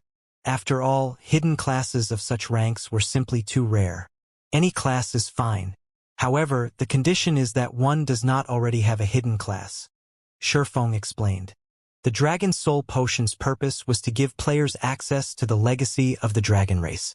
Hence, unless one already wielded a hidden class, any player could obtain the dragon legacy.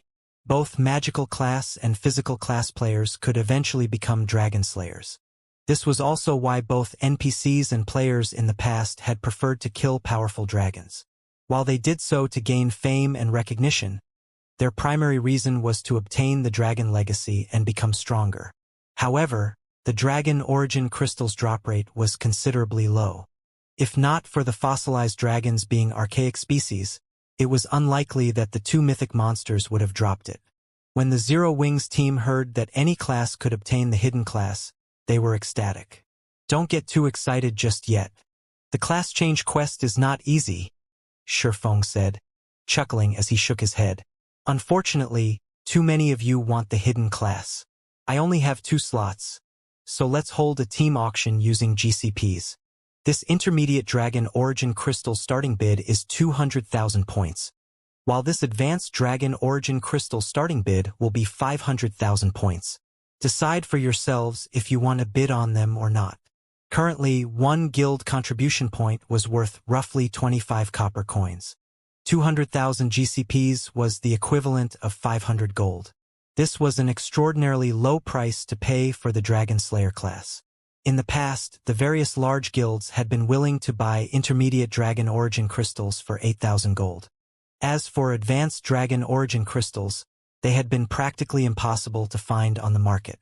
However, one player had put his crystal up for auction in the past. The crystal eventually sold for the insane price of 30,000 gold. The advanced version was so much more valuable due to the fact that, depending on the quality of the Dragon Soul Potion produced, one would obtain different levels of the Dragon Legacy. The Dragon Slayer class was somewhat unique. It was not clearly ranked like other hidden classes. If a weak Dragon Soul Potion were consumed, one's Dragon Slayer class would be the equivalent of a basic legacy. Conversely, it was also possible to obtain a peak legacy Dragon Slayer class if one used a strong potion. Of course, it was also possible to upgrade the Dragon Slayer class gradually to peak legacy by consuming several Dragon Soul Potions. Hence, Dragon Origin crystals of different grades had different prices.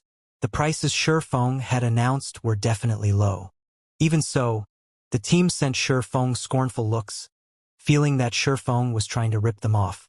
Although they were the guild's main force members, it was extremely difficult to collect so many GCPs. Eventually, Kola won the Advanced Dragon Origin Crystal, while Alluring Summer won the Intermediate Crystal. Among them, Alluring Summer had borrowed plenty of GCPs from Aqua Rose and Violet Cloud.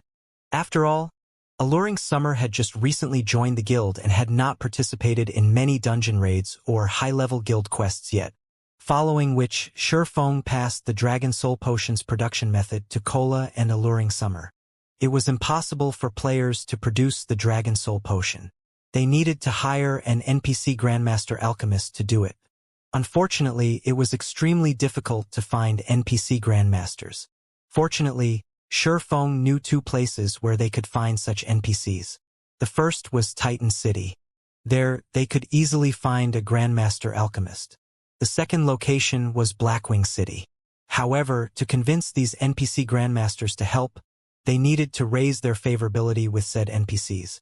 Once their favorability reached a sufficient level, they could make the Dragon Soul Potion. However, collecting the various required materials was a considerably challenging task as every material was extremely rare.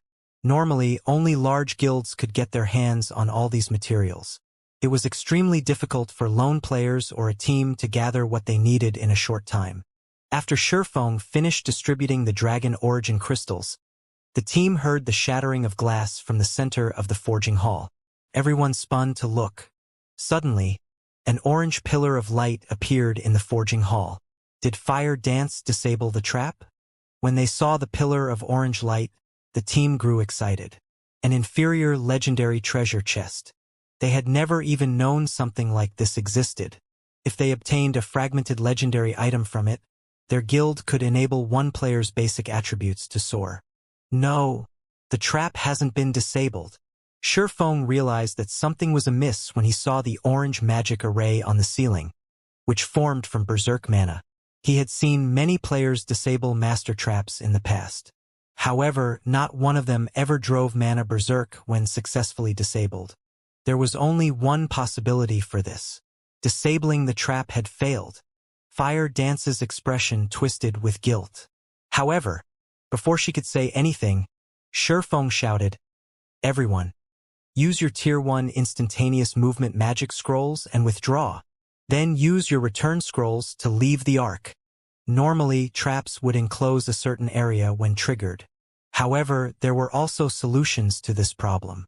Before the trap fully activated, players could use instantaneous movement magic scrolls to get out of range. This had been a common method in the past. Unfortunately, it wasn't effective against traps that activated instantaneously.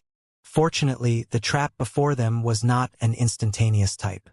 Unfortunately, divine runes had already sealed the forging hall's doors, and players couldn't leave the hall normally. Using return scrolls to escape was also time-consuming. On the other hand, instantaneous movement magic scrolls didn't have an activation time. They could simply use the scroll to pass beyond the stone doors and leave the trap's effective area. Once they were out of the trap's range, they could use the return scroll to leave the arc safely. As for why Shifeng had chosen to return to White River City, it was because he was not certain of what after effects triggering the Forging Hall's trap would have.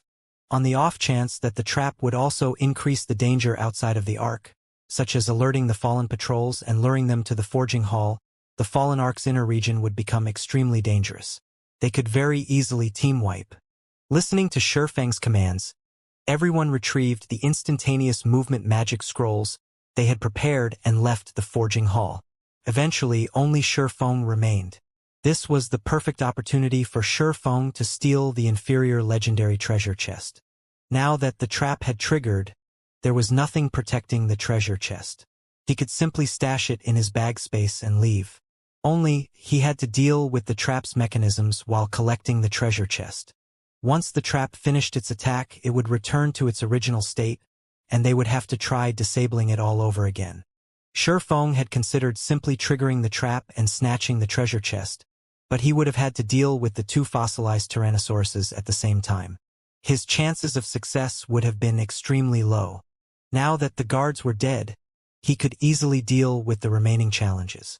following which Shifeng used Wind Blade and dashed straight for the treasure chest. As he was about to reach the treasure chest, however, the orange magic array on the ceiling activated. Suddenly, blood-red spears appeared in the air, one after another, every spear radiating a frightening aura. The numerous spears then rained down on the forging hall. A destruction-type trap? Shifeng released a sigh of relief when he saw the descending spears. Immediately, he activated defensive blades, which allowed him to block over 10 attacks. As a result, Shifeng knocked the spears to the side before they even reached him. Meanwhile, Shifeng placed his hand on the inferior legendary treasure chest, trying to see if he could take it. After all, this was the first time he had encountered an inferior legendary treasure chest. Normally, players could simply walk away with a locked dark gold treasure chest. Only a minority of dark gold treasure chests had fixed locations. The instant Shifeng touched the treasure chest, the system replied. Although the treasure chest could be stored in his bag space, doing so required 8 seconds of channeling. However, defensive blades block counts would, at most, last 2 seconds against the blood-red spears. With absolute defense, which had a 5-second duration, he was 1 second shy of surviving for 8 seconds. Shifeng had no doubt that even one of these spears could kill him instantly. To hell with it. Shifeng decided to give it a try as he began the collection process. He refused to give up after coming this far. As the spears descended on Shifeng, as he anticipated, defensive blade only lasted slightly more than 2 seconds. Immediately after defensive blade's block counts were exhausted, Shifeng activated the aura of Earth's absolute defense. He then immediately switched to the aura of space. If he sensed that he no longer had hope of getting away with the treasure chest, he would leave instead of pointlessly throwing his life away. After all, he was 1 level away from the level 50 threshold. The seconds passed quickly. The inferior legendary treasure chest's loading bar advanced slowly. Sure enough, it's not enough. When Shifeng saw that absolute defense's duration had 1 second remaining, while the loading bar needed at least 3 more seconds to complete, he could not help but sigh deeply. Pong! When absolute defense shattered and a blood-red spear was about to collide with Shifeng's head, a figure suddenly appeared above him. Phantom Kill. Defensive Blade. The doppelganger summoned with the Abyssal Blade's Phantom Kill possessed all the player's skills. Hence, the doppelganger had similarly learned Shifeng's life-saving skills. Pong, pong, pong. As Shifeng listened to the crashing above him, his anxiety grew. The loading bar was 2 seconds away from completion. Quick! Move quickly! Shifeng was extremely anxious. This was his final hope. Just as the doppelganger's defensive blade block counts were about to expire, Shifeng heard the sound of a system notification. System. The inferior legendary treasure chest has been stored in your bag space. When Shifeng heard this sound, for the first time ever, he found the system's cold, mechanical voice to be extremely sweet. Shifeng immediately activated space movement. A spatial tear opened before him. Although his doppelganger's defensive blade block counts had been exhausted, he could still use the doppelganger as a meat shield. Only, the instant one of the blood-red spears struck the doppelganger's HP hit rock bottom. The spears were just as powerful as Shifeng had guessed. However, the brief moment the doppelganger had bought him allowed Shifeng to enter the spatial tear and vanish from the forging hall. When the forging hall's trap had activated, the Fallen Ark's inner region had descended into chaos. The fallen patrols in both the outer and inner regions had rushed towards the forging hall. Fortunately, Shifeng had instructed his team to use their return scrolls as soon as they got out. Otherwise, none of them would have left the Fallen Ark alive. The Fire Dragon Empire's imperial capital. Due to a particular match in the Dark Arena today, players had swarmed into the Empire even before the match began. These players all wore dazzling weapons and equipment. Aside from spectating the upcoming match, many were here to participate in the Dark Arena's upcoming auction. Big Sis Rain, Miracle's people have asked to meet with you, Blue Phoenix softly reported as she entered the VIP room. Judging by their tone and words, it seems that they've discovered our relationship with Zero Wing. Phoenix Rain frowned slightly upon hearing this. Although she knew that she couldn't hide the truth forever, She hadn't expected it to get out so quickly. Sighing, she said, "Miracle is really quite fast with their investigations. Since they found us out, let's meet with them." Flame Dragon City's underground arena. A group of level 40+ players surrounded the entrance. These players all wore pitch-black armor with a white cape draped over their shoulders. They looked like well-trained soldiers. When other players noticed these black-armored players, they promptly distanced themselves. Who are these people? They're blocking the underground arena and preventing others from entering. They're being too unreasonable. You've just arrived in the capital, so it's expected that you don't know. Could a super guild have laid claim over this underground arena? Far from that. Take a look at those players guarding the entrance. They're the security teams several super guilds have formed. They are all equipped with the Soul of Darkness, a level 40 fine gold set equipment. They're specifically tasked to guard this underground arena and prevent outsiders from entering. As expected of super guilds, even a casual security team is so impressive.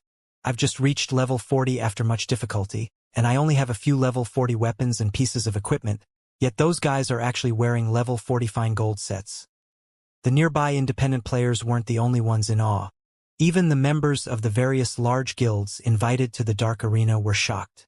God's Domain's mainstream players were around level 37 right now, whereas expert players were at level 39 or level 40. Even large guilds experts were fortunate to obtain a full set of level 40 fine gold weapons and equipment upon reaching level 40. As for a level 40 fine gold set equipment, that was simply a dream.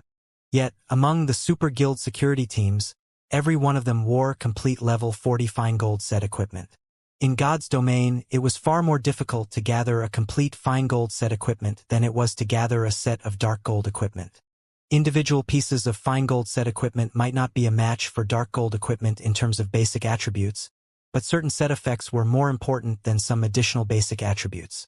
Hence, many players still used the level 30 fine gold set equipment they had collected even after level 40.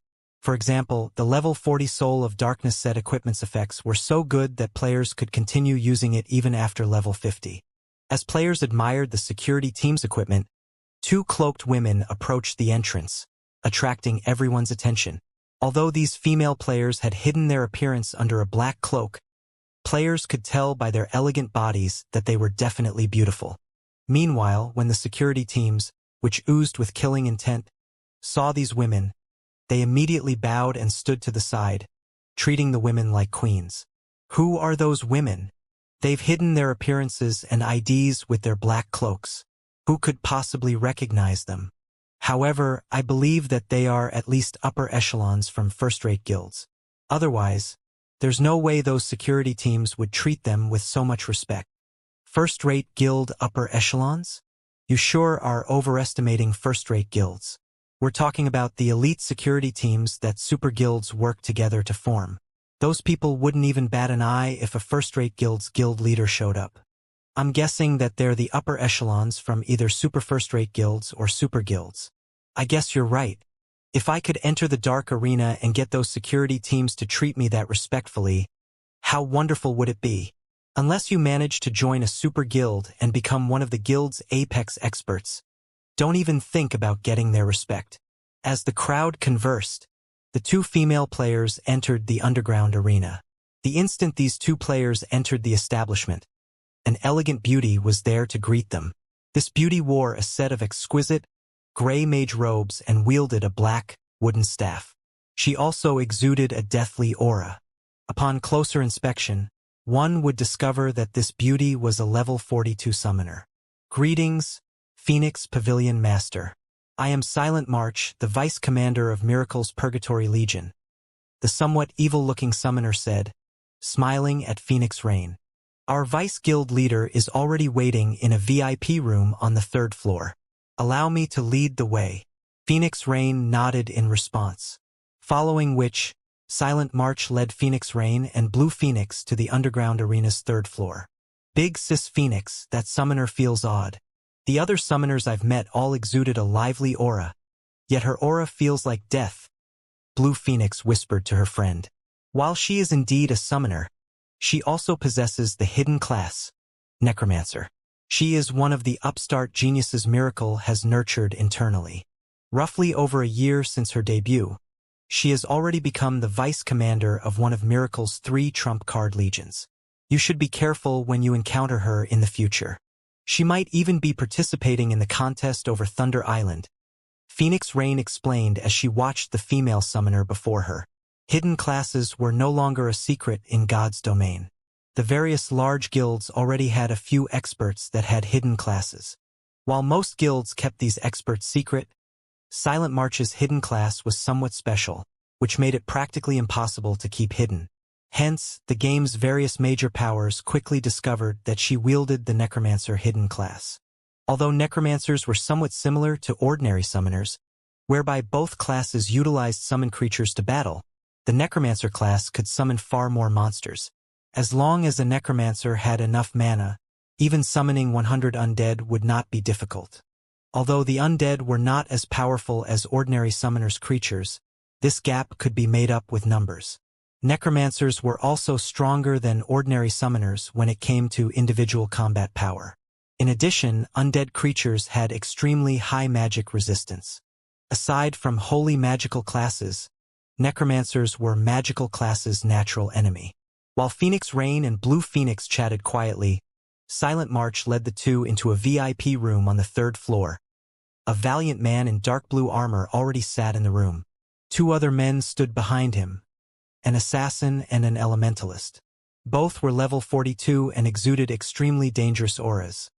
Phoenix Rain blinked in surprise when she saw the assassin and elementalist. These 2 were Miracle's famous Apex experts. The assassin was Starstreak, while the elementalist's name was Cleansed Maple. Both were generals in Miracle. When the Phoenix Pavilion had clashed with the guild, many of the pavilion's experts had died at the hands of these 2 players. They even nearly killed Martial Dragon. Based on the reports Phoenix Rain had received, these 2 were only a short distance away from reaching the domain realm.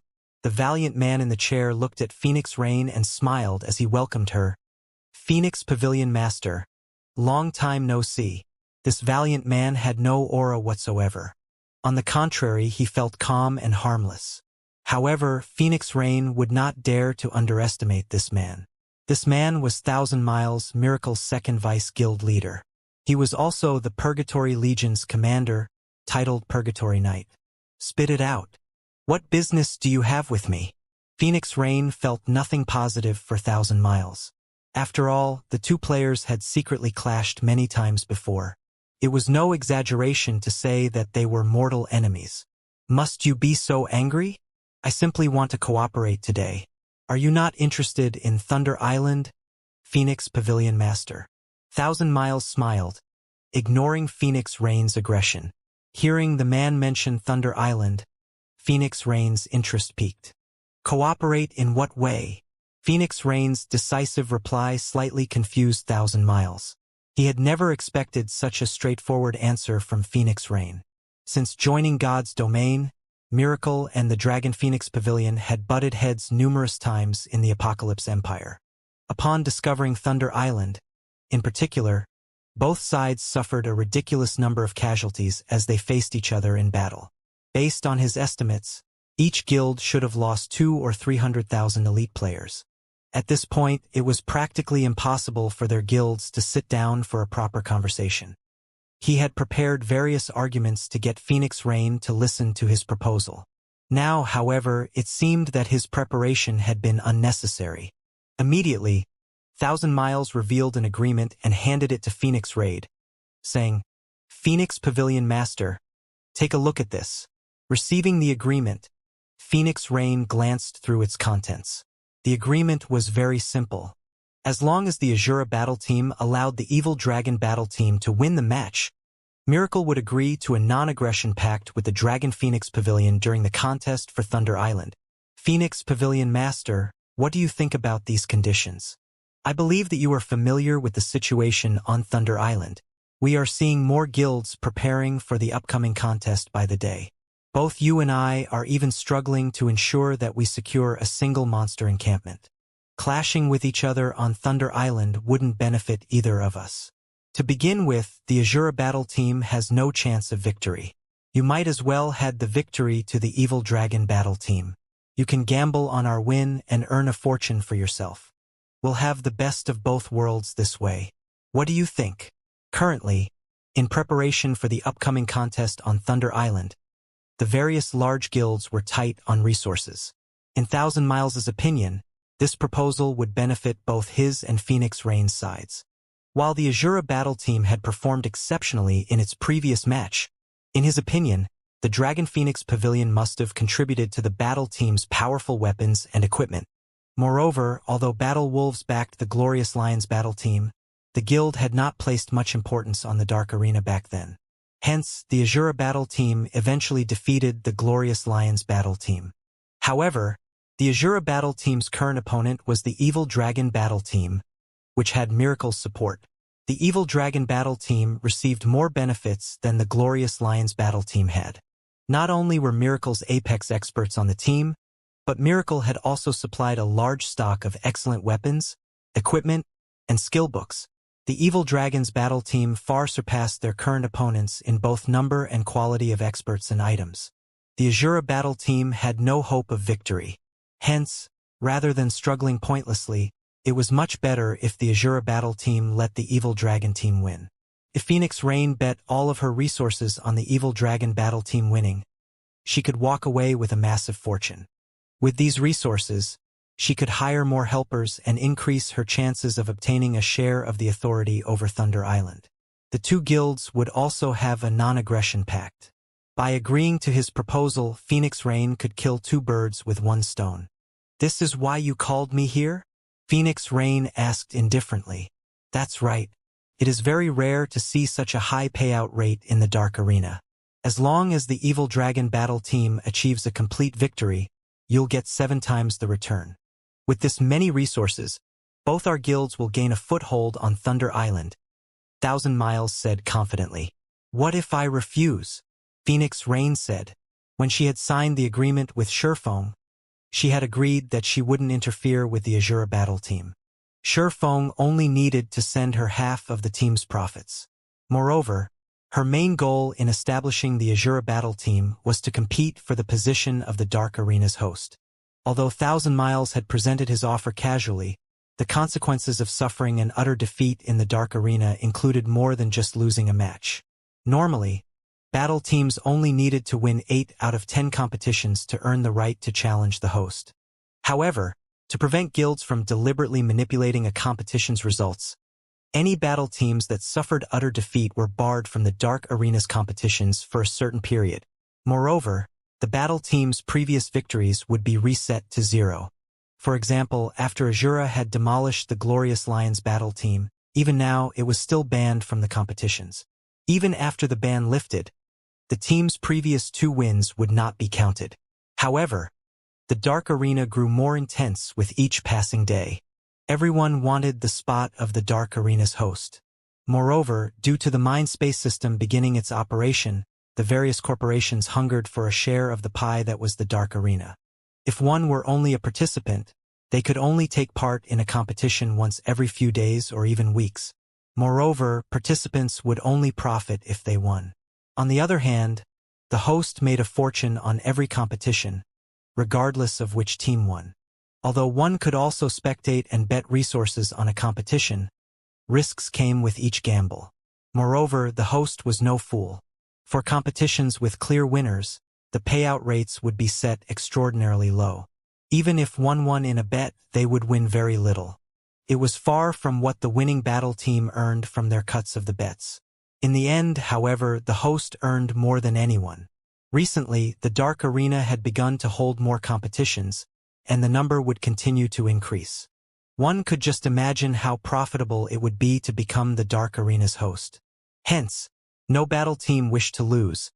They especially wanted to avoid an utter defeat. "Phoenix Pavilion Master, do you hate money that much?" Thousand Smiles said, the warm smile on his face turning cold. "The Azura battle team's loss is already set in stone. Is it really worth rejecting my offer to protect your reputation? If you refuse, I'll have no choice but to find the Dragon Pavilion Master and negotiate with him. I believe that he would be extremely interested in cooperating with us on Thunder Island. He would also be more than willing to tell the Great Pavilion Master about the Azura battle team. Even the Dragon Phoenix Pavilion would not be willing to let you act so recklessly. He had already done his investigation and discovered that Nine Dragons Emperor had no relationship whatsoever with the Azura battle team. Phoenix Rain had established the team herself. However, while Nine Dragons Emperor could not interfere with the battle team, he could report Phoenix Rain to the Great Pavilion Master, the true ruler of the Dragon Phoenix Pavilion. At that time, Phoenix Rain would be forced into an awkward position. "Are you threatening me?" Phoenix Rain asked, her tone lowering slightly. "No, this is just a kind warning," Thousand Miles said, smiling. He was unfazed by Phoenix Rain's angry reaction. "Thank you for your warning, then. I have some matters to deal with, so I'll be leaving." Phoenix Rain glanced at Thousand Miles before turning to leave. If the secret of her owning the Azura battle team were exposed, and Heavenly Dragon and Miracle agreed to cooperate, her development in the Dragon Phoenix Pavilion would suffer. However, the setback wouldn't be so severe that she needed to fear the man's threats. As long as the operation on Thunder Island succeeded, her position in the Dragon Phoenix Pavilion would be unshakable.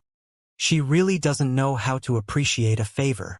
Wrathful flames burned in Thousand Miles' eyes as he watched Phoenix Rain's departing figure. "March, pass on the weapons and equipment we borrowed to Miracle Dragon and the others. Since this plan has failed, we'll proceed with the original plan." Originally, Thousand Miles had intended to secure a complete victory for the Evil Dragon battle team without exposing their true strength. After all, this would benefit them greatly in the upcoming competitions. Now that Phoenix Rain had rejected his proposal, he had no choice but to show her how powerless the Azura battle team was against the Evil Dragon battle team, forcing her to regret her decision. "Understood." Silent March nodded and left the room. Time passed quickly. As more people arrived in the dark arena, Phoenix Rain desperately worked with her subordinates to learn more about the Evil Dragon battle team. At the same time, she used her connections to obtain some top-tier equipment for the Azura battle team. As the competition was about to begin, Blue Phoenix rushed into the VIP room Phoenix Rain occupied.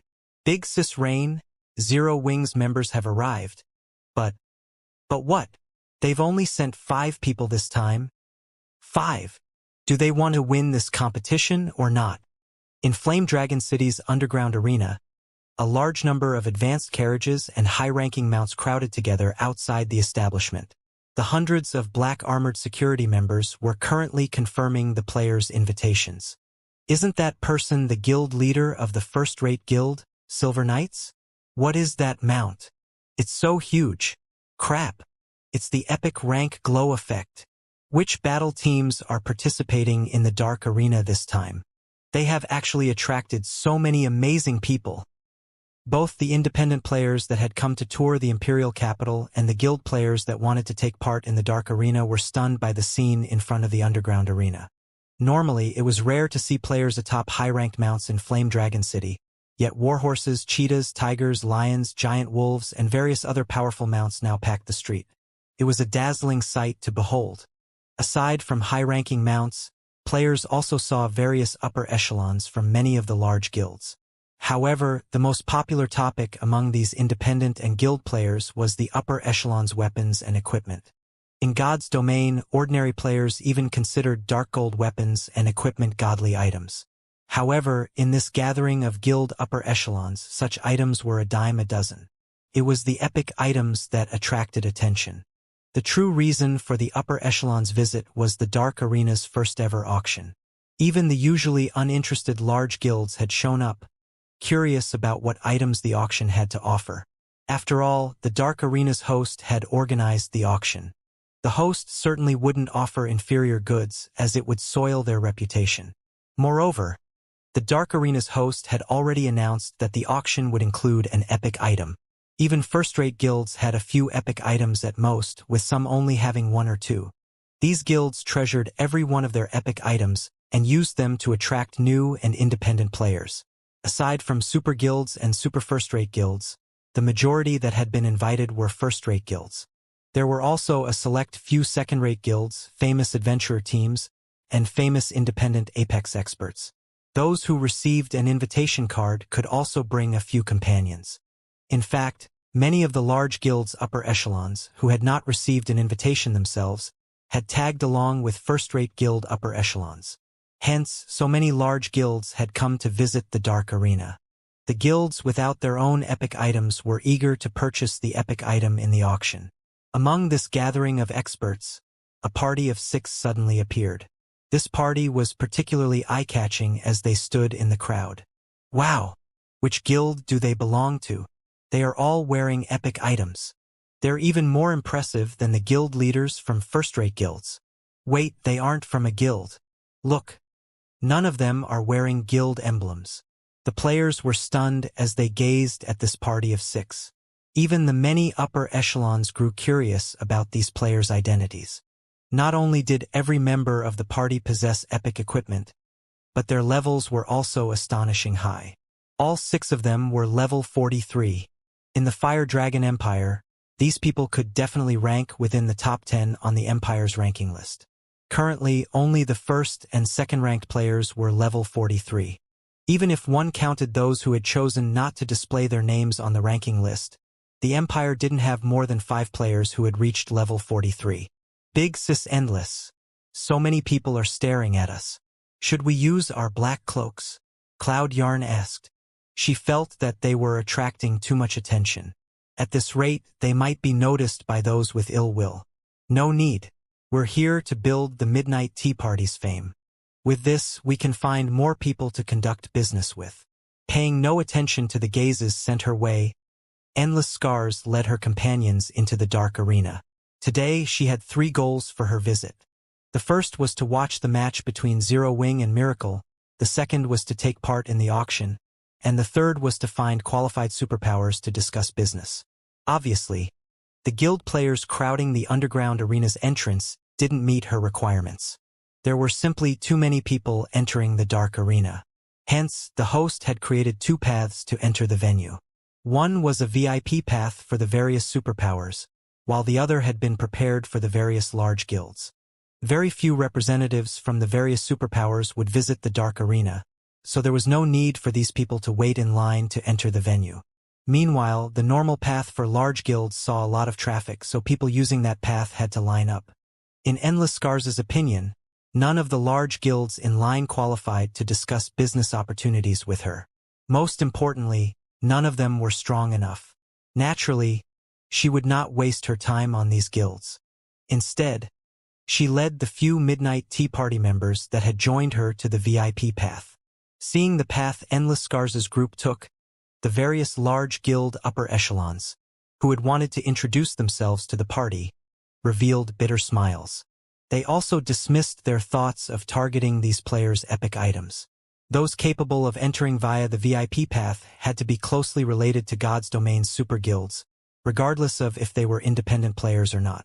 Otherwise, they wouldn't have received a VIP invitation card. Meanwhile, inside a VIP room on the underground arena's 3rd floor, Abandoned Wave sat by a window. As he quietly observed the bet displayed above the arena outside, he could not help but grin. Ha ha ha! Wonderful! As long as the Evil Dragon Battle Team achieves a complete victory, Blackwater will earn back all of its previous losses with interest, Abandoned Wave said before he began to laugh. Although some people had learned that Miracle backed the Evil Dragon's Battle Team, which decreased the payout rates from 1 to 3 to 1 to 1.5, the payout rate for a complete victory remained 1 to 8. Suddenly, Laughing Drunkard entered the room and reported, "Guild leader, Miss Jingxian has arrived. Should we greet her? Go greet her for me. If possible, borrow some precious materials from her. Tell her that I'll pay her back by 3-fold later." Abandoned Wave instructed after considering the matter. He did not particularly value Ling Jingxian. After all, she didn't possess any authority in the Blackwater Corporation. There was no need to fawn over her. However, as Ling Jingxian was still a person of considerably high status, he had to show some respect. "Understood?" Laughing Drunkard replied, bowing before taking his leave. Inside another VIP room in the underground arena, Phoenix Rain frowned when she saw Shurfeng's group take their seats below the competition stage. They really only sent 5 people. Phoenix Rain couldn't believe her eyes. Just what is Zero Wing planning? She simply could not figure out what Sherfone was trying to do. Was the man trying to provoke the evil dragon battle team? Or was he trying to conserve his team's strength? Although other battle teams had pulled off such a stunt before, those battle teams were extremely powerful. Those battle teams were absolutely confident in defeating their opponents. Hence, they felt that there was no need to expose the identities of their other members. However, the evil dragon battle team was no ordinary team. It had the full support of Miracle. Its overall strength was much higher than the Glorious Lions battle team. However, it was too late for Phoenix Rain to do anything. Both teams' rosters had already been submitted. It was impossible to make any changes now. Moreover, the first match was about to begin. Most laughably, the Azura battle team had decided to send Alluring Summer into the first match, someone whom Phoenix Rain had met only once before. Phoenix Rain had no information about the woman. This Phoenix Rain really is interesting. Has she finally realized the gap between our teams? Thousand Miles sneered as he watched the Azura battle team's 5 members. Unfortunately, it is too late now. March, go ahead and join the others.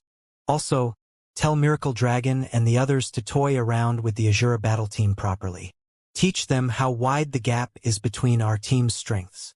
Understood, Silent March replied, a hint of excitement flashing in her eyes. The massive dark arena was packed with people, and everyone wore astonished expressions as they stared at the stage. For this competition, the Azura battle team had only sent 5 players. What's the Azura battle team trying to do? Could they trying for another complete victory? That shouldn't be the case. Even if the Azura battle team has nothing but fools, they must know that the evil dragon battle team is no longer the same as it was. Miracle now leads the team. Although Miracle is only a super first-rate guild, it even has stronger and more experts than some super guilds. I think they're deliberately trying to lose. Now that Miracle has taken over the evil dragon battle team, the battle team's strength has transformed tremendously. The Azura battle team must have recognized that they are no match for Evil Dragon and decided to send 5 members to conserve their strength for the next match. Every player in the audience had their own opinions. However, the majority was of the opinion that the Azura battle team intended to preserve its strength. Yet they couldn't just throw away their reputation by handing over a complete victory. Hence, they had sent 5 members. As long as they won one of the first 3 matches, they wouldn't have too many issues. After all, the information they had collected clearly stated that the Azura battle team only a handful of powerful experts.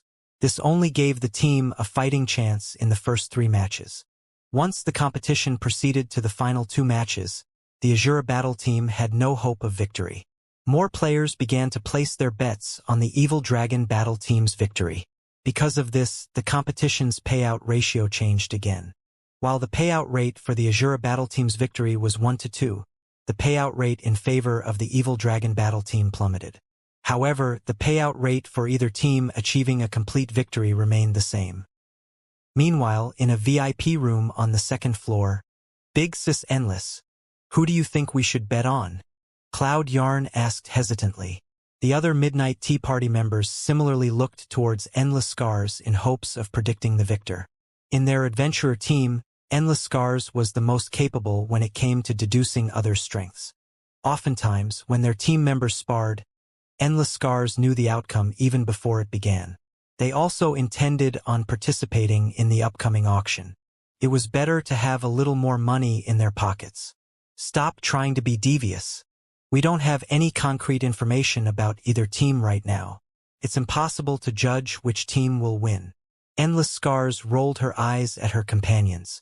Slowly, she continued, everyone must assume that Zero Wing has no hope of winning. After all, the gap between both sides is simply too massive. However, Zero Wing is not as simple as they think. Let's just observe this battle. Had she not encountered Zero Wing at the Fallen Ark, she definitely would have assumed that the Evil Dragon battle team would win this competition. After all, Miracle had borrowed plenty of epic items from other guilds to secure victory. In addition, Miracle had dispatched its own Apex experts to support the Evil Dragon battle team. It was simply impossible for Zero Wing to win. While the Azura battle team prepared below the stage, Shifeng received a call from Phoenix Rain. Team leader Yifeng, does Zero Wing intend to give up this competition? Phoenix Rain asked grumpily. She had rejected Thousand Miles' offer. She had also put her trust in Zero Wing while shouldering the pressure from the Dragon Phoenix Pavilion's Great Pavilion Master. Yet the Azura battle team only had 5 members on the stage. This made her look like a joke before Thousand Miles, Nine Dragons Emperor, and the Great Pavilion Master. If the Azura battle team suffered utter defeat, her plans for Thunder Island would likely be finished as well. Currently, the number of superpowers contesting over Thunder Island increased by the day. Meanwhile, the Great Pavilion Master disagreed with the idea of splitting the Dragon Phoenix Pavilion's power in the contest. He believed that the Heavenly Dragon Pavilion and Phoenix Pavilion should work together to increase their chances of taking control of Thunder Island. If her performance in the Dark Arena disappointed the Great Pavilion Master, the latter would hand the Phoenix Pavilion's management rights to Nine Dragons Emperor. She wouldn't be in a favorable position. Give up. Shifeng chuckled.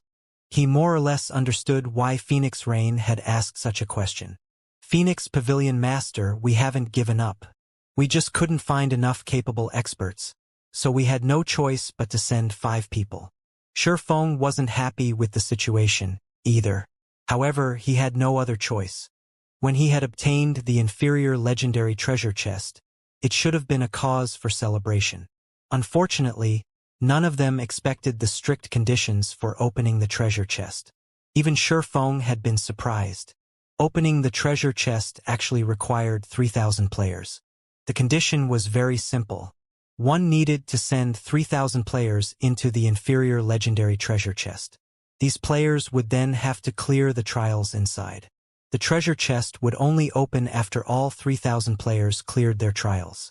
To ensure their success with opening the inferior legendary treasure chest, Shifeng had gathered every expert in the guild, supplementing the missing numbers with the guild's top elite players. However, he had never thought that, upon entering the chest, the players would be sent to separate trials. Moreover, players inside couldn't contact those in the outside world. They couldn't log out of the game either. There were only 2 ways to leave the treasure chest. The first method was to clear one's trial. The second was to wait for 48 hours. Once the time was up, players would be sent out of the treasure chest automatically. Unfortunately, if even one player failed their trial, they wouldn't be able to open the inferior legendary treasure chest. Among those who entered the treasure chest, Shifeng had performed the best. Even so, it had taken him over 8 hours to clear his trial. While inside, he had fought many monsters, with each being stronger than the last. It felt as if the trial were pushing players to surpass their limits with each battle. After Shifeng, Violet Cloud, Fire Dance, Gentle Snow, and Alluring Summer emerged from the treasure chest, one after another. However, even Violet Cloud, who had been the fastest among the 4, had needed over 14 hours to clear her trial, whereas Alluring Summer, who had been the slowest, had taken 16 hours. Everyone else was still stuck inside the inferior legendary treasure chest. As the competition in the Dark Arena was about to begin, Shifeng had no choice but to lead Violet Cloud and the others to the venue first. While Shifeng had considered looking for substitutes on the way here, he simply couldn't think of anyone suitable for the role. Aside from his group of 5, there wasn't even one level 40+ expert player in the guild. They were all trapped inside the treasure chest. If he brought anyone below level 40 to the Dark Arena, they'd become a laughingstock. Couldn't find enough capable experts? Phoenix Rain was speechless. She even began to wonder if Shifeng was toying with her. However, seeing Shifeng's serious expression, the man should not be lying. It was quite possible that Shifeng knew how powerful the evil dragon battle team was.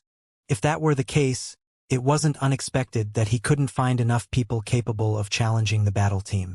Since they had no hope of winning the final 2 3-versus-3 matches, there was no point in leading the rest of the members here. It was safer to bet everything they had on the first 3 matches. I understand. It will be all right if you don't win this competition. I just hope that you don't allow the evil dragon battle team to look down on the Azura battle team, Phoenix Rain softly advised Shurfeng. Although their chances of defeat were high, as long as they won 2 of the first 3 matches, their defeat would be glorious in the eyes of outsiders. At that time, she could better explain herself to the great Pavilion Master. As for achieving another complete victory, in Phoenix Rain's opinion, that was impossible. There were 2 monster-like experts on the Evil Dragon Battle Team's roster. They even had the Witch of the West holding down the fort. It would be a miracle if the Azura Battle Team weren't utterly annihilated. As Phoenix Rain tried to console him, Shurfeng realized that she had definitely misunderstood something. However, he also wasn't in a good position to explain the situation. After all, he could not reveal why he hadn't found any suitable fighters.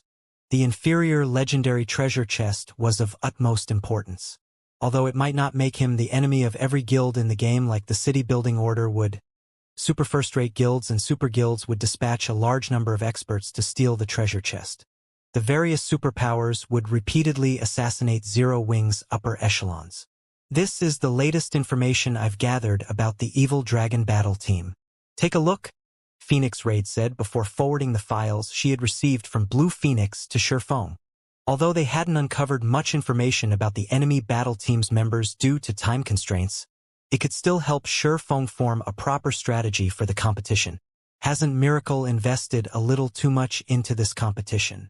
Shurfeng was speechless after looking through the files. It would have been fine if Miracle only sent the sword freak Miracle Dragon. However, Shurfeng hadn't expected Miracle to dispatch the assassin Starstreak, who wielded the title Speedstar. Both players were bona fide monster-like experts. However, the name on the Evil Dragon Battle Team's roster that confused Shurfeng the most had to be the Witch of the West, Alice. Everyone in the virtual gaming world recognized the title the Witch of the West. Currently, the Witch ranked 21st on the God's Domain experts list. The Dragon Phoenix Pavilion's Martial Dragon was known as an absolute genius that only appeared once a decade. Before even reaching the age of 30, Martial Dragon had grasped the domain. Meanwhile, based on what Shurfeng knew, Alice held the record for the youngest person to grasp a domain. Many super guilds had attempted to recruit Alice. In the end, however, Miracle had paid a high price for her membership. Aside from Miracle's core upper echelons, no one knew exactly what conditions the Witch of the West had demanded. After Alice had joined God's domain, despite the Dragon Phoenix Pavilion trying its best to uncover information about her, the pavilion had only managed to find minor, irrelevant facts. The only crucial information they discovered was that, shortly after God's domain had launched, Alice had successfully killed 3 of the secret pavilion's apex experts in a row. After that incident, the secret pavilion had pushed Alice to the 21st position on the God's Domain experts list. The secret pavilion had only provided a brief explanation of the battle that day. The pavilion had not released any concrete information or battle videos. Many Apex experts had been displeased and felt that the secret pavilion's judgment had been biased. These experts all rushed to challenge Alice. However, these challenges' outcomes had silenced any objections. Many of these people had even decided to join Miracle afterward. The situation had sparked many super guilds' curiosity. Although Shurfeng did not know what had happened, he knew that the Witch of the West was extremely frightening. In the past, the Witch of the West had been most well known for her absolute combat power control. It was a unique combat technique that had been tailored for Alice. In the past, one had been considered an ordinary expert if they could exert 50% of their total combat power. As for second-rate experts, they were capable of exerting at least 60% of their combat power. First-rate experts could exert 70%, top-tier experts could exert 80%, peak experts could exert over 85%, and apex experts could exert over 90% of their combat power.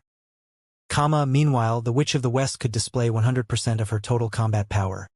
Even domain realm experts would struggle to reach such heights. With these 3 great experts on the Evil Dragon Battle Team, it was no wonder why Phoenix Rain doubted that the Azura Battle Team had any chance of victory.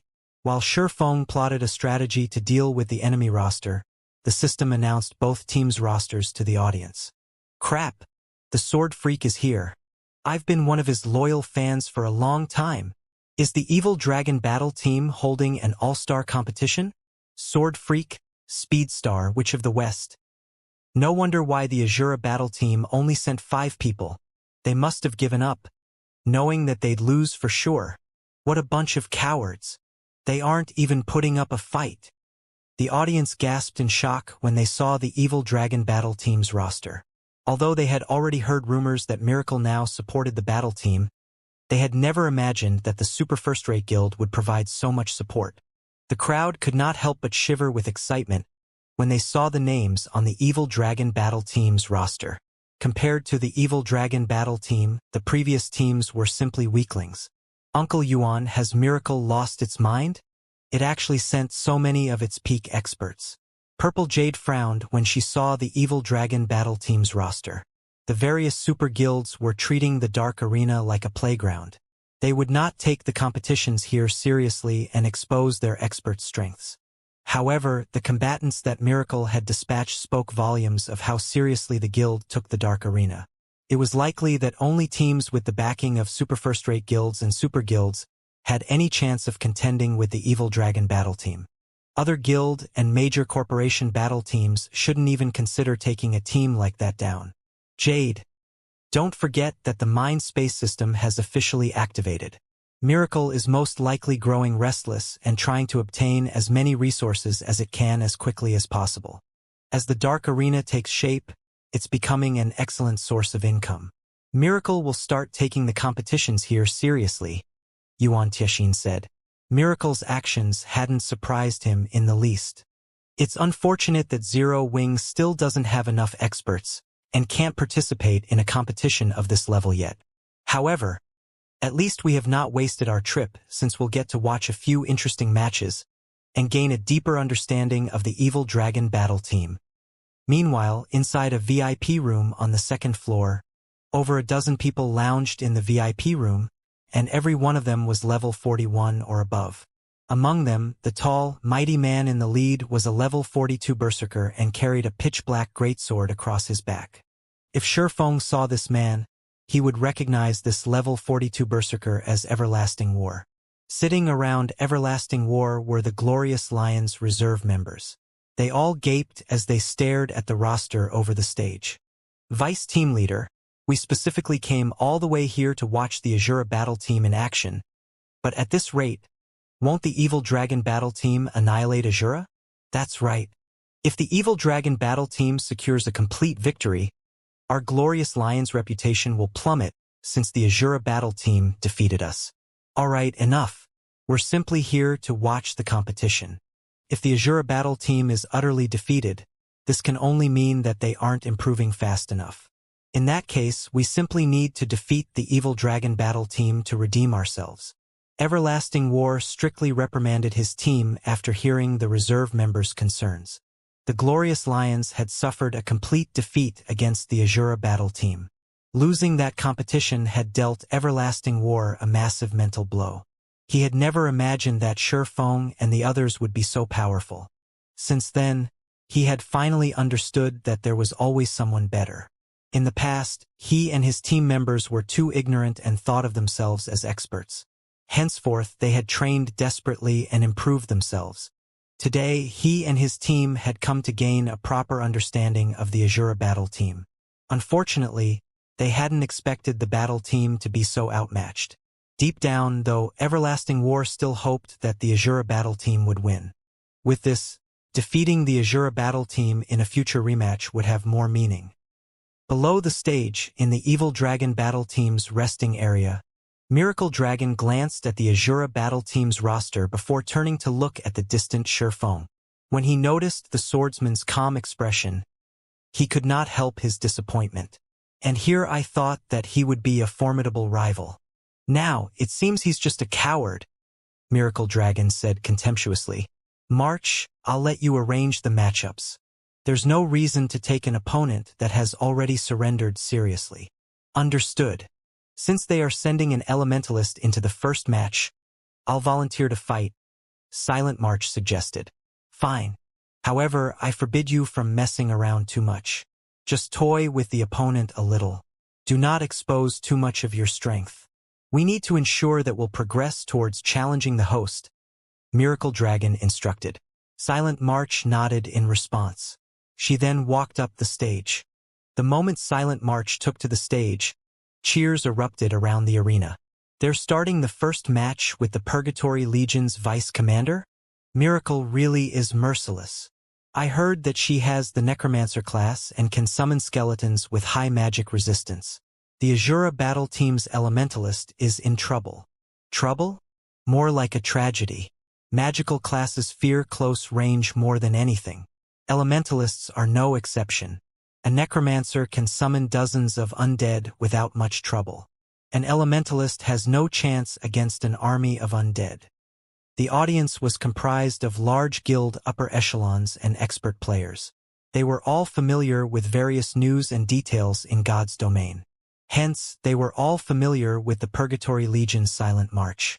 Not only was Silent March the vice commander of one of Miracle's trump card legions, but she also wielded a hidden class. Due to her status, the various large guilds had investigated the woman and had come to understand just how powerful the Necromancer class was. The Necromancer was a peak hidden class that had almost no weaknesses. The class was incredibly powerful in every aspect. A fight between a Necromancer and an ordinary class would simply be one-sided. When Phoenix Rain, who watched from a VIP room, saw the evil dragon battle team's representative for the first match, a shade fell over her white, unblemished skin. They're using one of their secret weapons in the first match? 1,000 Miles is really taking this seriously. Phoenix Rain frowned when she saw Silent March's gray, gemstone staff. When she had previously met Silent March, the latter had carried a Blackwood staff. Based on her estimates, that Blackwood staff should have only been a top-tier dark gold staff, yet Silent March had changed her equipment, wielding a new staff now. Normally, this was considered a huge PvP taboo. After all, it was impossible to use an unfamiliar weapon to its fullest potential without some practice. Despite knowing this, Silent March had switched weapons.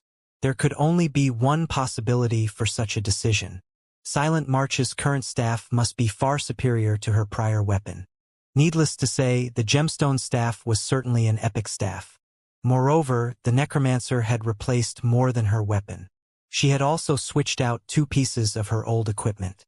Furthermore, as Silent March was the Purgatory Legion's vice commander, Miracle should have given her at least 1 epic item, to begin with. In other words, Silent March had at least 3 epic items on her. Phoenix Rain's frown deepened. As the Phoenix Pavilion's pavilion master, she knew full well that epic items provided more than just a massive attribute boost. Epic items also came with powerful skills and effects. Although Phoenix Rain did not know how strong Alluring Summer was, in terms of equipment, the Elementalist was no match for Silent March. The fact that Silent March had earned the position of vice commander in one of Miracle's 3 trump card legions showed that her combat standard was at the flowing water realm at the very least, which meant she was capable of reading her opponents. Her Necromancer class only further bolstered her combat power. Even against a Void Realm expert with the same quality of weapons and equipment, Silent March had a chance of emerging victorious. As Phoenix Rain despaired over the upcoming fight, Alluring Summer approached the stage. Currently, Alluring Summer wore a black cloak. No one could see her current level or equipment. Only her face was visible. However, many among the audience gasped upon seeing her beauty. Alluring Summer's aura was also a stark contrast to Silent March's. If one described Silent March's aura as dark and deathly, then Alluring Summer's was light and vital. Who is this beauty? Why haven't I seen her in the Azura battle team's files before? Is she Azura's secret trump card? How can that be possible? I check for any information about this beauty. She doesn't have any battle records at all. She's likely a newcomer that the Azura battle team is trying to cultivate. They might have let her tag along to gain experience. When Alluring Summer appeared, the audience's attention shifted to her. Although the Azura battle team's defeat was already certain, it was still worth taking note of the team's members. After all, the Azura battle team had secured a total victory against the Glorious Lions. The battle team was still quite powerful. It just hadn't been as lucky this time. Since a new face had joined the Azura battle team, it was only natural that everyone paid attention to her. Silent March smiled as she watched the elementalist approach the stage. Giggling, she said, "I'm sure you've already discovered that I'm a necromancer. Rest assured, I won't summon a bunch of undead to fight you. Think of it as adding a little more fun to the match." "I have to thank you for that, then. However, I advise you to go all out from the very beginning. Otherwise, this fight will be over very quickly," Alluring Summer said, smiling. Her sweet smile could even melt snow. "Is that so? I'll listen to your suggestion, then. Very soon. I'll show everyone what despair looks like on your face." Silent March sneered. Originally, she had planned to toy with Alluring Summer for a bit. However, she had just changed her mind. Although the audience couldn't hear the conversation between the two women, when they saw the smiles on the women's faces, they somehow felt chills crawl down their spines. The timer above the stage began to count down. 5, 4, 3. Once the countdown began, the audience members focused on the stage, their heart rates increasing. Unlike a duel between ordinary players, experts would descend into a rapid battle as soon as the fight began, pushing their bodies to the limits. If one wanted to view and understand the fight clearly, one needed to pay careful attention. The instant the timer ended, Silent March took action. The necromancer started off by chanting an incantation, her free hand writing one line of runes after another. Her writing was so fast that no one could even see her hand's shadow. Shortly after, a gray magic array formed beside Silent March, stupefying the spectators. Crap! Triple casting. Is she even human? As expected of the Purgatory Legion's vice commander. Her strength is absurd. Single casting was already difficult for ordinary players. If a spell's incantation and runes were not chanted and written properly, the spell would be significantly weaker. Extremely few experts were capable of double casting. Not only did players need to get the chant and runes of both spells correct when double casting, but players also needed to be fast. Players needed to complete the chants and runes for both spells within a short time. Otherwise, the system would determine the spell's casting time to be too long, and the system would interrupt the cast. All magical class players dreamed of being able to triple cast. It wasn't something that could be achieved through hard work alone. One needed to be talented. Once a magical class player grasped triple casting, their strength would undergo a qualitative transformation. Fighting a triple caster was like fighting 3 players at once. Moreover, these 3 players would cooperate seamlessly. While everyone was shocked by Silent March's triple casting, Alluring Summer revealed that she could double cast. Unfortunately, the difference between them was like the difference between heaven and earth. Cry out in despair. Silent March revealed a sinister expression as she sneered at Alluring Summer. She then raised her staff and pointed it toward the sky. Immediately, a black magic array appeared above the fighters, covering half of the stage. Tier 1 Curse, Call of Death. A magic array had also appeared beneath Alluring Summer's feet, with chains bones sprouting from the magic array to wrap around the elementalist. Tier 1 Spell, Bone Imprisonment. Meanwhile, sharp spears appeared around Silent March, aimed for Alluring Summer. This was the Tier 1 spell White Bone Spears. What a pity. This match is going to end as soon as it began. Silent March taunted, smiling gleefully. She then swung her staff and shouted, "Disappear!" The 6 bone spears shot straight for the immobilized elementalist. 1,000 Miles, who relaxed in a VIP room on the 3rd floor, frowned as he watched the scene on the stage. In a reprimanding tone, he muttered, "March is taking this too seriously. She should have at least let Alluring Summer struggle. What is the point of an instant win?"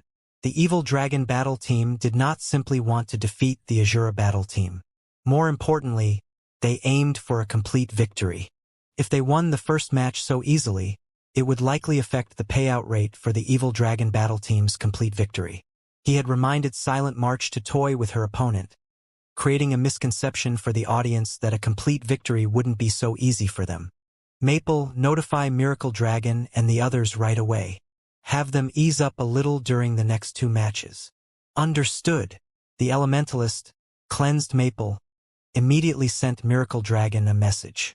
When Silent March revealed her ability to triple cast, not only had she stunned the guild upper echelons watching, but she had also shocked the experts from the various superpowers in the third-floor VIP rooms.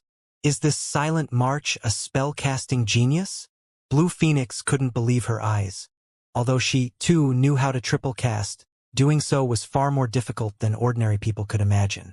The higher a spell's tier was, the more incantations and runes its casting required. After training arduously, she could only cast 2 Tier 1 spells and 1 Tier 0 spell simultaneously, yet Silent March had cast a Tier 1 curse and 2 Tier 2 spells at the same time. While both were capable of triple casting, the difference between them was massive. Tier 0 spells were no threat to a Tier 1 player. Normally, these spells were only used as a distraction. In other words, one of her 3 attacks was negligible. Ordinary experts could generally complete 2 tasks at once. Thus, defending against 2 attacks wasn't difficult. Her opponents only needed to defend against her Tier 1 spells, ignoring her Tier 0 spell altogether. The most a Tier 0 spell could do was deal some minor damage. If an ordinary expert fought her, as long as they were careful, they could even find an opportunity to counterattack and turn the tables. However, of the 3 spells Silent March used, 2 were significant threats while 1 could deal a killing blow. While ordinary experts could survive against her for some time, Silent March would kill them instantly. Big Sis Endless, Silent March is amazing. Her triple casting can almost rival yours, Cloud Yarn stated, surprised as she watched the stage. She had never imagined that anyone else could reach Endless Scar's standards. She is indeed. However, she is nowhere near as powerful as Endless yet. The team leader, Breeze Wine, said as he rolled his eyes at Cloud Yarn. Slowly, he explained, Endless relies on her own abilities to cast 3 Tier 1 spells. That woman, on the other hand, is relying on her staff. Her staff? Cloud Yarn grew confused. That's right. That staff is the Crimson Emperor Guild's treasured staff, the Magician's Scepter. This staff has a special effect that provides a 20% error adjustment when spellcasting, Breeze Wine explained as he gazed at the gemstone staff in Silent March's hand. Enviously, he said, Magician's Scepter can improve a magical class's spellcasting tremendously. In the hands of someone like Silent March, that weapon is even more magnificent. Unless that alluring summer can reach endless standards, this fight won't have any meaning. Meanwhile, above the stage, the 6 bone spears transformed into 6 streaks of white light that arrived before alluring summer instantly. Everyone locked on to the elementalist's vital points. Even without bone imprisont's restraints, alluring summer couldn't escape the bone spear's attacks unscathed. Die! Silent March sneered. Pong! Pong! Pong! As the spears were about to strike alluring summer, a layer of ice appeared around the elementalist, encasing her. Not only had ice barrier removed bone imprisonment, but it had also deflected the bone spears. As for the level 42 Lord-ranked skeleton knight that Silent March had summoned, it could only watch the elementalist helplessly. Not a bad decision. Unfortunately, ice barrier is an elementalist's most powerful life-saving skill. You can only use it once in this match. What are you going to do once the spell's duration ends? Silent March asked contemptuously. She wielded the Magician's Scepter as well as a peak legacy. She could even challenge a domain realm expert, not to mention alluring summer. However, as Silent March was about to cast another series of spells, she discovered something off about the mana flow above the stage. She tilted her head back to look. The moment she looked up, however, she was startled. A massive, blue magic array gradually formed above the stage. This array was no weaker than her Tier 1 curse. The audience was similarly stunned by this sight. What a decisive move! Even a fool could tell that the magic array was a large-scale destruction spell. Large-scale destruction spells did not differentiate between friend and foe. Everyone within the spell's range was free game. However, Ice Barrier was a life-saving skill that gave its user invulnerability during its duration. Alluring Summer could easily endure her own spell. However, summoners did not have invulnerability skills. If Silent March couldn't defend herself against the large-scale destruction spell, she would definitely die. Boom, boom, boom. As one lightning strike descended after another, over half of the stage had transformed into an electric hell. Even Silent March could not escape the spell's range in time. After the thunderstorm had passed, the battlefield was unrecognizable. Alluring Summer finally emerged from her ice barrier. As everyone assumed that Silent March was dead, the instant Alluring Summer's ice barrier vanished, the previously summoned skeleton knight charged out of the smoke and slashed its long sword at the elementalist.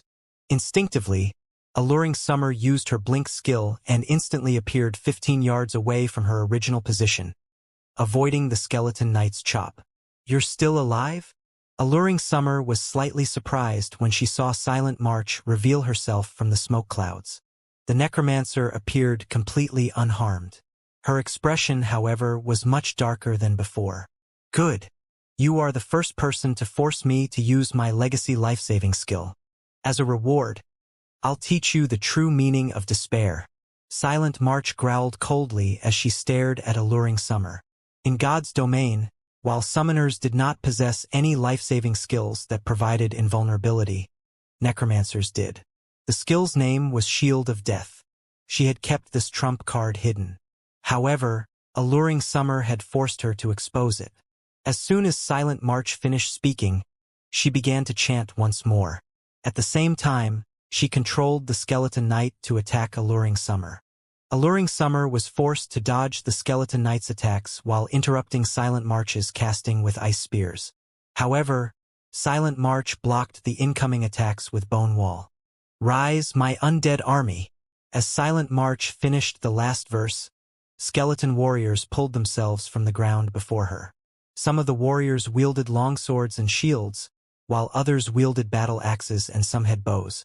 In the blink of an eye, a small legion had appeared before Silent March. Although the majority of the small legion consisted of level 42 common ranked skeleton warriors, as undead's magic resistance was quite high, even cannon fodder could prove to be troublesome for an elementalist. Furthermore, among the 60-plus skeleton warriors, there were even a few level 42 elite ranked skeleton warriors equipped with good equipment. This move was none other than Necromancer's trademark skill, Undead Legion. As Silent March's Undead Legion was still a Tier 1 skill, it could only summon 60 common ranked skeleton warriors with a chance to summon elites. Upon reaching Tier 2, however, the Necromancer could summon 100 elite ranked skeleton warriors with a chance to summon special elites. Everyone fell silent as the skeleton warriors filled the stage. Even MT classes like Guardian Knights and Shield Warriors felt chills crawl down their spines. This numerical advantage was overwhelming. "You want to fight as a group?" Alluring Summer revealed a joyful smile as she grinned at the Undead Legion before her. "Come then." Saying so, Alluring Summer stored her original staff and retrieved a black scythe from her bag. There were extremely intricate skulls and magical patterns engraved on the scythe. At a glance, it looked like the Grim Reaper's signature weapon. This staff was none other than the staff that dropped from one of the fossilized Tyrannosauruses. Death's Sigh. When Alluring Summer replaced her staff, her aura began to transform. If Alluring Summer had been akin to the warm sun before, then now, she was cold like the moon. Moreover, her aura wasn't the only thing that had transformed. A faint layer of gray fog had also appeared around her, obscuring her from sight. "Is that a staff? Why does it look more like a melee weapon, rather than an elementalist?" The crowd thought Alluring Summer looked like a god of death. "That weapon is giving off such a powerful oppression. I bet it's an epic weapon. It's a pity that there isn't much point to switching weapons right now. With so many skeleton warriors and the skeleton knight, she doesn't have a chance. Silent March is waiting for an opportunity on the other side of the stage, too. I know, right? The Necromancer class is simply broken in a one-on-one fight." Although the spectators had realized that Alluring Summer's new weapon was quite powerful, a single weapon could not change this battle's outcome. After all, the difference between the fighters' strengths was simply too vast. Watching up to this point, the upper echelons from the various large guilds finally realized just how terrifying a peak class could be. Unlike the rest of the audience, however, Endless Scars, sitting in one of the VIP rooms, carefully observed Death's Sigh in alluring Summer's hands. The more she observed the weapon, the more her interest grew. Breezewine was also staring at Death's Sigh, his expression growing more thoughtful. Endless. Don't you think that weapon looks just like that weapon recorded in the ancient book? Breezewine asked. The Midnight Tea Party had explored many extremely dangerous locations. During their adventures, they had found an ancient book in a secret location. Although this book did not have any powerful abilities, it had been passed down since ancient times. Many weapons had been recorded within, and players would consider every one of these weapons godly items. Alluring Summer's current weapon looked very similar to one of the weapons in the ancient book. It looks similar, yet quite different.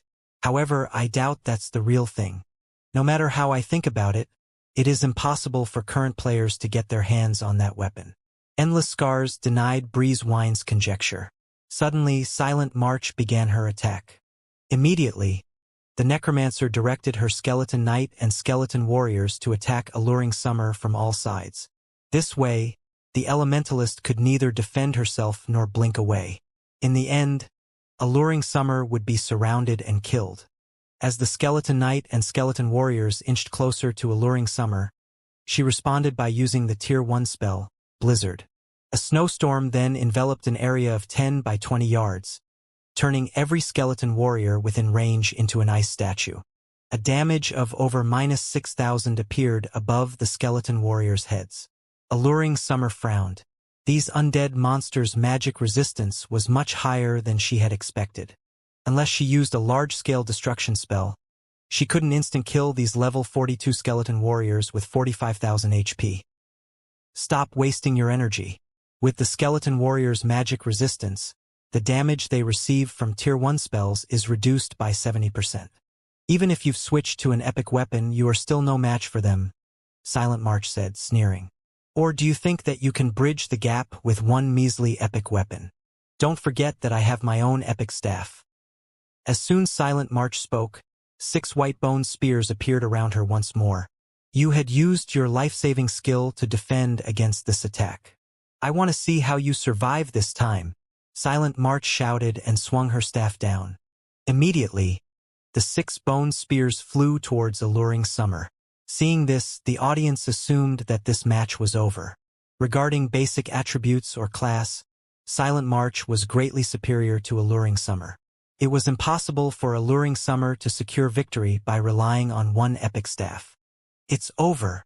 However, the Azura battle team has not lost this match in vain. Without any advantages, the loss isn't unusual. The crowd couldn't help but pity the Azura battle team. Although both battle teams had the support of a guild, the difference between Zero Wing and Miracle was massive. In the previous competition, the Azura battle team had relied on their basic attributes, weapons, and equipment to achieve victory. Unfortunately, they were weaker than the Evil Dragon battle team in every aspect. Boom! As an explosion rang through the battlefield, smoke and dust flew into the air. Silent March frowned, confused as she looked at Alluring Summer, who stood amidst the dust and smoke. Alluring Summer had only evaded the 6 bone spears. The Elementalist had not bothered to use skills to defend herself. No magical class expert would make such a simple mistake. For bone spears had struck Alluring Summer, her HP falling below 50%. As long as she launched another volley with the white bone spears, she could take the Elementalist's life. In reality, even if Silent March didn't attack, her skeletons could defeat Alluring Summer easily. Giving up already? Silent March could not help but laugh. Giving up? Alluring Summer shook her head. Chuckling, she said, I have not given up. On the contrary, I owe you my thanks. Thanks? Silent March was confused. Thank me for suppressing you with my overwhelming strength. No. This Death Sigh is a very special staff. Only when its user's HP is below 50% can display its true potential. Alluring Summer said, helplessness filling her voice as she gazed at the scythe in her hand. Are you trying to say that you can defeat me once you have less than half of your HP? Silent March could not help but grin at the Elementalist, glaring at the woman with contempt and ridicule.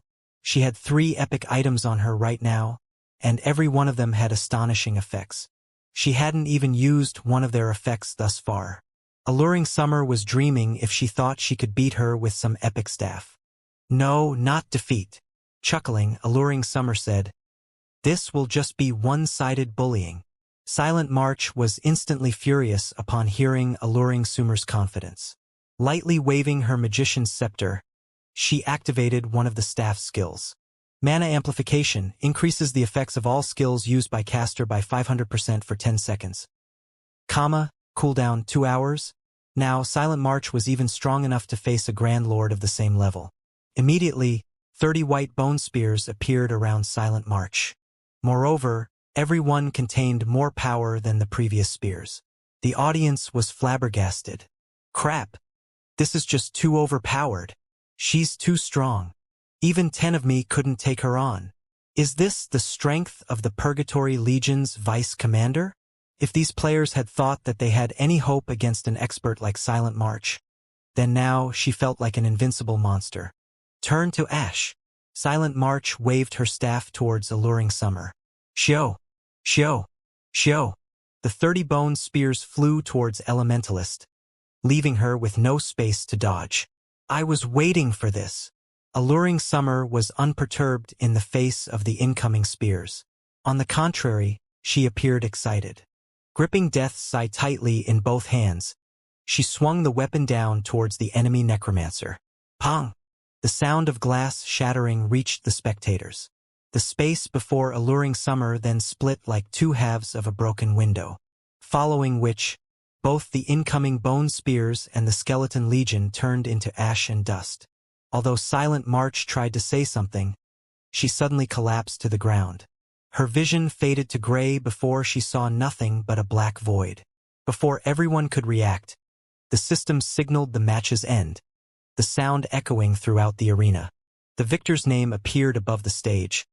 Victor, Alluring Summer. Seeing the victor's ID hovering above the stage, silence reigned over the competition venue. For a moment, it seemed as if this silence had blanketed the world. The match's outcome confused everyone. No matter how they looked at it, Silent March should have won this match with ease. Alluring Summer simply had no hope of winning, yet she had overturned the match with a single skill. Everything had happened so suddenly that, before they even realized it, Silent March, who had 100% of her HP remaining, was dead. What just happened? Silent March was defeated? What kind of attack was that? Many people's eyes widened in shock when they watched the replay. However, even in the end, they hadn't seen Alluring Summer's attack process. From beginning to end, Alluring Summer had only lightly swung her scythe. After that, the space before Alluring Summer had split in half, killing the undead and Silent March, who had been 30 yards away, instantly. In God's domain, ranged attacks normally had a trajectory indicator. For example, when Silent March had fired the white bone spears at Alluring Smile, the spectators had seen trajectory indicators for a brief moment, allowing them to predict where the attacks would land. However, Alluring Summer's attack hadn't displayed any trajectory indicators. It was as if Alluring Summer had struck Silent March the moment she swung Death's Eye. Big Sis Endless. I just watched the replay multiple times, and I couldn't see any indicators. Does Alluring Summer's skill not use them? Cloud Yarn could not help but ask. If she were to point out who knew the most about God's domain, then it would definitely be Endless Scars. If Endless Scars didn't know something, that no one else in the team would either. You don't need to look for them. Her attack does not have any trajectory indicators. Endless Scar's eyes shone with excitement as she stared at the scythe in Alluring Summer's hands. I really didn't expect this. Although it isn't the real deal, I'm shocked to see that Zero Wing has obtained such a weapon. Silent March had not lost without reason. Breezewine nodded in agreement with Endless Scars' words, fear filling his eyes as he looked at Alluring Summer's weapon. He was certain that the weapon Alluring Summer wielded was a replica of one of God's domain's 12 great legendary staffs, Death's Eye. As for the weapon being the real deal, that was very unlikely. According to the ancient book, the real article had been destroyed long ago. Even a blacksmith god couldn't repair it. Thus, He was absolutely confident that the Elementalist's death sigh was a replica.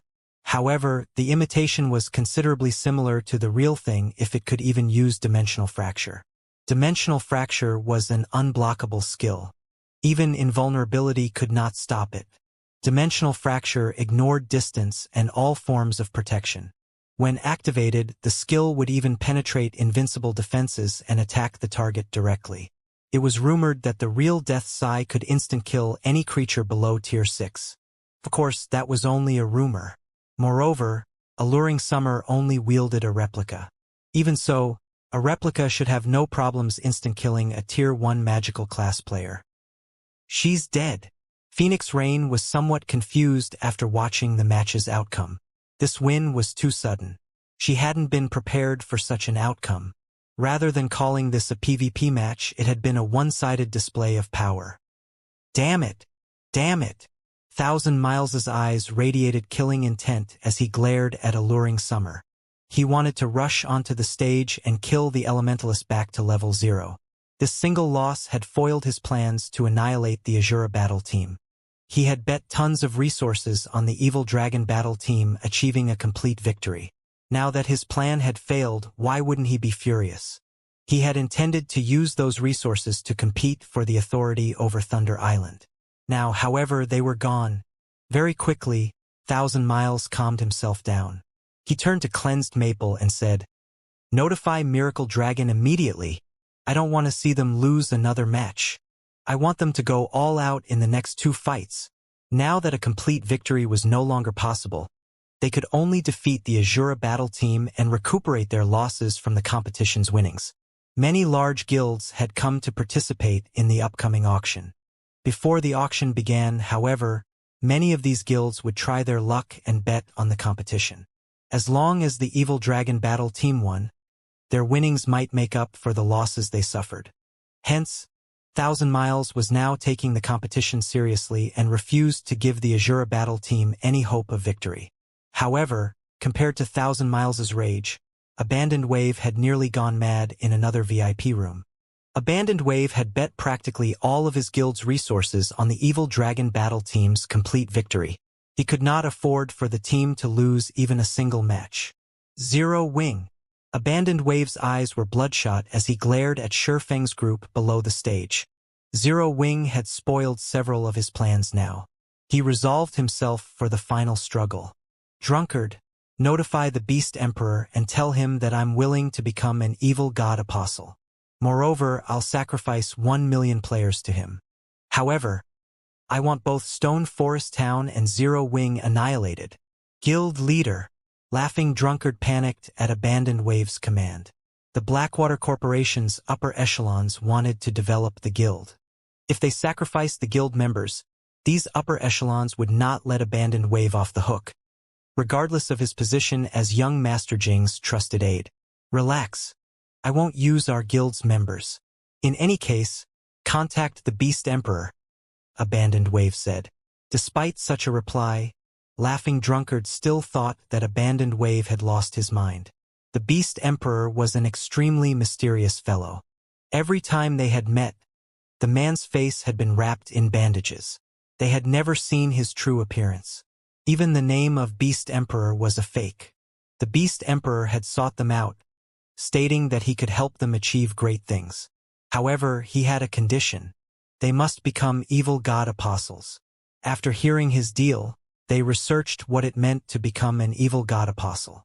Only after investigating the matter did they understand how horrible it would be to become an evil god apostle. Becoming one would make them an enemy to almost everyone in the game. Moreover, after becoming an evil god apostle, unless one deleted their accounts and restarted, they would remain an evil god apostle forever. Furthermore, if NPCs captured them, their accounts would be useless.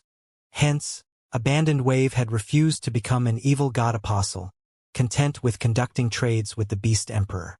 "Enough. Just do as I say. I'll explain things to young Master Jing," Abandoned Wave coldly ordered as he shot the motionless Laughing Drunkard a glare. "Understood." With no other option, Laughing Drunkard left the room, traveling to where he usually met the Beast Emperor. As the competition's first round had come to an end, the audience quickly shifted its attention to the second round. The second round was a 2-on-2 battle. Unlike one-on-one matches, players could rely on teamwork to display even greater power. The instant the Evil Dragon Battle Team declared their participating members, the spectators' expressions grew serious. They can't be serious, right? It seems that the Evil Dragon Battle Team is pissed off now. They sent those two to fight. This trip was really worth it. Many large guild upper echelons and superpower members grew excited when they saw the names of the Evil Dragon Battle Team's representatives for the second round. For the second round, the Evil Dragon Battle Team dispatched the Witch of the West, Alice, and the Speedstar, Starstreak. Both these players were famous experts from Miracle. Even super guilds had to take these two players very seriously. As everyone watched, Alice and Starstreak slowly walked onto the stage. Although neither spoke a word, just by standing on the stage, the audience could feel an intense pressure emanating from the two. So strong. That is the Witch of the West? Shock filled Blue Phoenix's eyes as she stared at the confidently smiling, blonde, doll-like girl on the stage. Although Alice currently wore a black cloak, she had not bothered to hide her appearance or equipment. Thus, Blue Phoenix could determine that the witch wore the Flaming Sun set equipment. The Flaming Sun was a level 50 fine gold set equipment for elementalists. The set had a total of 8 pieces. Blue Phoenix had recognized the set because the Dragon Phoenix Pavilion also possessed the chest piece. That was one of the several pieces of equipment they had obtained after killing a level 55 Grand Lord in a temple ruin in the Apocalypse Empire, yet Alice wore the complete set. That was a level 50 fine gold set equipment they were talking about. Why wouldn't she be shocked? After reaching level 50, even mysterious iron equipment became very difficult to obtain, much less fine gold set equipment. The Flaming Sun set equipment had a slightly unique effect. After gathering all 8 pieces, players could equip the set at level 45. In other words, Alice was at least level 45. She even surpassed the first-ranked player on the Fire Dragon Empire's ranking list. When pairing Alice's superb combat standards with the level 50 Flaming Sun set equipment and level 45, she was practically invincible among current players. Miracle really is impressive. I never expected that they had secretly conquered the temple ruins. Phoenix Rain's expression darkened as she watched Alice. She had wanted to conquer those ruins for a long time. The ruins contained a treasure called the Fire God's Eye, something she sorely needed. Now that the Witch of the West wore the complete Flaming Sun set equipment, this meant that the temple ruins must have been cleared. Needless to say, they must have taken that treasure. She had planned to use the Fire God's Eye as a trump card on Thunder Island. Now that Miracle had it, her chances of success had decreased. Moreover, Phoenix Rain did not doubt that Alice currently had the Fire God's Eye equipped. If the information she had found described the item correctly, there was no point in competing in the second round. Why haven't you sent anyone up yet? I don't want to wait here all day, Alice asked indifferently as her aqua-blue eyes gazed down at Sher Fong beneath the stage. Although Silent March's defeat had surprised her as well, it had only increased her interest in Alluring Summer. As for the other members of the Azura battle team, she didn't care about them at all. She only wanted a quick end to this boring farce. Please wait a moment. We are still swapping weapons, Sherfong said. Swapping weapons? Starstreak glanced at Alluring Summer, who stood beside Sherfong, curiously. Immediately, his expression tensed. Alluring Summer had just passed her death sigh to Violet Cloud. Suddenly, a question popped into his mind. Wasn't that staff supposed to be an elementalist's staff? Moreover, when he recalled the skill Alluring Smile had used with Death Sigh, he grew more serious. Damn! The Azura battle team is simply too cunning. They're passing the staff they used in the first round to the person fighting in the second. Genius! The competition has no rules limiting weapons or equipment to one person. With this, the next match will be interesting to watch. Naturally, the audience noticed Violet Cloud receive Death Sigh. An excited discussion swept through the venue. They had already witnessed Dimensional Fracture's might, and they had to admit that it was extremely powerful. If the skill were used again, they might see a replay from the first round. When Thousand Miles saw this, His expression twisted, yet he couldn't accuse the Azura battle team of cheating as there were no rules against their actions. While everyone chatted among themselves, Shifeng and Violet Cloud approached the stage. Following which, the name list for the second round was officially announced on the floating screen above the arena. Elementalist Alice and Assassin Starstreak versus Swordsman Yifeng and Cleric Violet Cloud. Everyone was confused about the Azura battle team's choice of classes. In terms of classes, both sides had their own advantages. Both the Elementalist and Assassin class were classes with high burst damage. If Alice and Starstreak worked together, they could easily instant-kill a player. On the other hand, the combination of Swordsman and Cleric was more suited for attrition battles. With a Cleric support, the Swordsman could fight without worrying too much about defense. However, against a pure burst damage combination, the Swordsman and Cleric combination would be at a huge disadvantage. If Alice and Starstreak combined their attacks, the two could easily kill Shifeng before Violet Cloud could heal him. The Azura battle team should have fielded a Swordsman and an Assassin instead. Is the Azura battle team trying to rely on the move from the previous match and sending their sole remaining magical class player onto the stage? Everyone had their guesses. Staff weapons could only be used by magical class players. Among the 5 members the Azura battle team had brought to the Dark Arena, excluding Alluring Summer, Violet Cloud was the only magical class player remaining. Taking Death's Sigh into consideration, it wasn't surprising to send Violet Cloud into the second round. You can't be hoping to rely on the move that killed March to defeat us, right? Alice asked Shifeng. Laughing, she continued, I admit that the move is indeed powerful. However, its flaws are obvious. If we didn't know about the skill, it would certainly kill us. However, we know about it already. As long as we treat that Cleric like a melee player, we can easily disable the move. Furthermore, you have to face Starstreak and me, not March. Or do you think that you will have an opportunity to use that skill? Alice hadn't spoken quietly. Hence, the audience had heard her clearly. Some of the players who originally thought that the Azura battle team had a chance of victory couldn't help but agree with Alice's words. Although the Azura battle team's plan was a good one, had they forgotten who their opponents were? They were talking about the Witch of the West and Speedstar.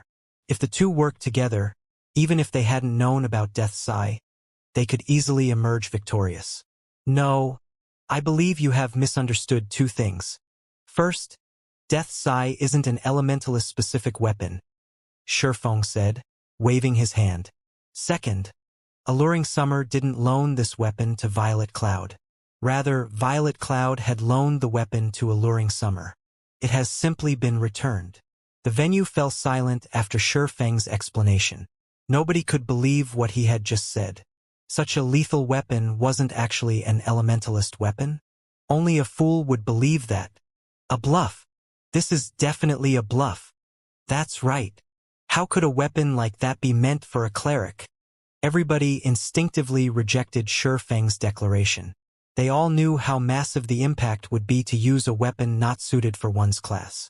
It would be impossible to exert the weapon's full power.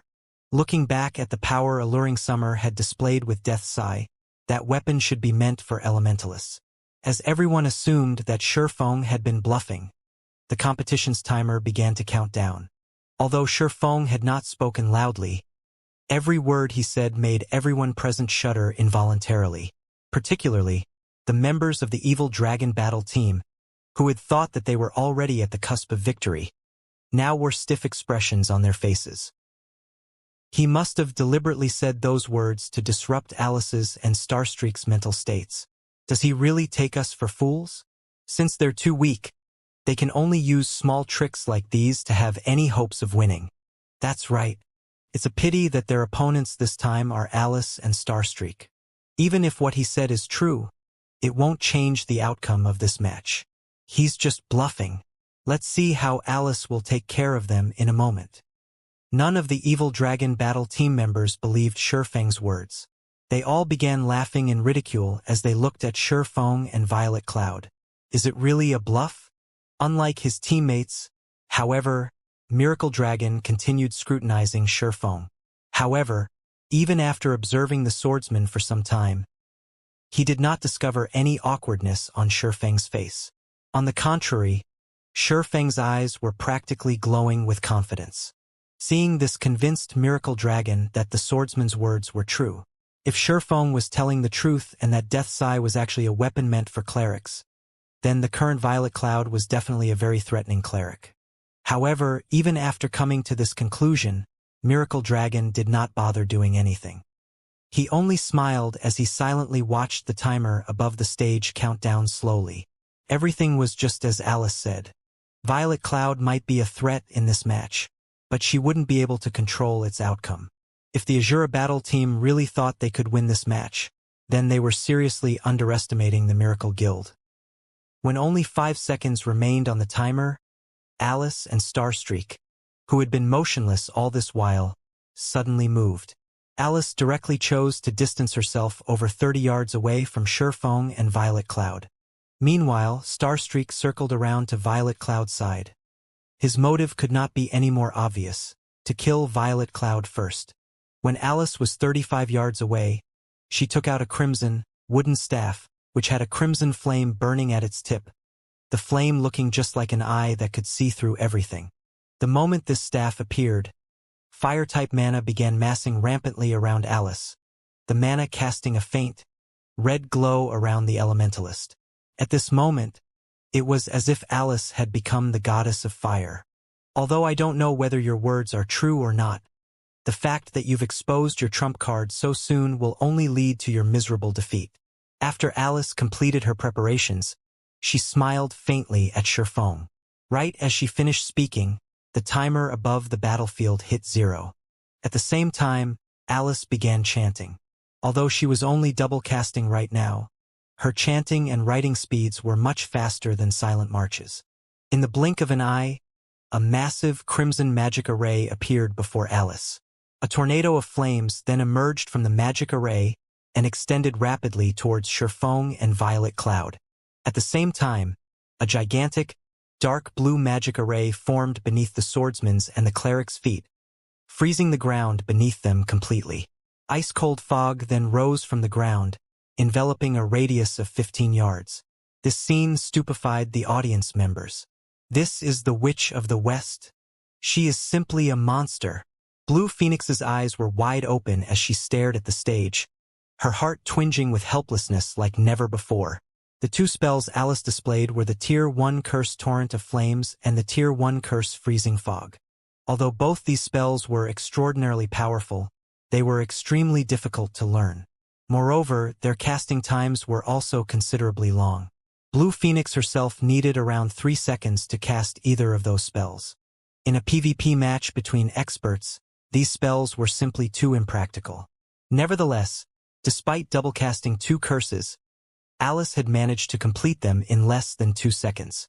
This casting speed was unbelievable, as expected of the Witch of the West.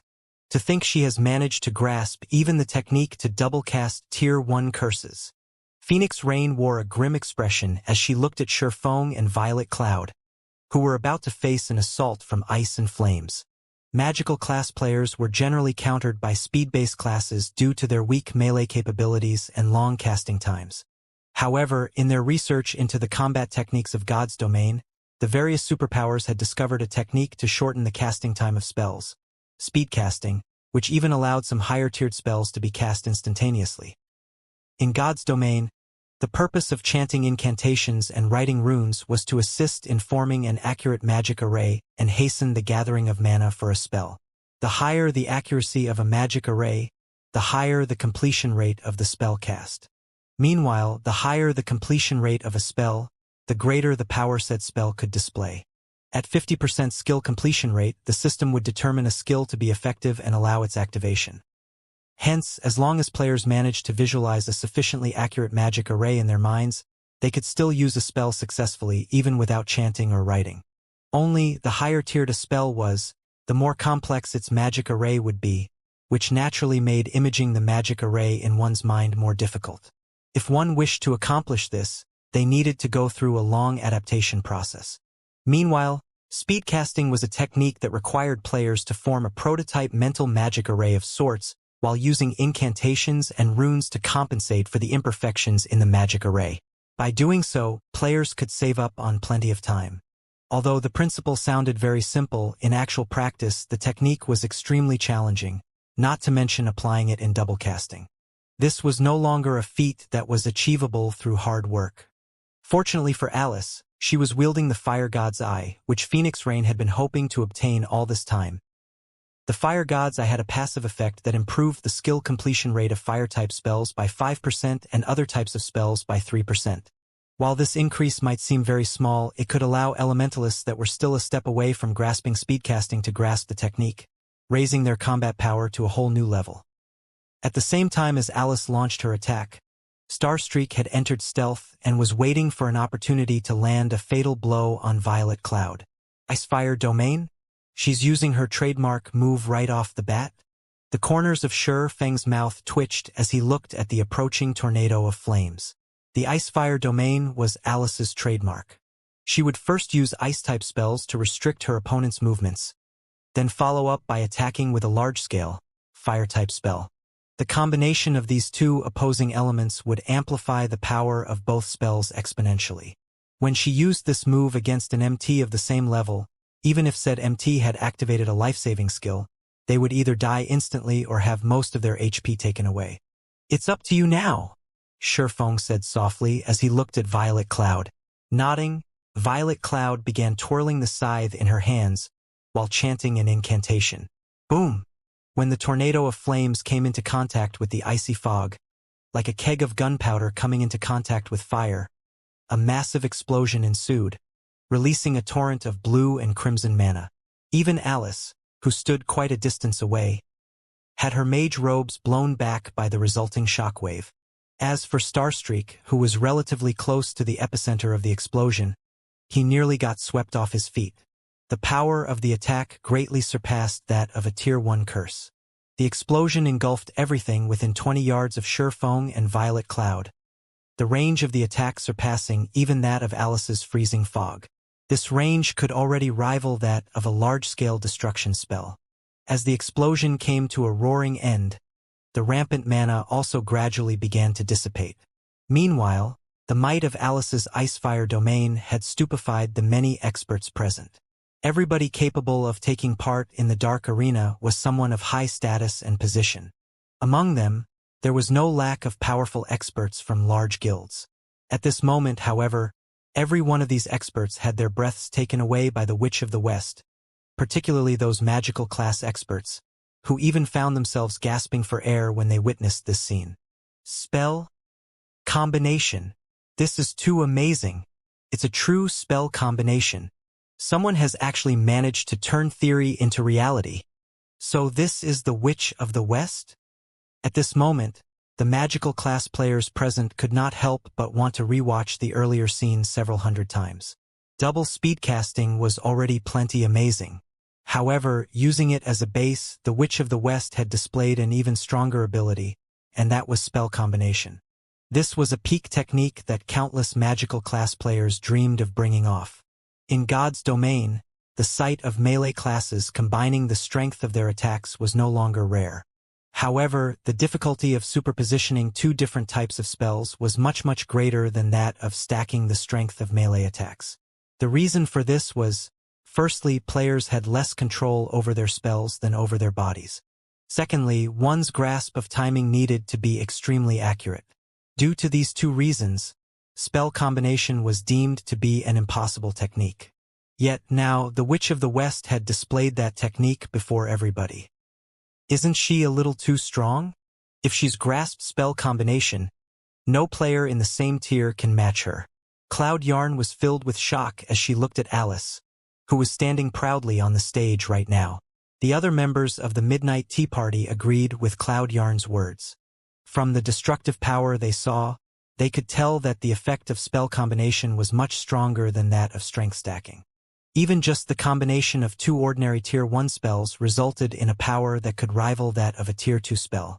Being able to cast Tier 2 spells as a Tier 1 player would provide one with an overwhelming advantage over others, not to mention being capable of combining two Tier 1 curses together. Anyone who did not possess a defensive skill that provided invulnerability would be killed instantly. What a pity! Endless Scars could not help but sigh as she took another look at the Azura battle team. Her view of the battle was mostly the same as her teammates. However, unlike them, she did not consider Alice invincible among those of the same tier. At the very least, among the experts she knew, there were many that could contend against Alice. One of the said experts was none other than the Sword King Black Flame, whom she had met just recently.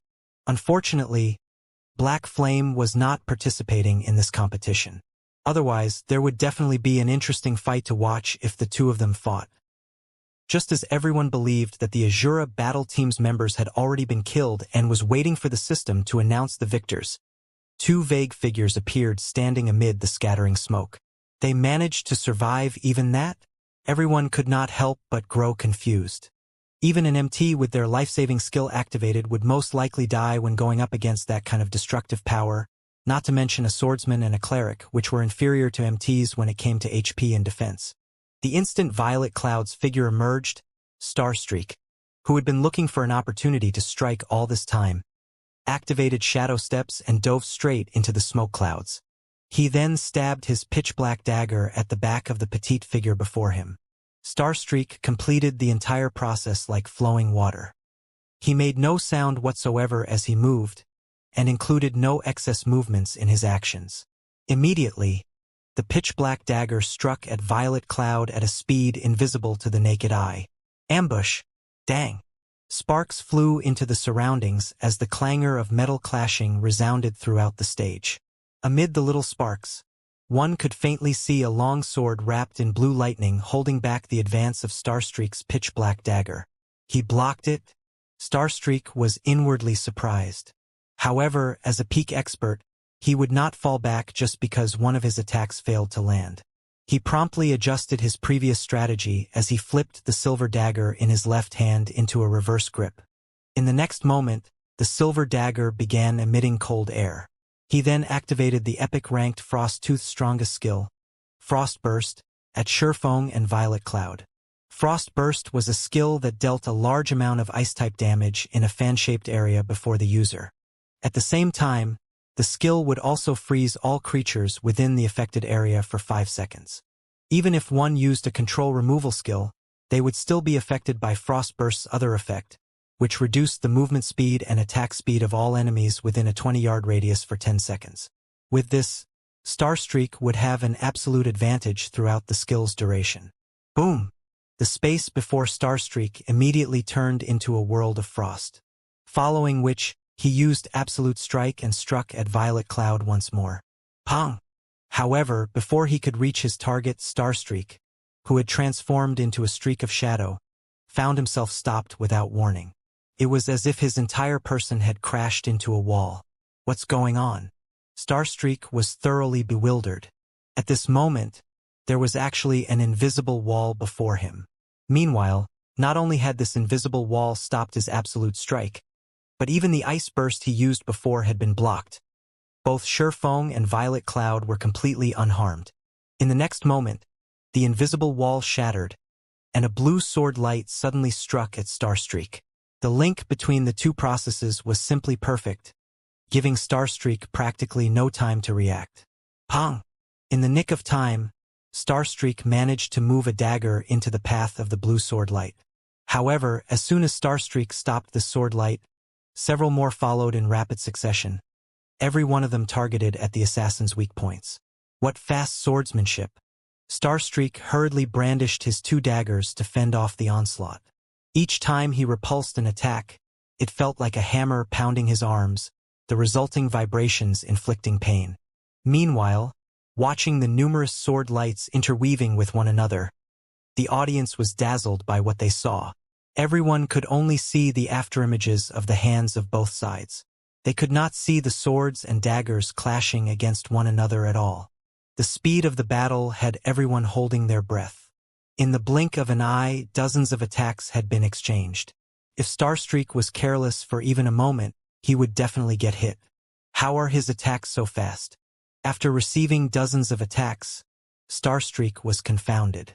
Frost Burst could reduce the speed of all enemies within 20 yards. Yet the speed of Shurfeng's attacks did not seem to have been affected whatsoever. If not for Starstreak being an agility-based assassin, Shurfeng's attacks would have struck him by now. However, what Starstreak did not know was that the opponent he currently faced was a level 49 swordsman equipped with the level 50 magic light set equipment as well as a fragmented legendary item. If not for Shurfeng's speed having been reduced, he would have long since defeated Starstreak in their contest of speed. Seeing as Shurfeng had already secured the advantage, Starstreak had no other choice but to activate his Berserk skill. Once he activated his Berserk skill, he intended to force back Shurfeng and open a distance between them to prevent the swordsman from furthering his assault. Then, he would look for an opportunity to strike. After all, an assassin did not have many advantages against a swordsman in a frontal clash. With this in mind, right when their weapons were about to clash once more, Starstreak activated his Berserk skill, Phantom, his strength and speed soaring by a large margin. In the next instant, both his daggers abruptly struck at the killing ray in Shurfeng's hand. Pong! Starstreak felt like he had just attacked a steel wall, both his hands aching from the resulting vibrations. In contrast, the arm Shurfeng used to swing killing ray only trembled slightly. Impossible! Starstreak was stunned. Starstreak knew full well the pros and cons of his Berserk skill, Phantom. However, even though Phantom provided only a 50% increase to his strength, which was lower than what some other Berserk skills provided, when combined with his equipment, even repulsing a Berserker of the same level was child's play to him. Yet now, even such a huge boost to his strength did next to nothing to change the result of his clash with Shurfeng. Thinking up to this point, Starstreak suddenly came up with an incredible thought. Shurfeng had not been going all out at all during their previous clashes. As for the possibility of Shurfeng having activated a Berserk skill as well, it was simply impossible. Berserk skills would manifest on a player's body one way or another when activated. Moreover, the strength of a player's aura would also increase. Currently, however, Shurfeng showed no such signs. Hence, the only possibility was that Shurfeng had been hiding his strength. Thinking up to this point, Starstreak could not help but shudder. Shurfeng's basic attributes were actually so high that he could hold his ground even after Starstreak had activated his Berserk skill. Although Starstreak had only briefly fallen into shock, this duration was enough for peak experts like Shurfeng to land a killing blow. Disappear! Illusory shadow. 6 blue sword lights struck at Starstreak from 6 different angles. Starstreak instinctively defended himself with his daggers. However, the instant his daggers came into contact with the sword lights, his complexion immediately darkened. The sword lights had actually moved through his daggers unhindered. It was as if these sword lights were phantoms that did not possess a physical body. Just as the 6 sword lights were about to land on Starstreak's body, the assassin gnashed his teeth and reluctantly used Vanish. His entire person then disappeared from everyone's sight. The brief invulnerability provided by Vanish also neutralized the 6 sword lights. After disappearing, Starstreak did not retreat. Instead, he chose to launch another assault. This time, he used the ultimate move of the epic dagger he wielded with his other hand, Toothblade. 3 phantoms suddenly appeared around Shurfeng. A white eagle, a hungry wolf, and a black bear. Starstreak and the 3 phantoms then attacked Shurfeng from 4 different directions. At the same time, Starstreak himself remained in stealth, so Shurfeng could not see what exactly he was doing. Vanish was a life-saving skill that forcibly placed one into a stealth state for 3 seconds. During these 3 seconds, so long as one did not do anything, they would remain in a forced stealth state. In other words, not only could Vanish be used to escape, but it could also be used to attack. A majority of the information a human received from their surroundings came from one's vision. Hence, it was extremely difficult for one to defend against an attack that they could not see, not to mention doing so while receiving other attacks. One's vision would automatically shift their brain's focus towards the things that they could see, and this only made it even more difficult for one to defend against an attack that they could not see. Dang, dang, dang. A series of metal clashing sounds echoed throughout the battlefield. What decisiveness! Starstreak's mouth twitched as he looked at the completely unscathed swordsman before him. The instant he launched his attack, Shurfeng had activated Defensive Blade without hesitation, preventing Starstreak from doing any damage whatsoever. However, this was also a good outcome as Shifeng no longer possessed any life-saving skills. Furthermore, Starstreak's Tooth Blade skill had a duration of 10 seconds. He could definitely finish off Shifeng during this period.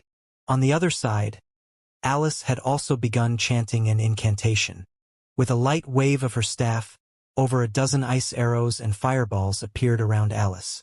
She then sent the attacks flying at Shifeng and Violet Cloud. At this moment, Violet Cloud was also done chanting her own incantation as she slammed the butt of Death's Sigh on the ground. Immediately, over 100 pitch-black blades appeared around Violet Cloud, densely circulating around her body. This scene instantly stunned everyone in the arena. How can this be? Endless Scars' eyes widened, her mind utterly confused as she looked at the scythe in Violet Cloud's hands. Could that possibly be the real deal? According to the ancient book she read, these 100+ dark blades should be the manifestation of Shadow Rage, the strongest skill of Death's Sigh. The only thing different was that the information recorded regarding Shadow Rage stated that it would summon thousands of Shadow Blades when activated, each one possessing the power to heavily injure even Tier 5 monsters. When these blades were concentrated, they could slay even gods. Just as Endless Scars was entertaining such thoughts, Violet Cloud controlled the Shadow Blades to counter the approaching ice spears and fireballs. She also sent some to attack Starstreak. Upon seeing this, Starstreak immediately panicked. He hurriedly controlled his 3 phantom beasts to defend him from the oncoming Shadow Blades. Dang, dang, dang. The power packed within the Shadow Blades was massive. Even when Alice combined the power of the ice spears and fireballs, the spells had only managed to slow down the speed of the Shadow Blades and weaken their power slightly. The blades still proceeded to fly towards Alice after shattering the Elementalist spells. Meanwhile, on Starstreak's side, despite him having activated his Berserk skill already, he just barely managed to defend against the Shadow Blades with the help of his 3 phantom beasts. However, every Shadow Blade he blocked numbed his arms. His HP also decreased by over 200 each time. On the other hand, Alice was brimming with excitement rather than feeling anxious. Waving the Fire God's eye, she suddenly formed a massive, crimson magic array before her. Just as the Shadow Blades were about to land on Alice's body, the ground in front of her suddenly shattered. A flaming hand then emerged from the fissure and blocked all the oncoming Shadow Blades, following which the fissure on the ground grew steadily larger. Shortly after, another hand emerged from it, the 2 hands appearing as if they were trying to rend the ground and clamber up. How can this be? She can summon the Flame King all by herself. Phoenix Rain was deeply shocked as she looked at the Flame Giant, which was slowly climbing into the stage right now. The reason why she wanted to obtain the Fire God's eye was not just its ability to improve the completion rate of spells. More importantly, it could summon the Flame Monarch from Hell.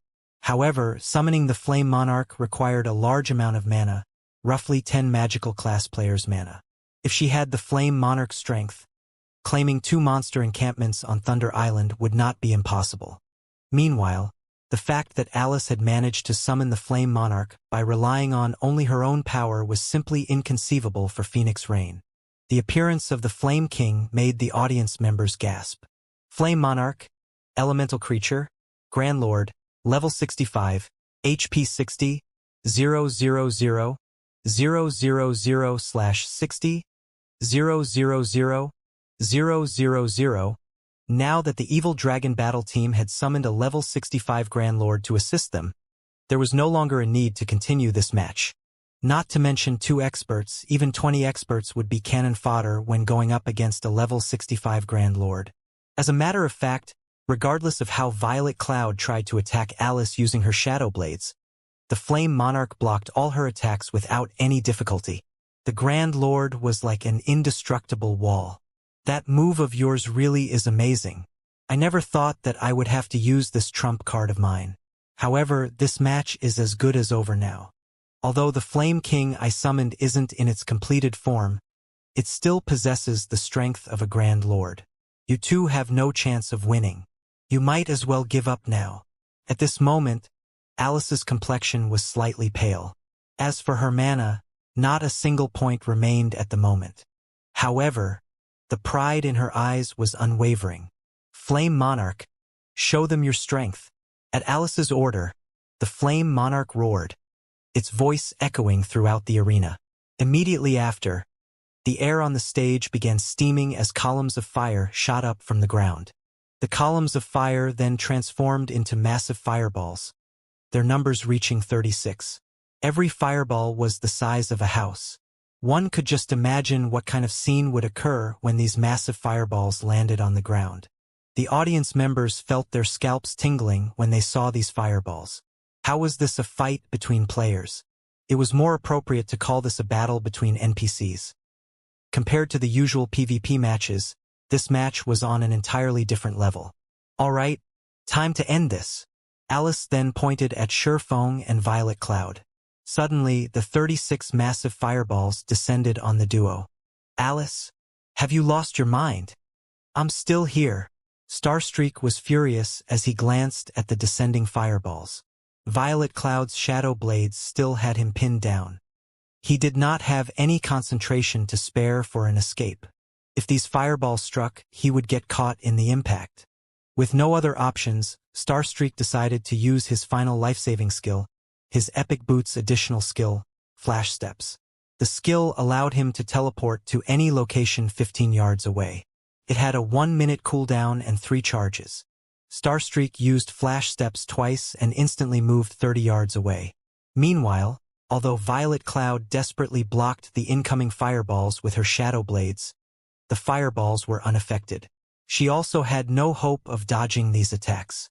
Similar to her shadow blades, Alice controlled these fireballs. Not only did they contain massive power, but they also had a wide attack range. With so many of the fireballs, if Alice wanted to, she could even destroy the entire stage. Phoenix Rain, who watched the fight from a VIP room, could not help but shake her head. The Azura Battle Team had lost this competition. Although each competition in the Dark Arena had 5 matches, the Azura Battle Team had only brought 5 members. Once they lost this match, regardless of whether the battle team won the next or not, the Evil Dragon Battle Team would win the competition. After all, the final 2 matches were 3-on-3. The Azura Battle Team did not have enough members to participate. Hence, so long as the Evil Dragon Battle Team won one of the first 3 matches, the competition would be over. Sure enough, defeating the Evil Dragon Battle Team is impossible for the Azura Battle Team. Phoenix Rain was more or less disappointed. Although she hadn't bet any excess resources on this competition, with how lively the Dark Arena was today, they would still earn a significant amount if the Azura Battle Team won. However, she had only considered the idea.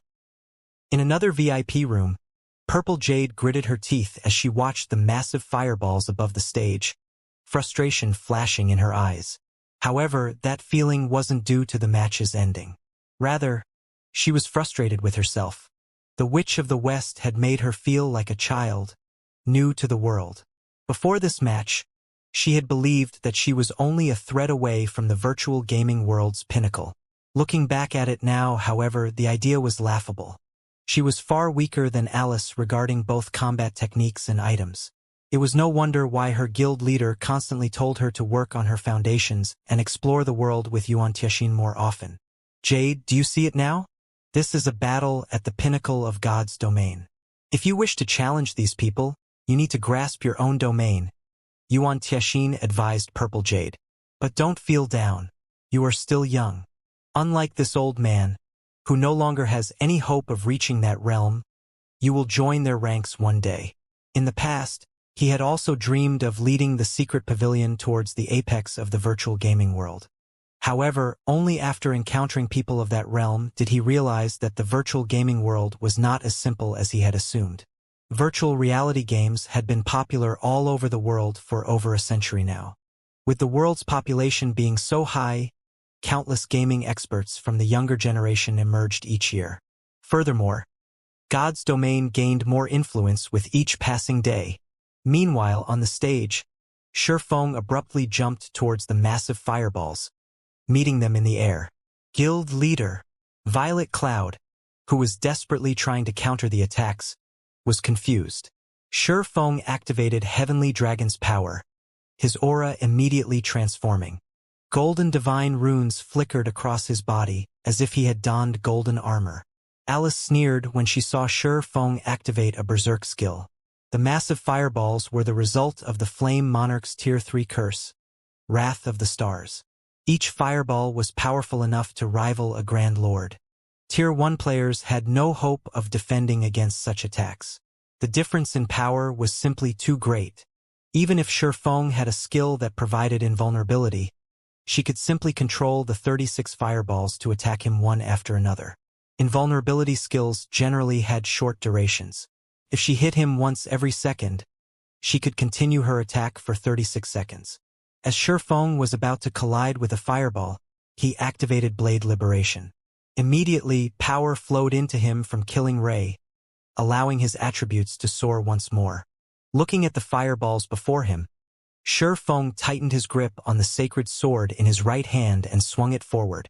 Thundering Flash, combat technique, for Moon Lotus.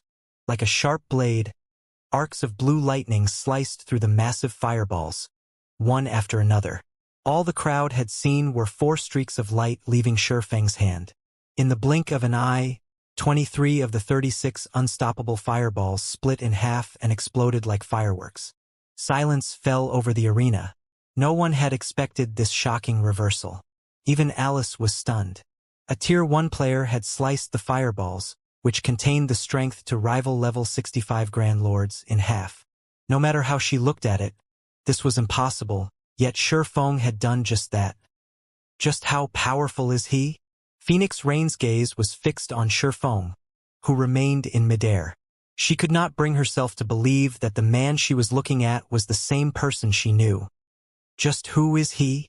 Thousand Miles unconsciously tightened his grip on his swords as he watched the detonating fireballs. He knew full well how powerful the Fire God's Eyes Flame Monarch was. After all, he had handed the staff to Alice personally. Yet, a Tier 1 player had sliced one of the Flame Monarch's Team Wipe moves in half. This was simply inconceivable. If this competition had been held before Feng's visit to the Fallen Ark, he wouldn't have been able to repel the Flame Monarch's attacks. However, he had obtained epic pauldrons from killing the mythic fossilized Tyrannosauruses. They were called the Tough Pauldrons. Aside from epic-ranked basic attributes, these pauldrons only had one skill.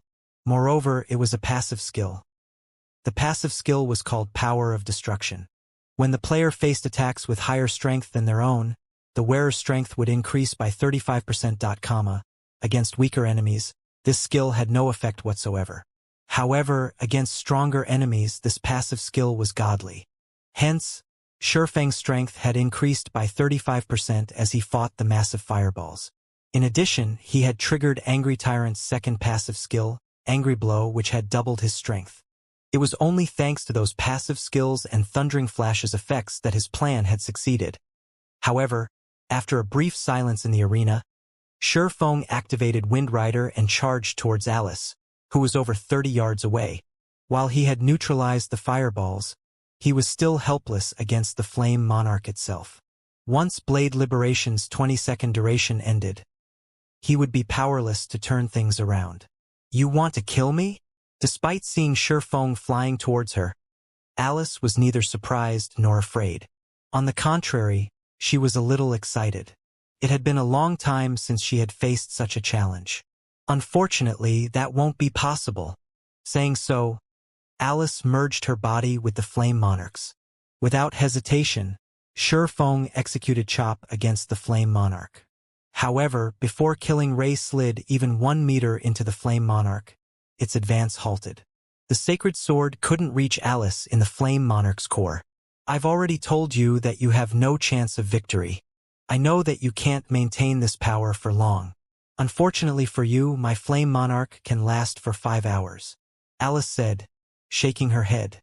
She then controlled the Flame Monarch to attack Feng. "That's not necessarily true. Don't forget, I'm not your only opponent," Feng calmly stated. Suddenly, realization dawned on Alice as she looked across the stage. Immediately, she noticed Violet Cloud swing down Death's Sigh in her direction. Compared to when Alluring Summer had used Dimensional Fracture, Violet Cloud used it at full HP. The instant Violet Cloud swung the scythe, the spectators faintly saw a giant phantom appear behind her. The sight was enough to make them shudder. Starstreak, who had planned to help Alice, was stunned. He felt as if his body were full of lead. Death's phantom. It's the real thing. Endless Scars was astonished when she saw this, waves of emotion crashing in her heart.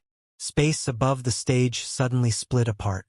With its hulking body, the Flame Monarch couldn't dodge the attack in time.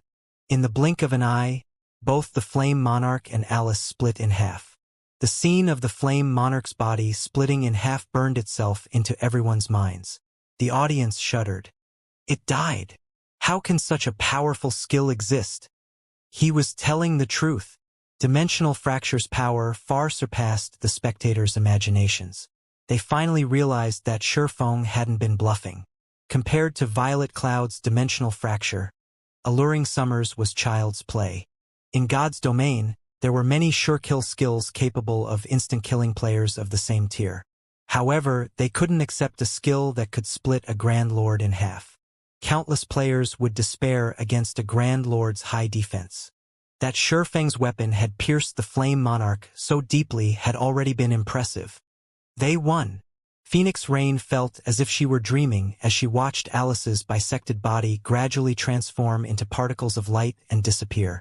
That was the Witch of the West they were talking about. Moreover, Alice had controlled a level 65 Grand Lord. No matter how she looked at it, Alice should have had an overwhelming advantage. None of the audience had believed that the Azura battle team could win this round. At most, they had expected Shurfeng and Violet Cloud to struggle as long as they could for survival. Just how many secrets is Zero Wing hiding? Yuan Tiexin's eyes twitched uncontrollably when he saw the attack split the Flame Monarch in half as one of the secret pavilion's upper echelons. He knew much about God's domain. In reality, Violet Cloud's Dimensional Fracture had only dealt slightly over minus 100,000 damage. To the Grand Lord, this could barely put a dent in its 60 million HP. However, splitting the Flame Monarch in half had injured it severely. There were very few means current players could employ to injure a Grand Lord. Normally, one had to rely on powerful Tier 3 magic scrolls to do so. Yet the cleric had done so with her weapon's additional skill. As far as Yuan Tiexin knew, none of the various large guilds possessed such a weapon or equipment. In God's domain, it was also common knowledge that the more powerful a weapon or piece of equipment was, the more difficult it would be to obtain. Still, an upstart guild like Zero Wing had obtained such a powerful weapon. No matter how Yuan Tiexin looked at this matter, he found it simply inconceivable. The Death Sigh in Violet Cloud's hands had also astonished the Midnight Tea Party's Endless Scars and Breeze Wine.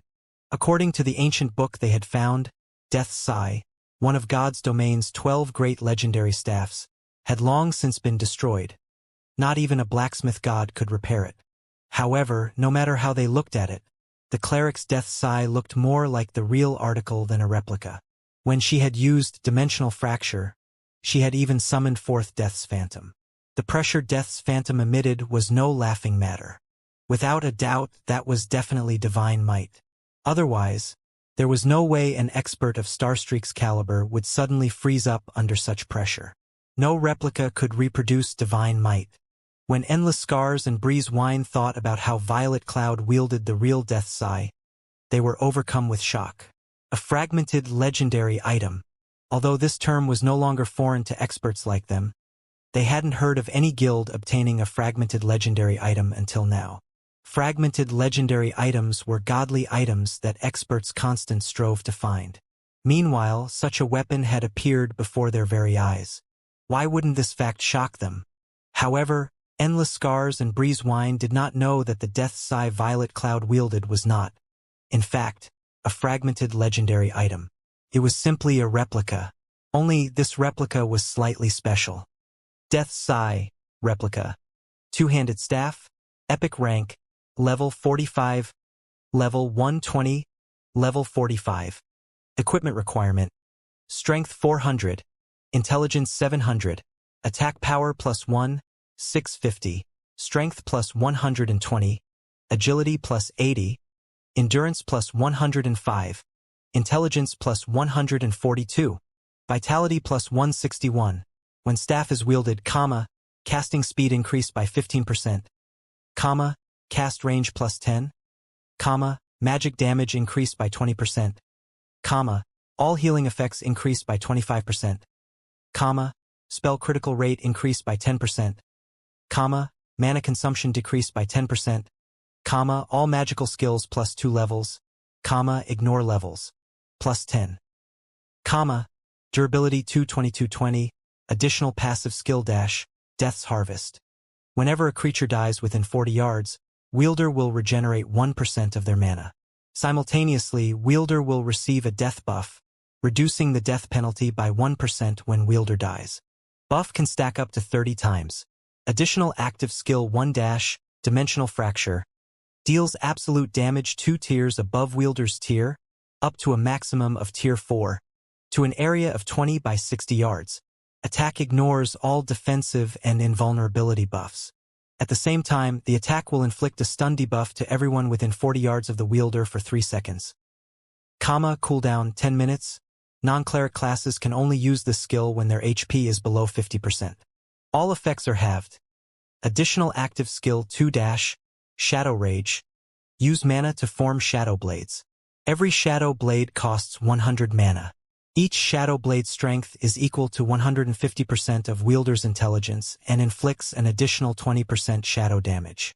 Wielder can produce a maximum of 300 Shadow Blades. Duration 30 seconds. Cooldown 3 hours. Non-cleric classes can only use this skill when their HP is below 50%. All effects are halved. The blacksmith god Soros crafted this replica using the fragments of the legendary staff Death's. Replica can be upgraded by absorbing 5 god crystals. Current crystals absorbed 0/5. Although it was a replica, it contained fragments of the real article, making it far stronger than any ordinary epic weapon. When Shurfeng had appraised this weapon, he had been shocked. As long as they gathered a sufficient number of god crystals, Death's could evolve into fragmented legendary weapon. Zero Wing really does possess a lot of secrets. As Endless Scars stared at the weapon in Violet Cloud's hands, she could not help but cover the appearing on her face, joy and passion burning in her eyes. However, she quickly suppressed her emotions and returned to her usual calm and indifference. It seems that I need to have a chat with Abandoned Wave. Meanwhile, after Alice's death, the summoned Flame Monarch began to disappear from the stage. Fear filled the audience's eyes as they stared at Shurfeng and Violet Cloud in awe. Currently, Starstreak was the only member of the Evil Dragon battle team remaining on the stage. Unfortunately, he had no hope of defeating both Shurfeng and Violet Cloud. The match was as good as over. A recently established guild had contended with Miracle, which had existed in the virtual gaming world for many years. No one would believe this. Although the competition's outcome had yet to be decided, the various Dark Arena battle teams would record the Azura battle team's fame, listing it as a team to take note of. After all, this competition wasn't like the Azura battle team's matches against the Glorious Lions. In the previous competition, Battle Wolves had treated the Dark Arena's competitions like a hobby. Hence, the Super Guild hadn't sent its full force into the competition. Meanwhile, it was obvious that Miracle took the competition seriously. Otherwise, the Super First-Rate Guild would not have dispatched the Witch of the West and Speedstar. Most importantly, it had instructed the Sword Freak Miracle Dragon to lead the team. Indeed, as everyone had expected, Starstreak stood no chance against Shurfeng, who had activated Twofold Berserk. After a few bouts, Starstreak had exhausted his means of protecting himself. Eventually, Shurfeng killed him with Instant Strike, surprising the crowd once again. Starstreak's defeat ushered in the start of the 3rd round. This upcoming fight would decide the outcome. Naturally, for such an important battle, Miracle Dragon, the battle team's leader, took to the stage himself. Miracle's reputation was riding on this battle. They could not afford to lose this next match. With each step Miracle Dragon took, his aura grew slightly stronger. By the time the man reached the stage's center, The audience felt as if they were staring at death itself. It'll be too boring to fight only one person. The rest of you just face together. I'll end this battle in 10 moves, Miracle Dragon proudly proclaimed as he thrust his great sword into the ground and looked towards Shifeng and the others. The instant Miracle Dragon said so, the audience immediately broke into an uproar.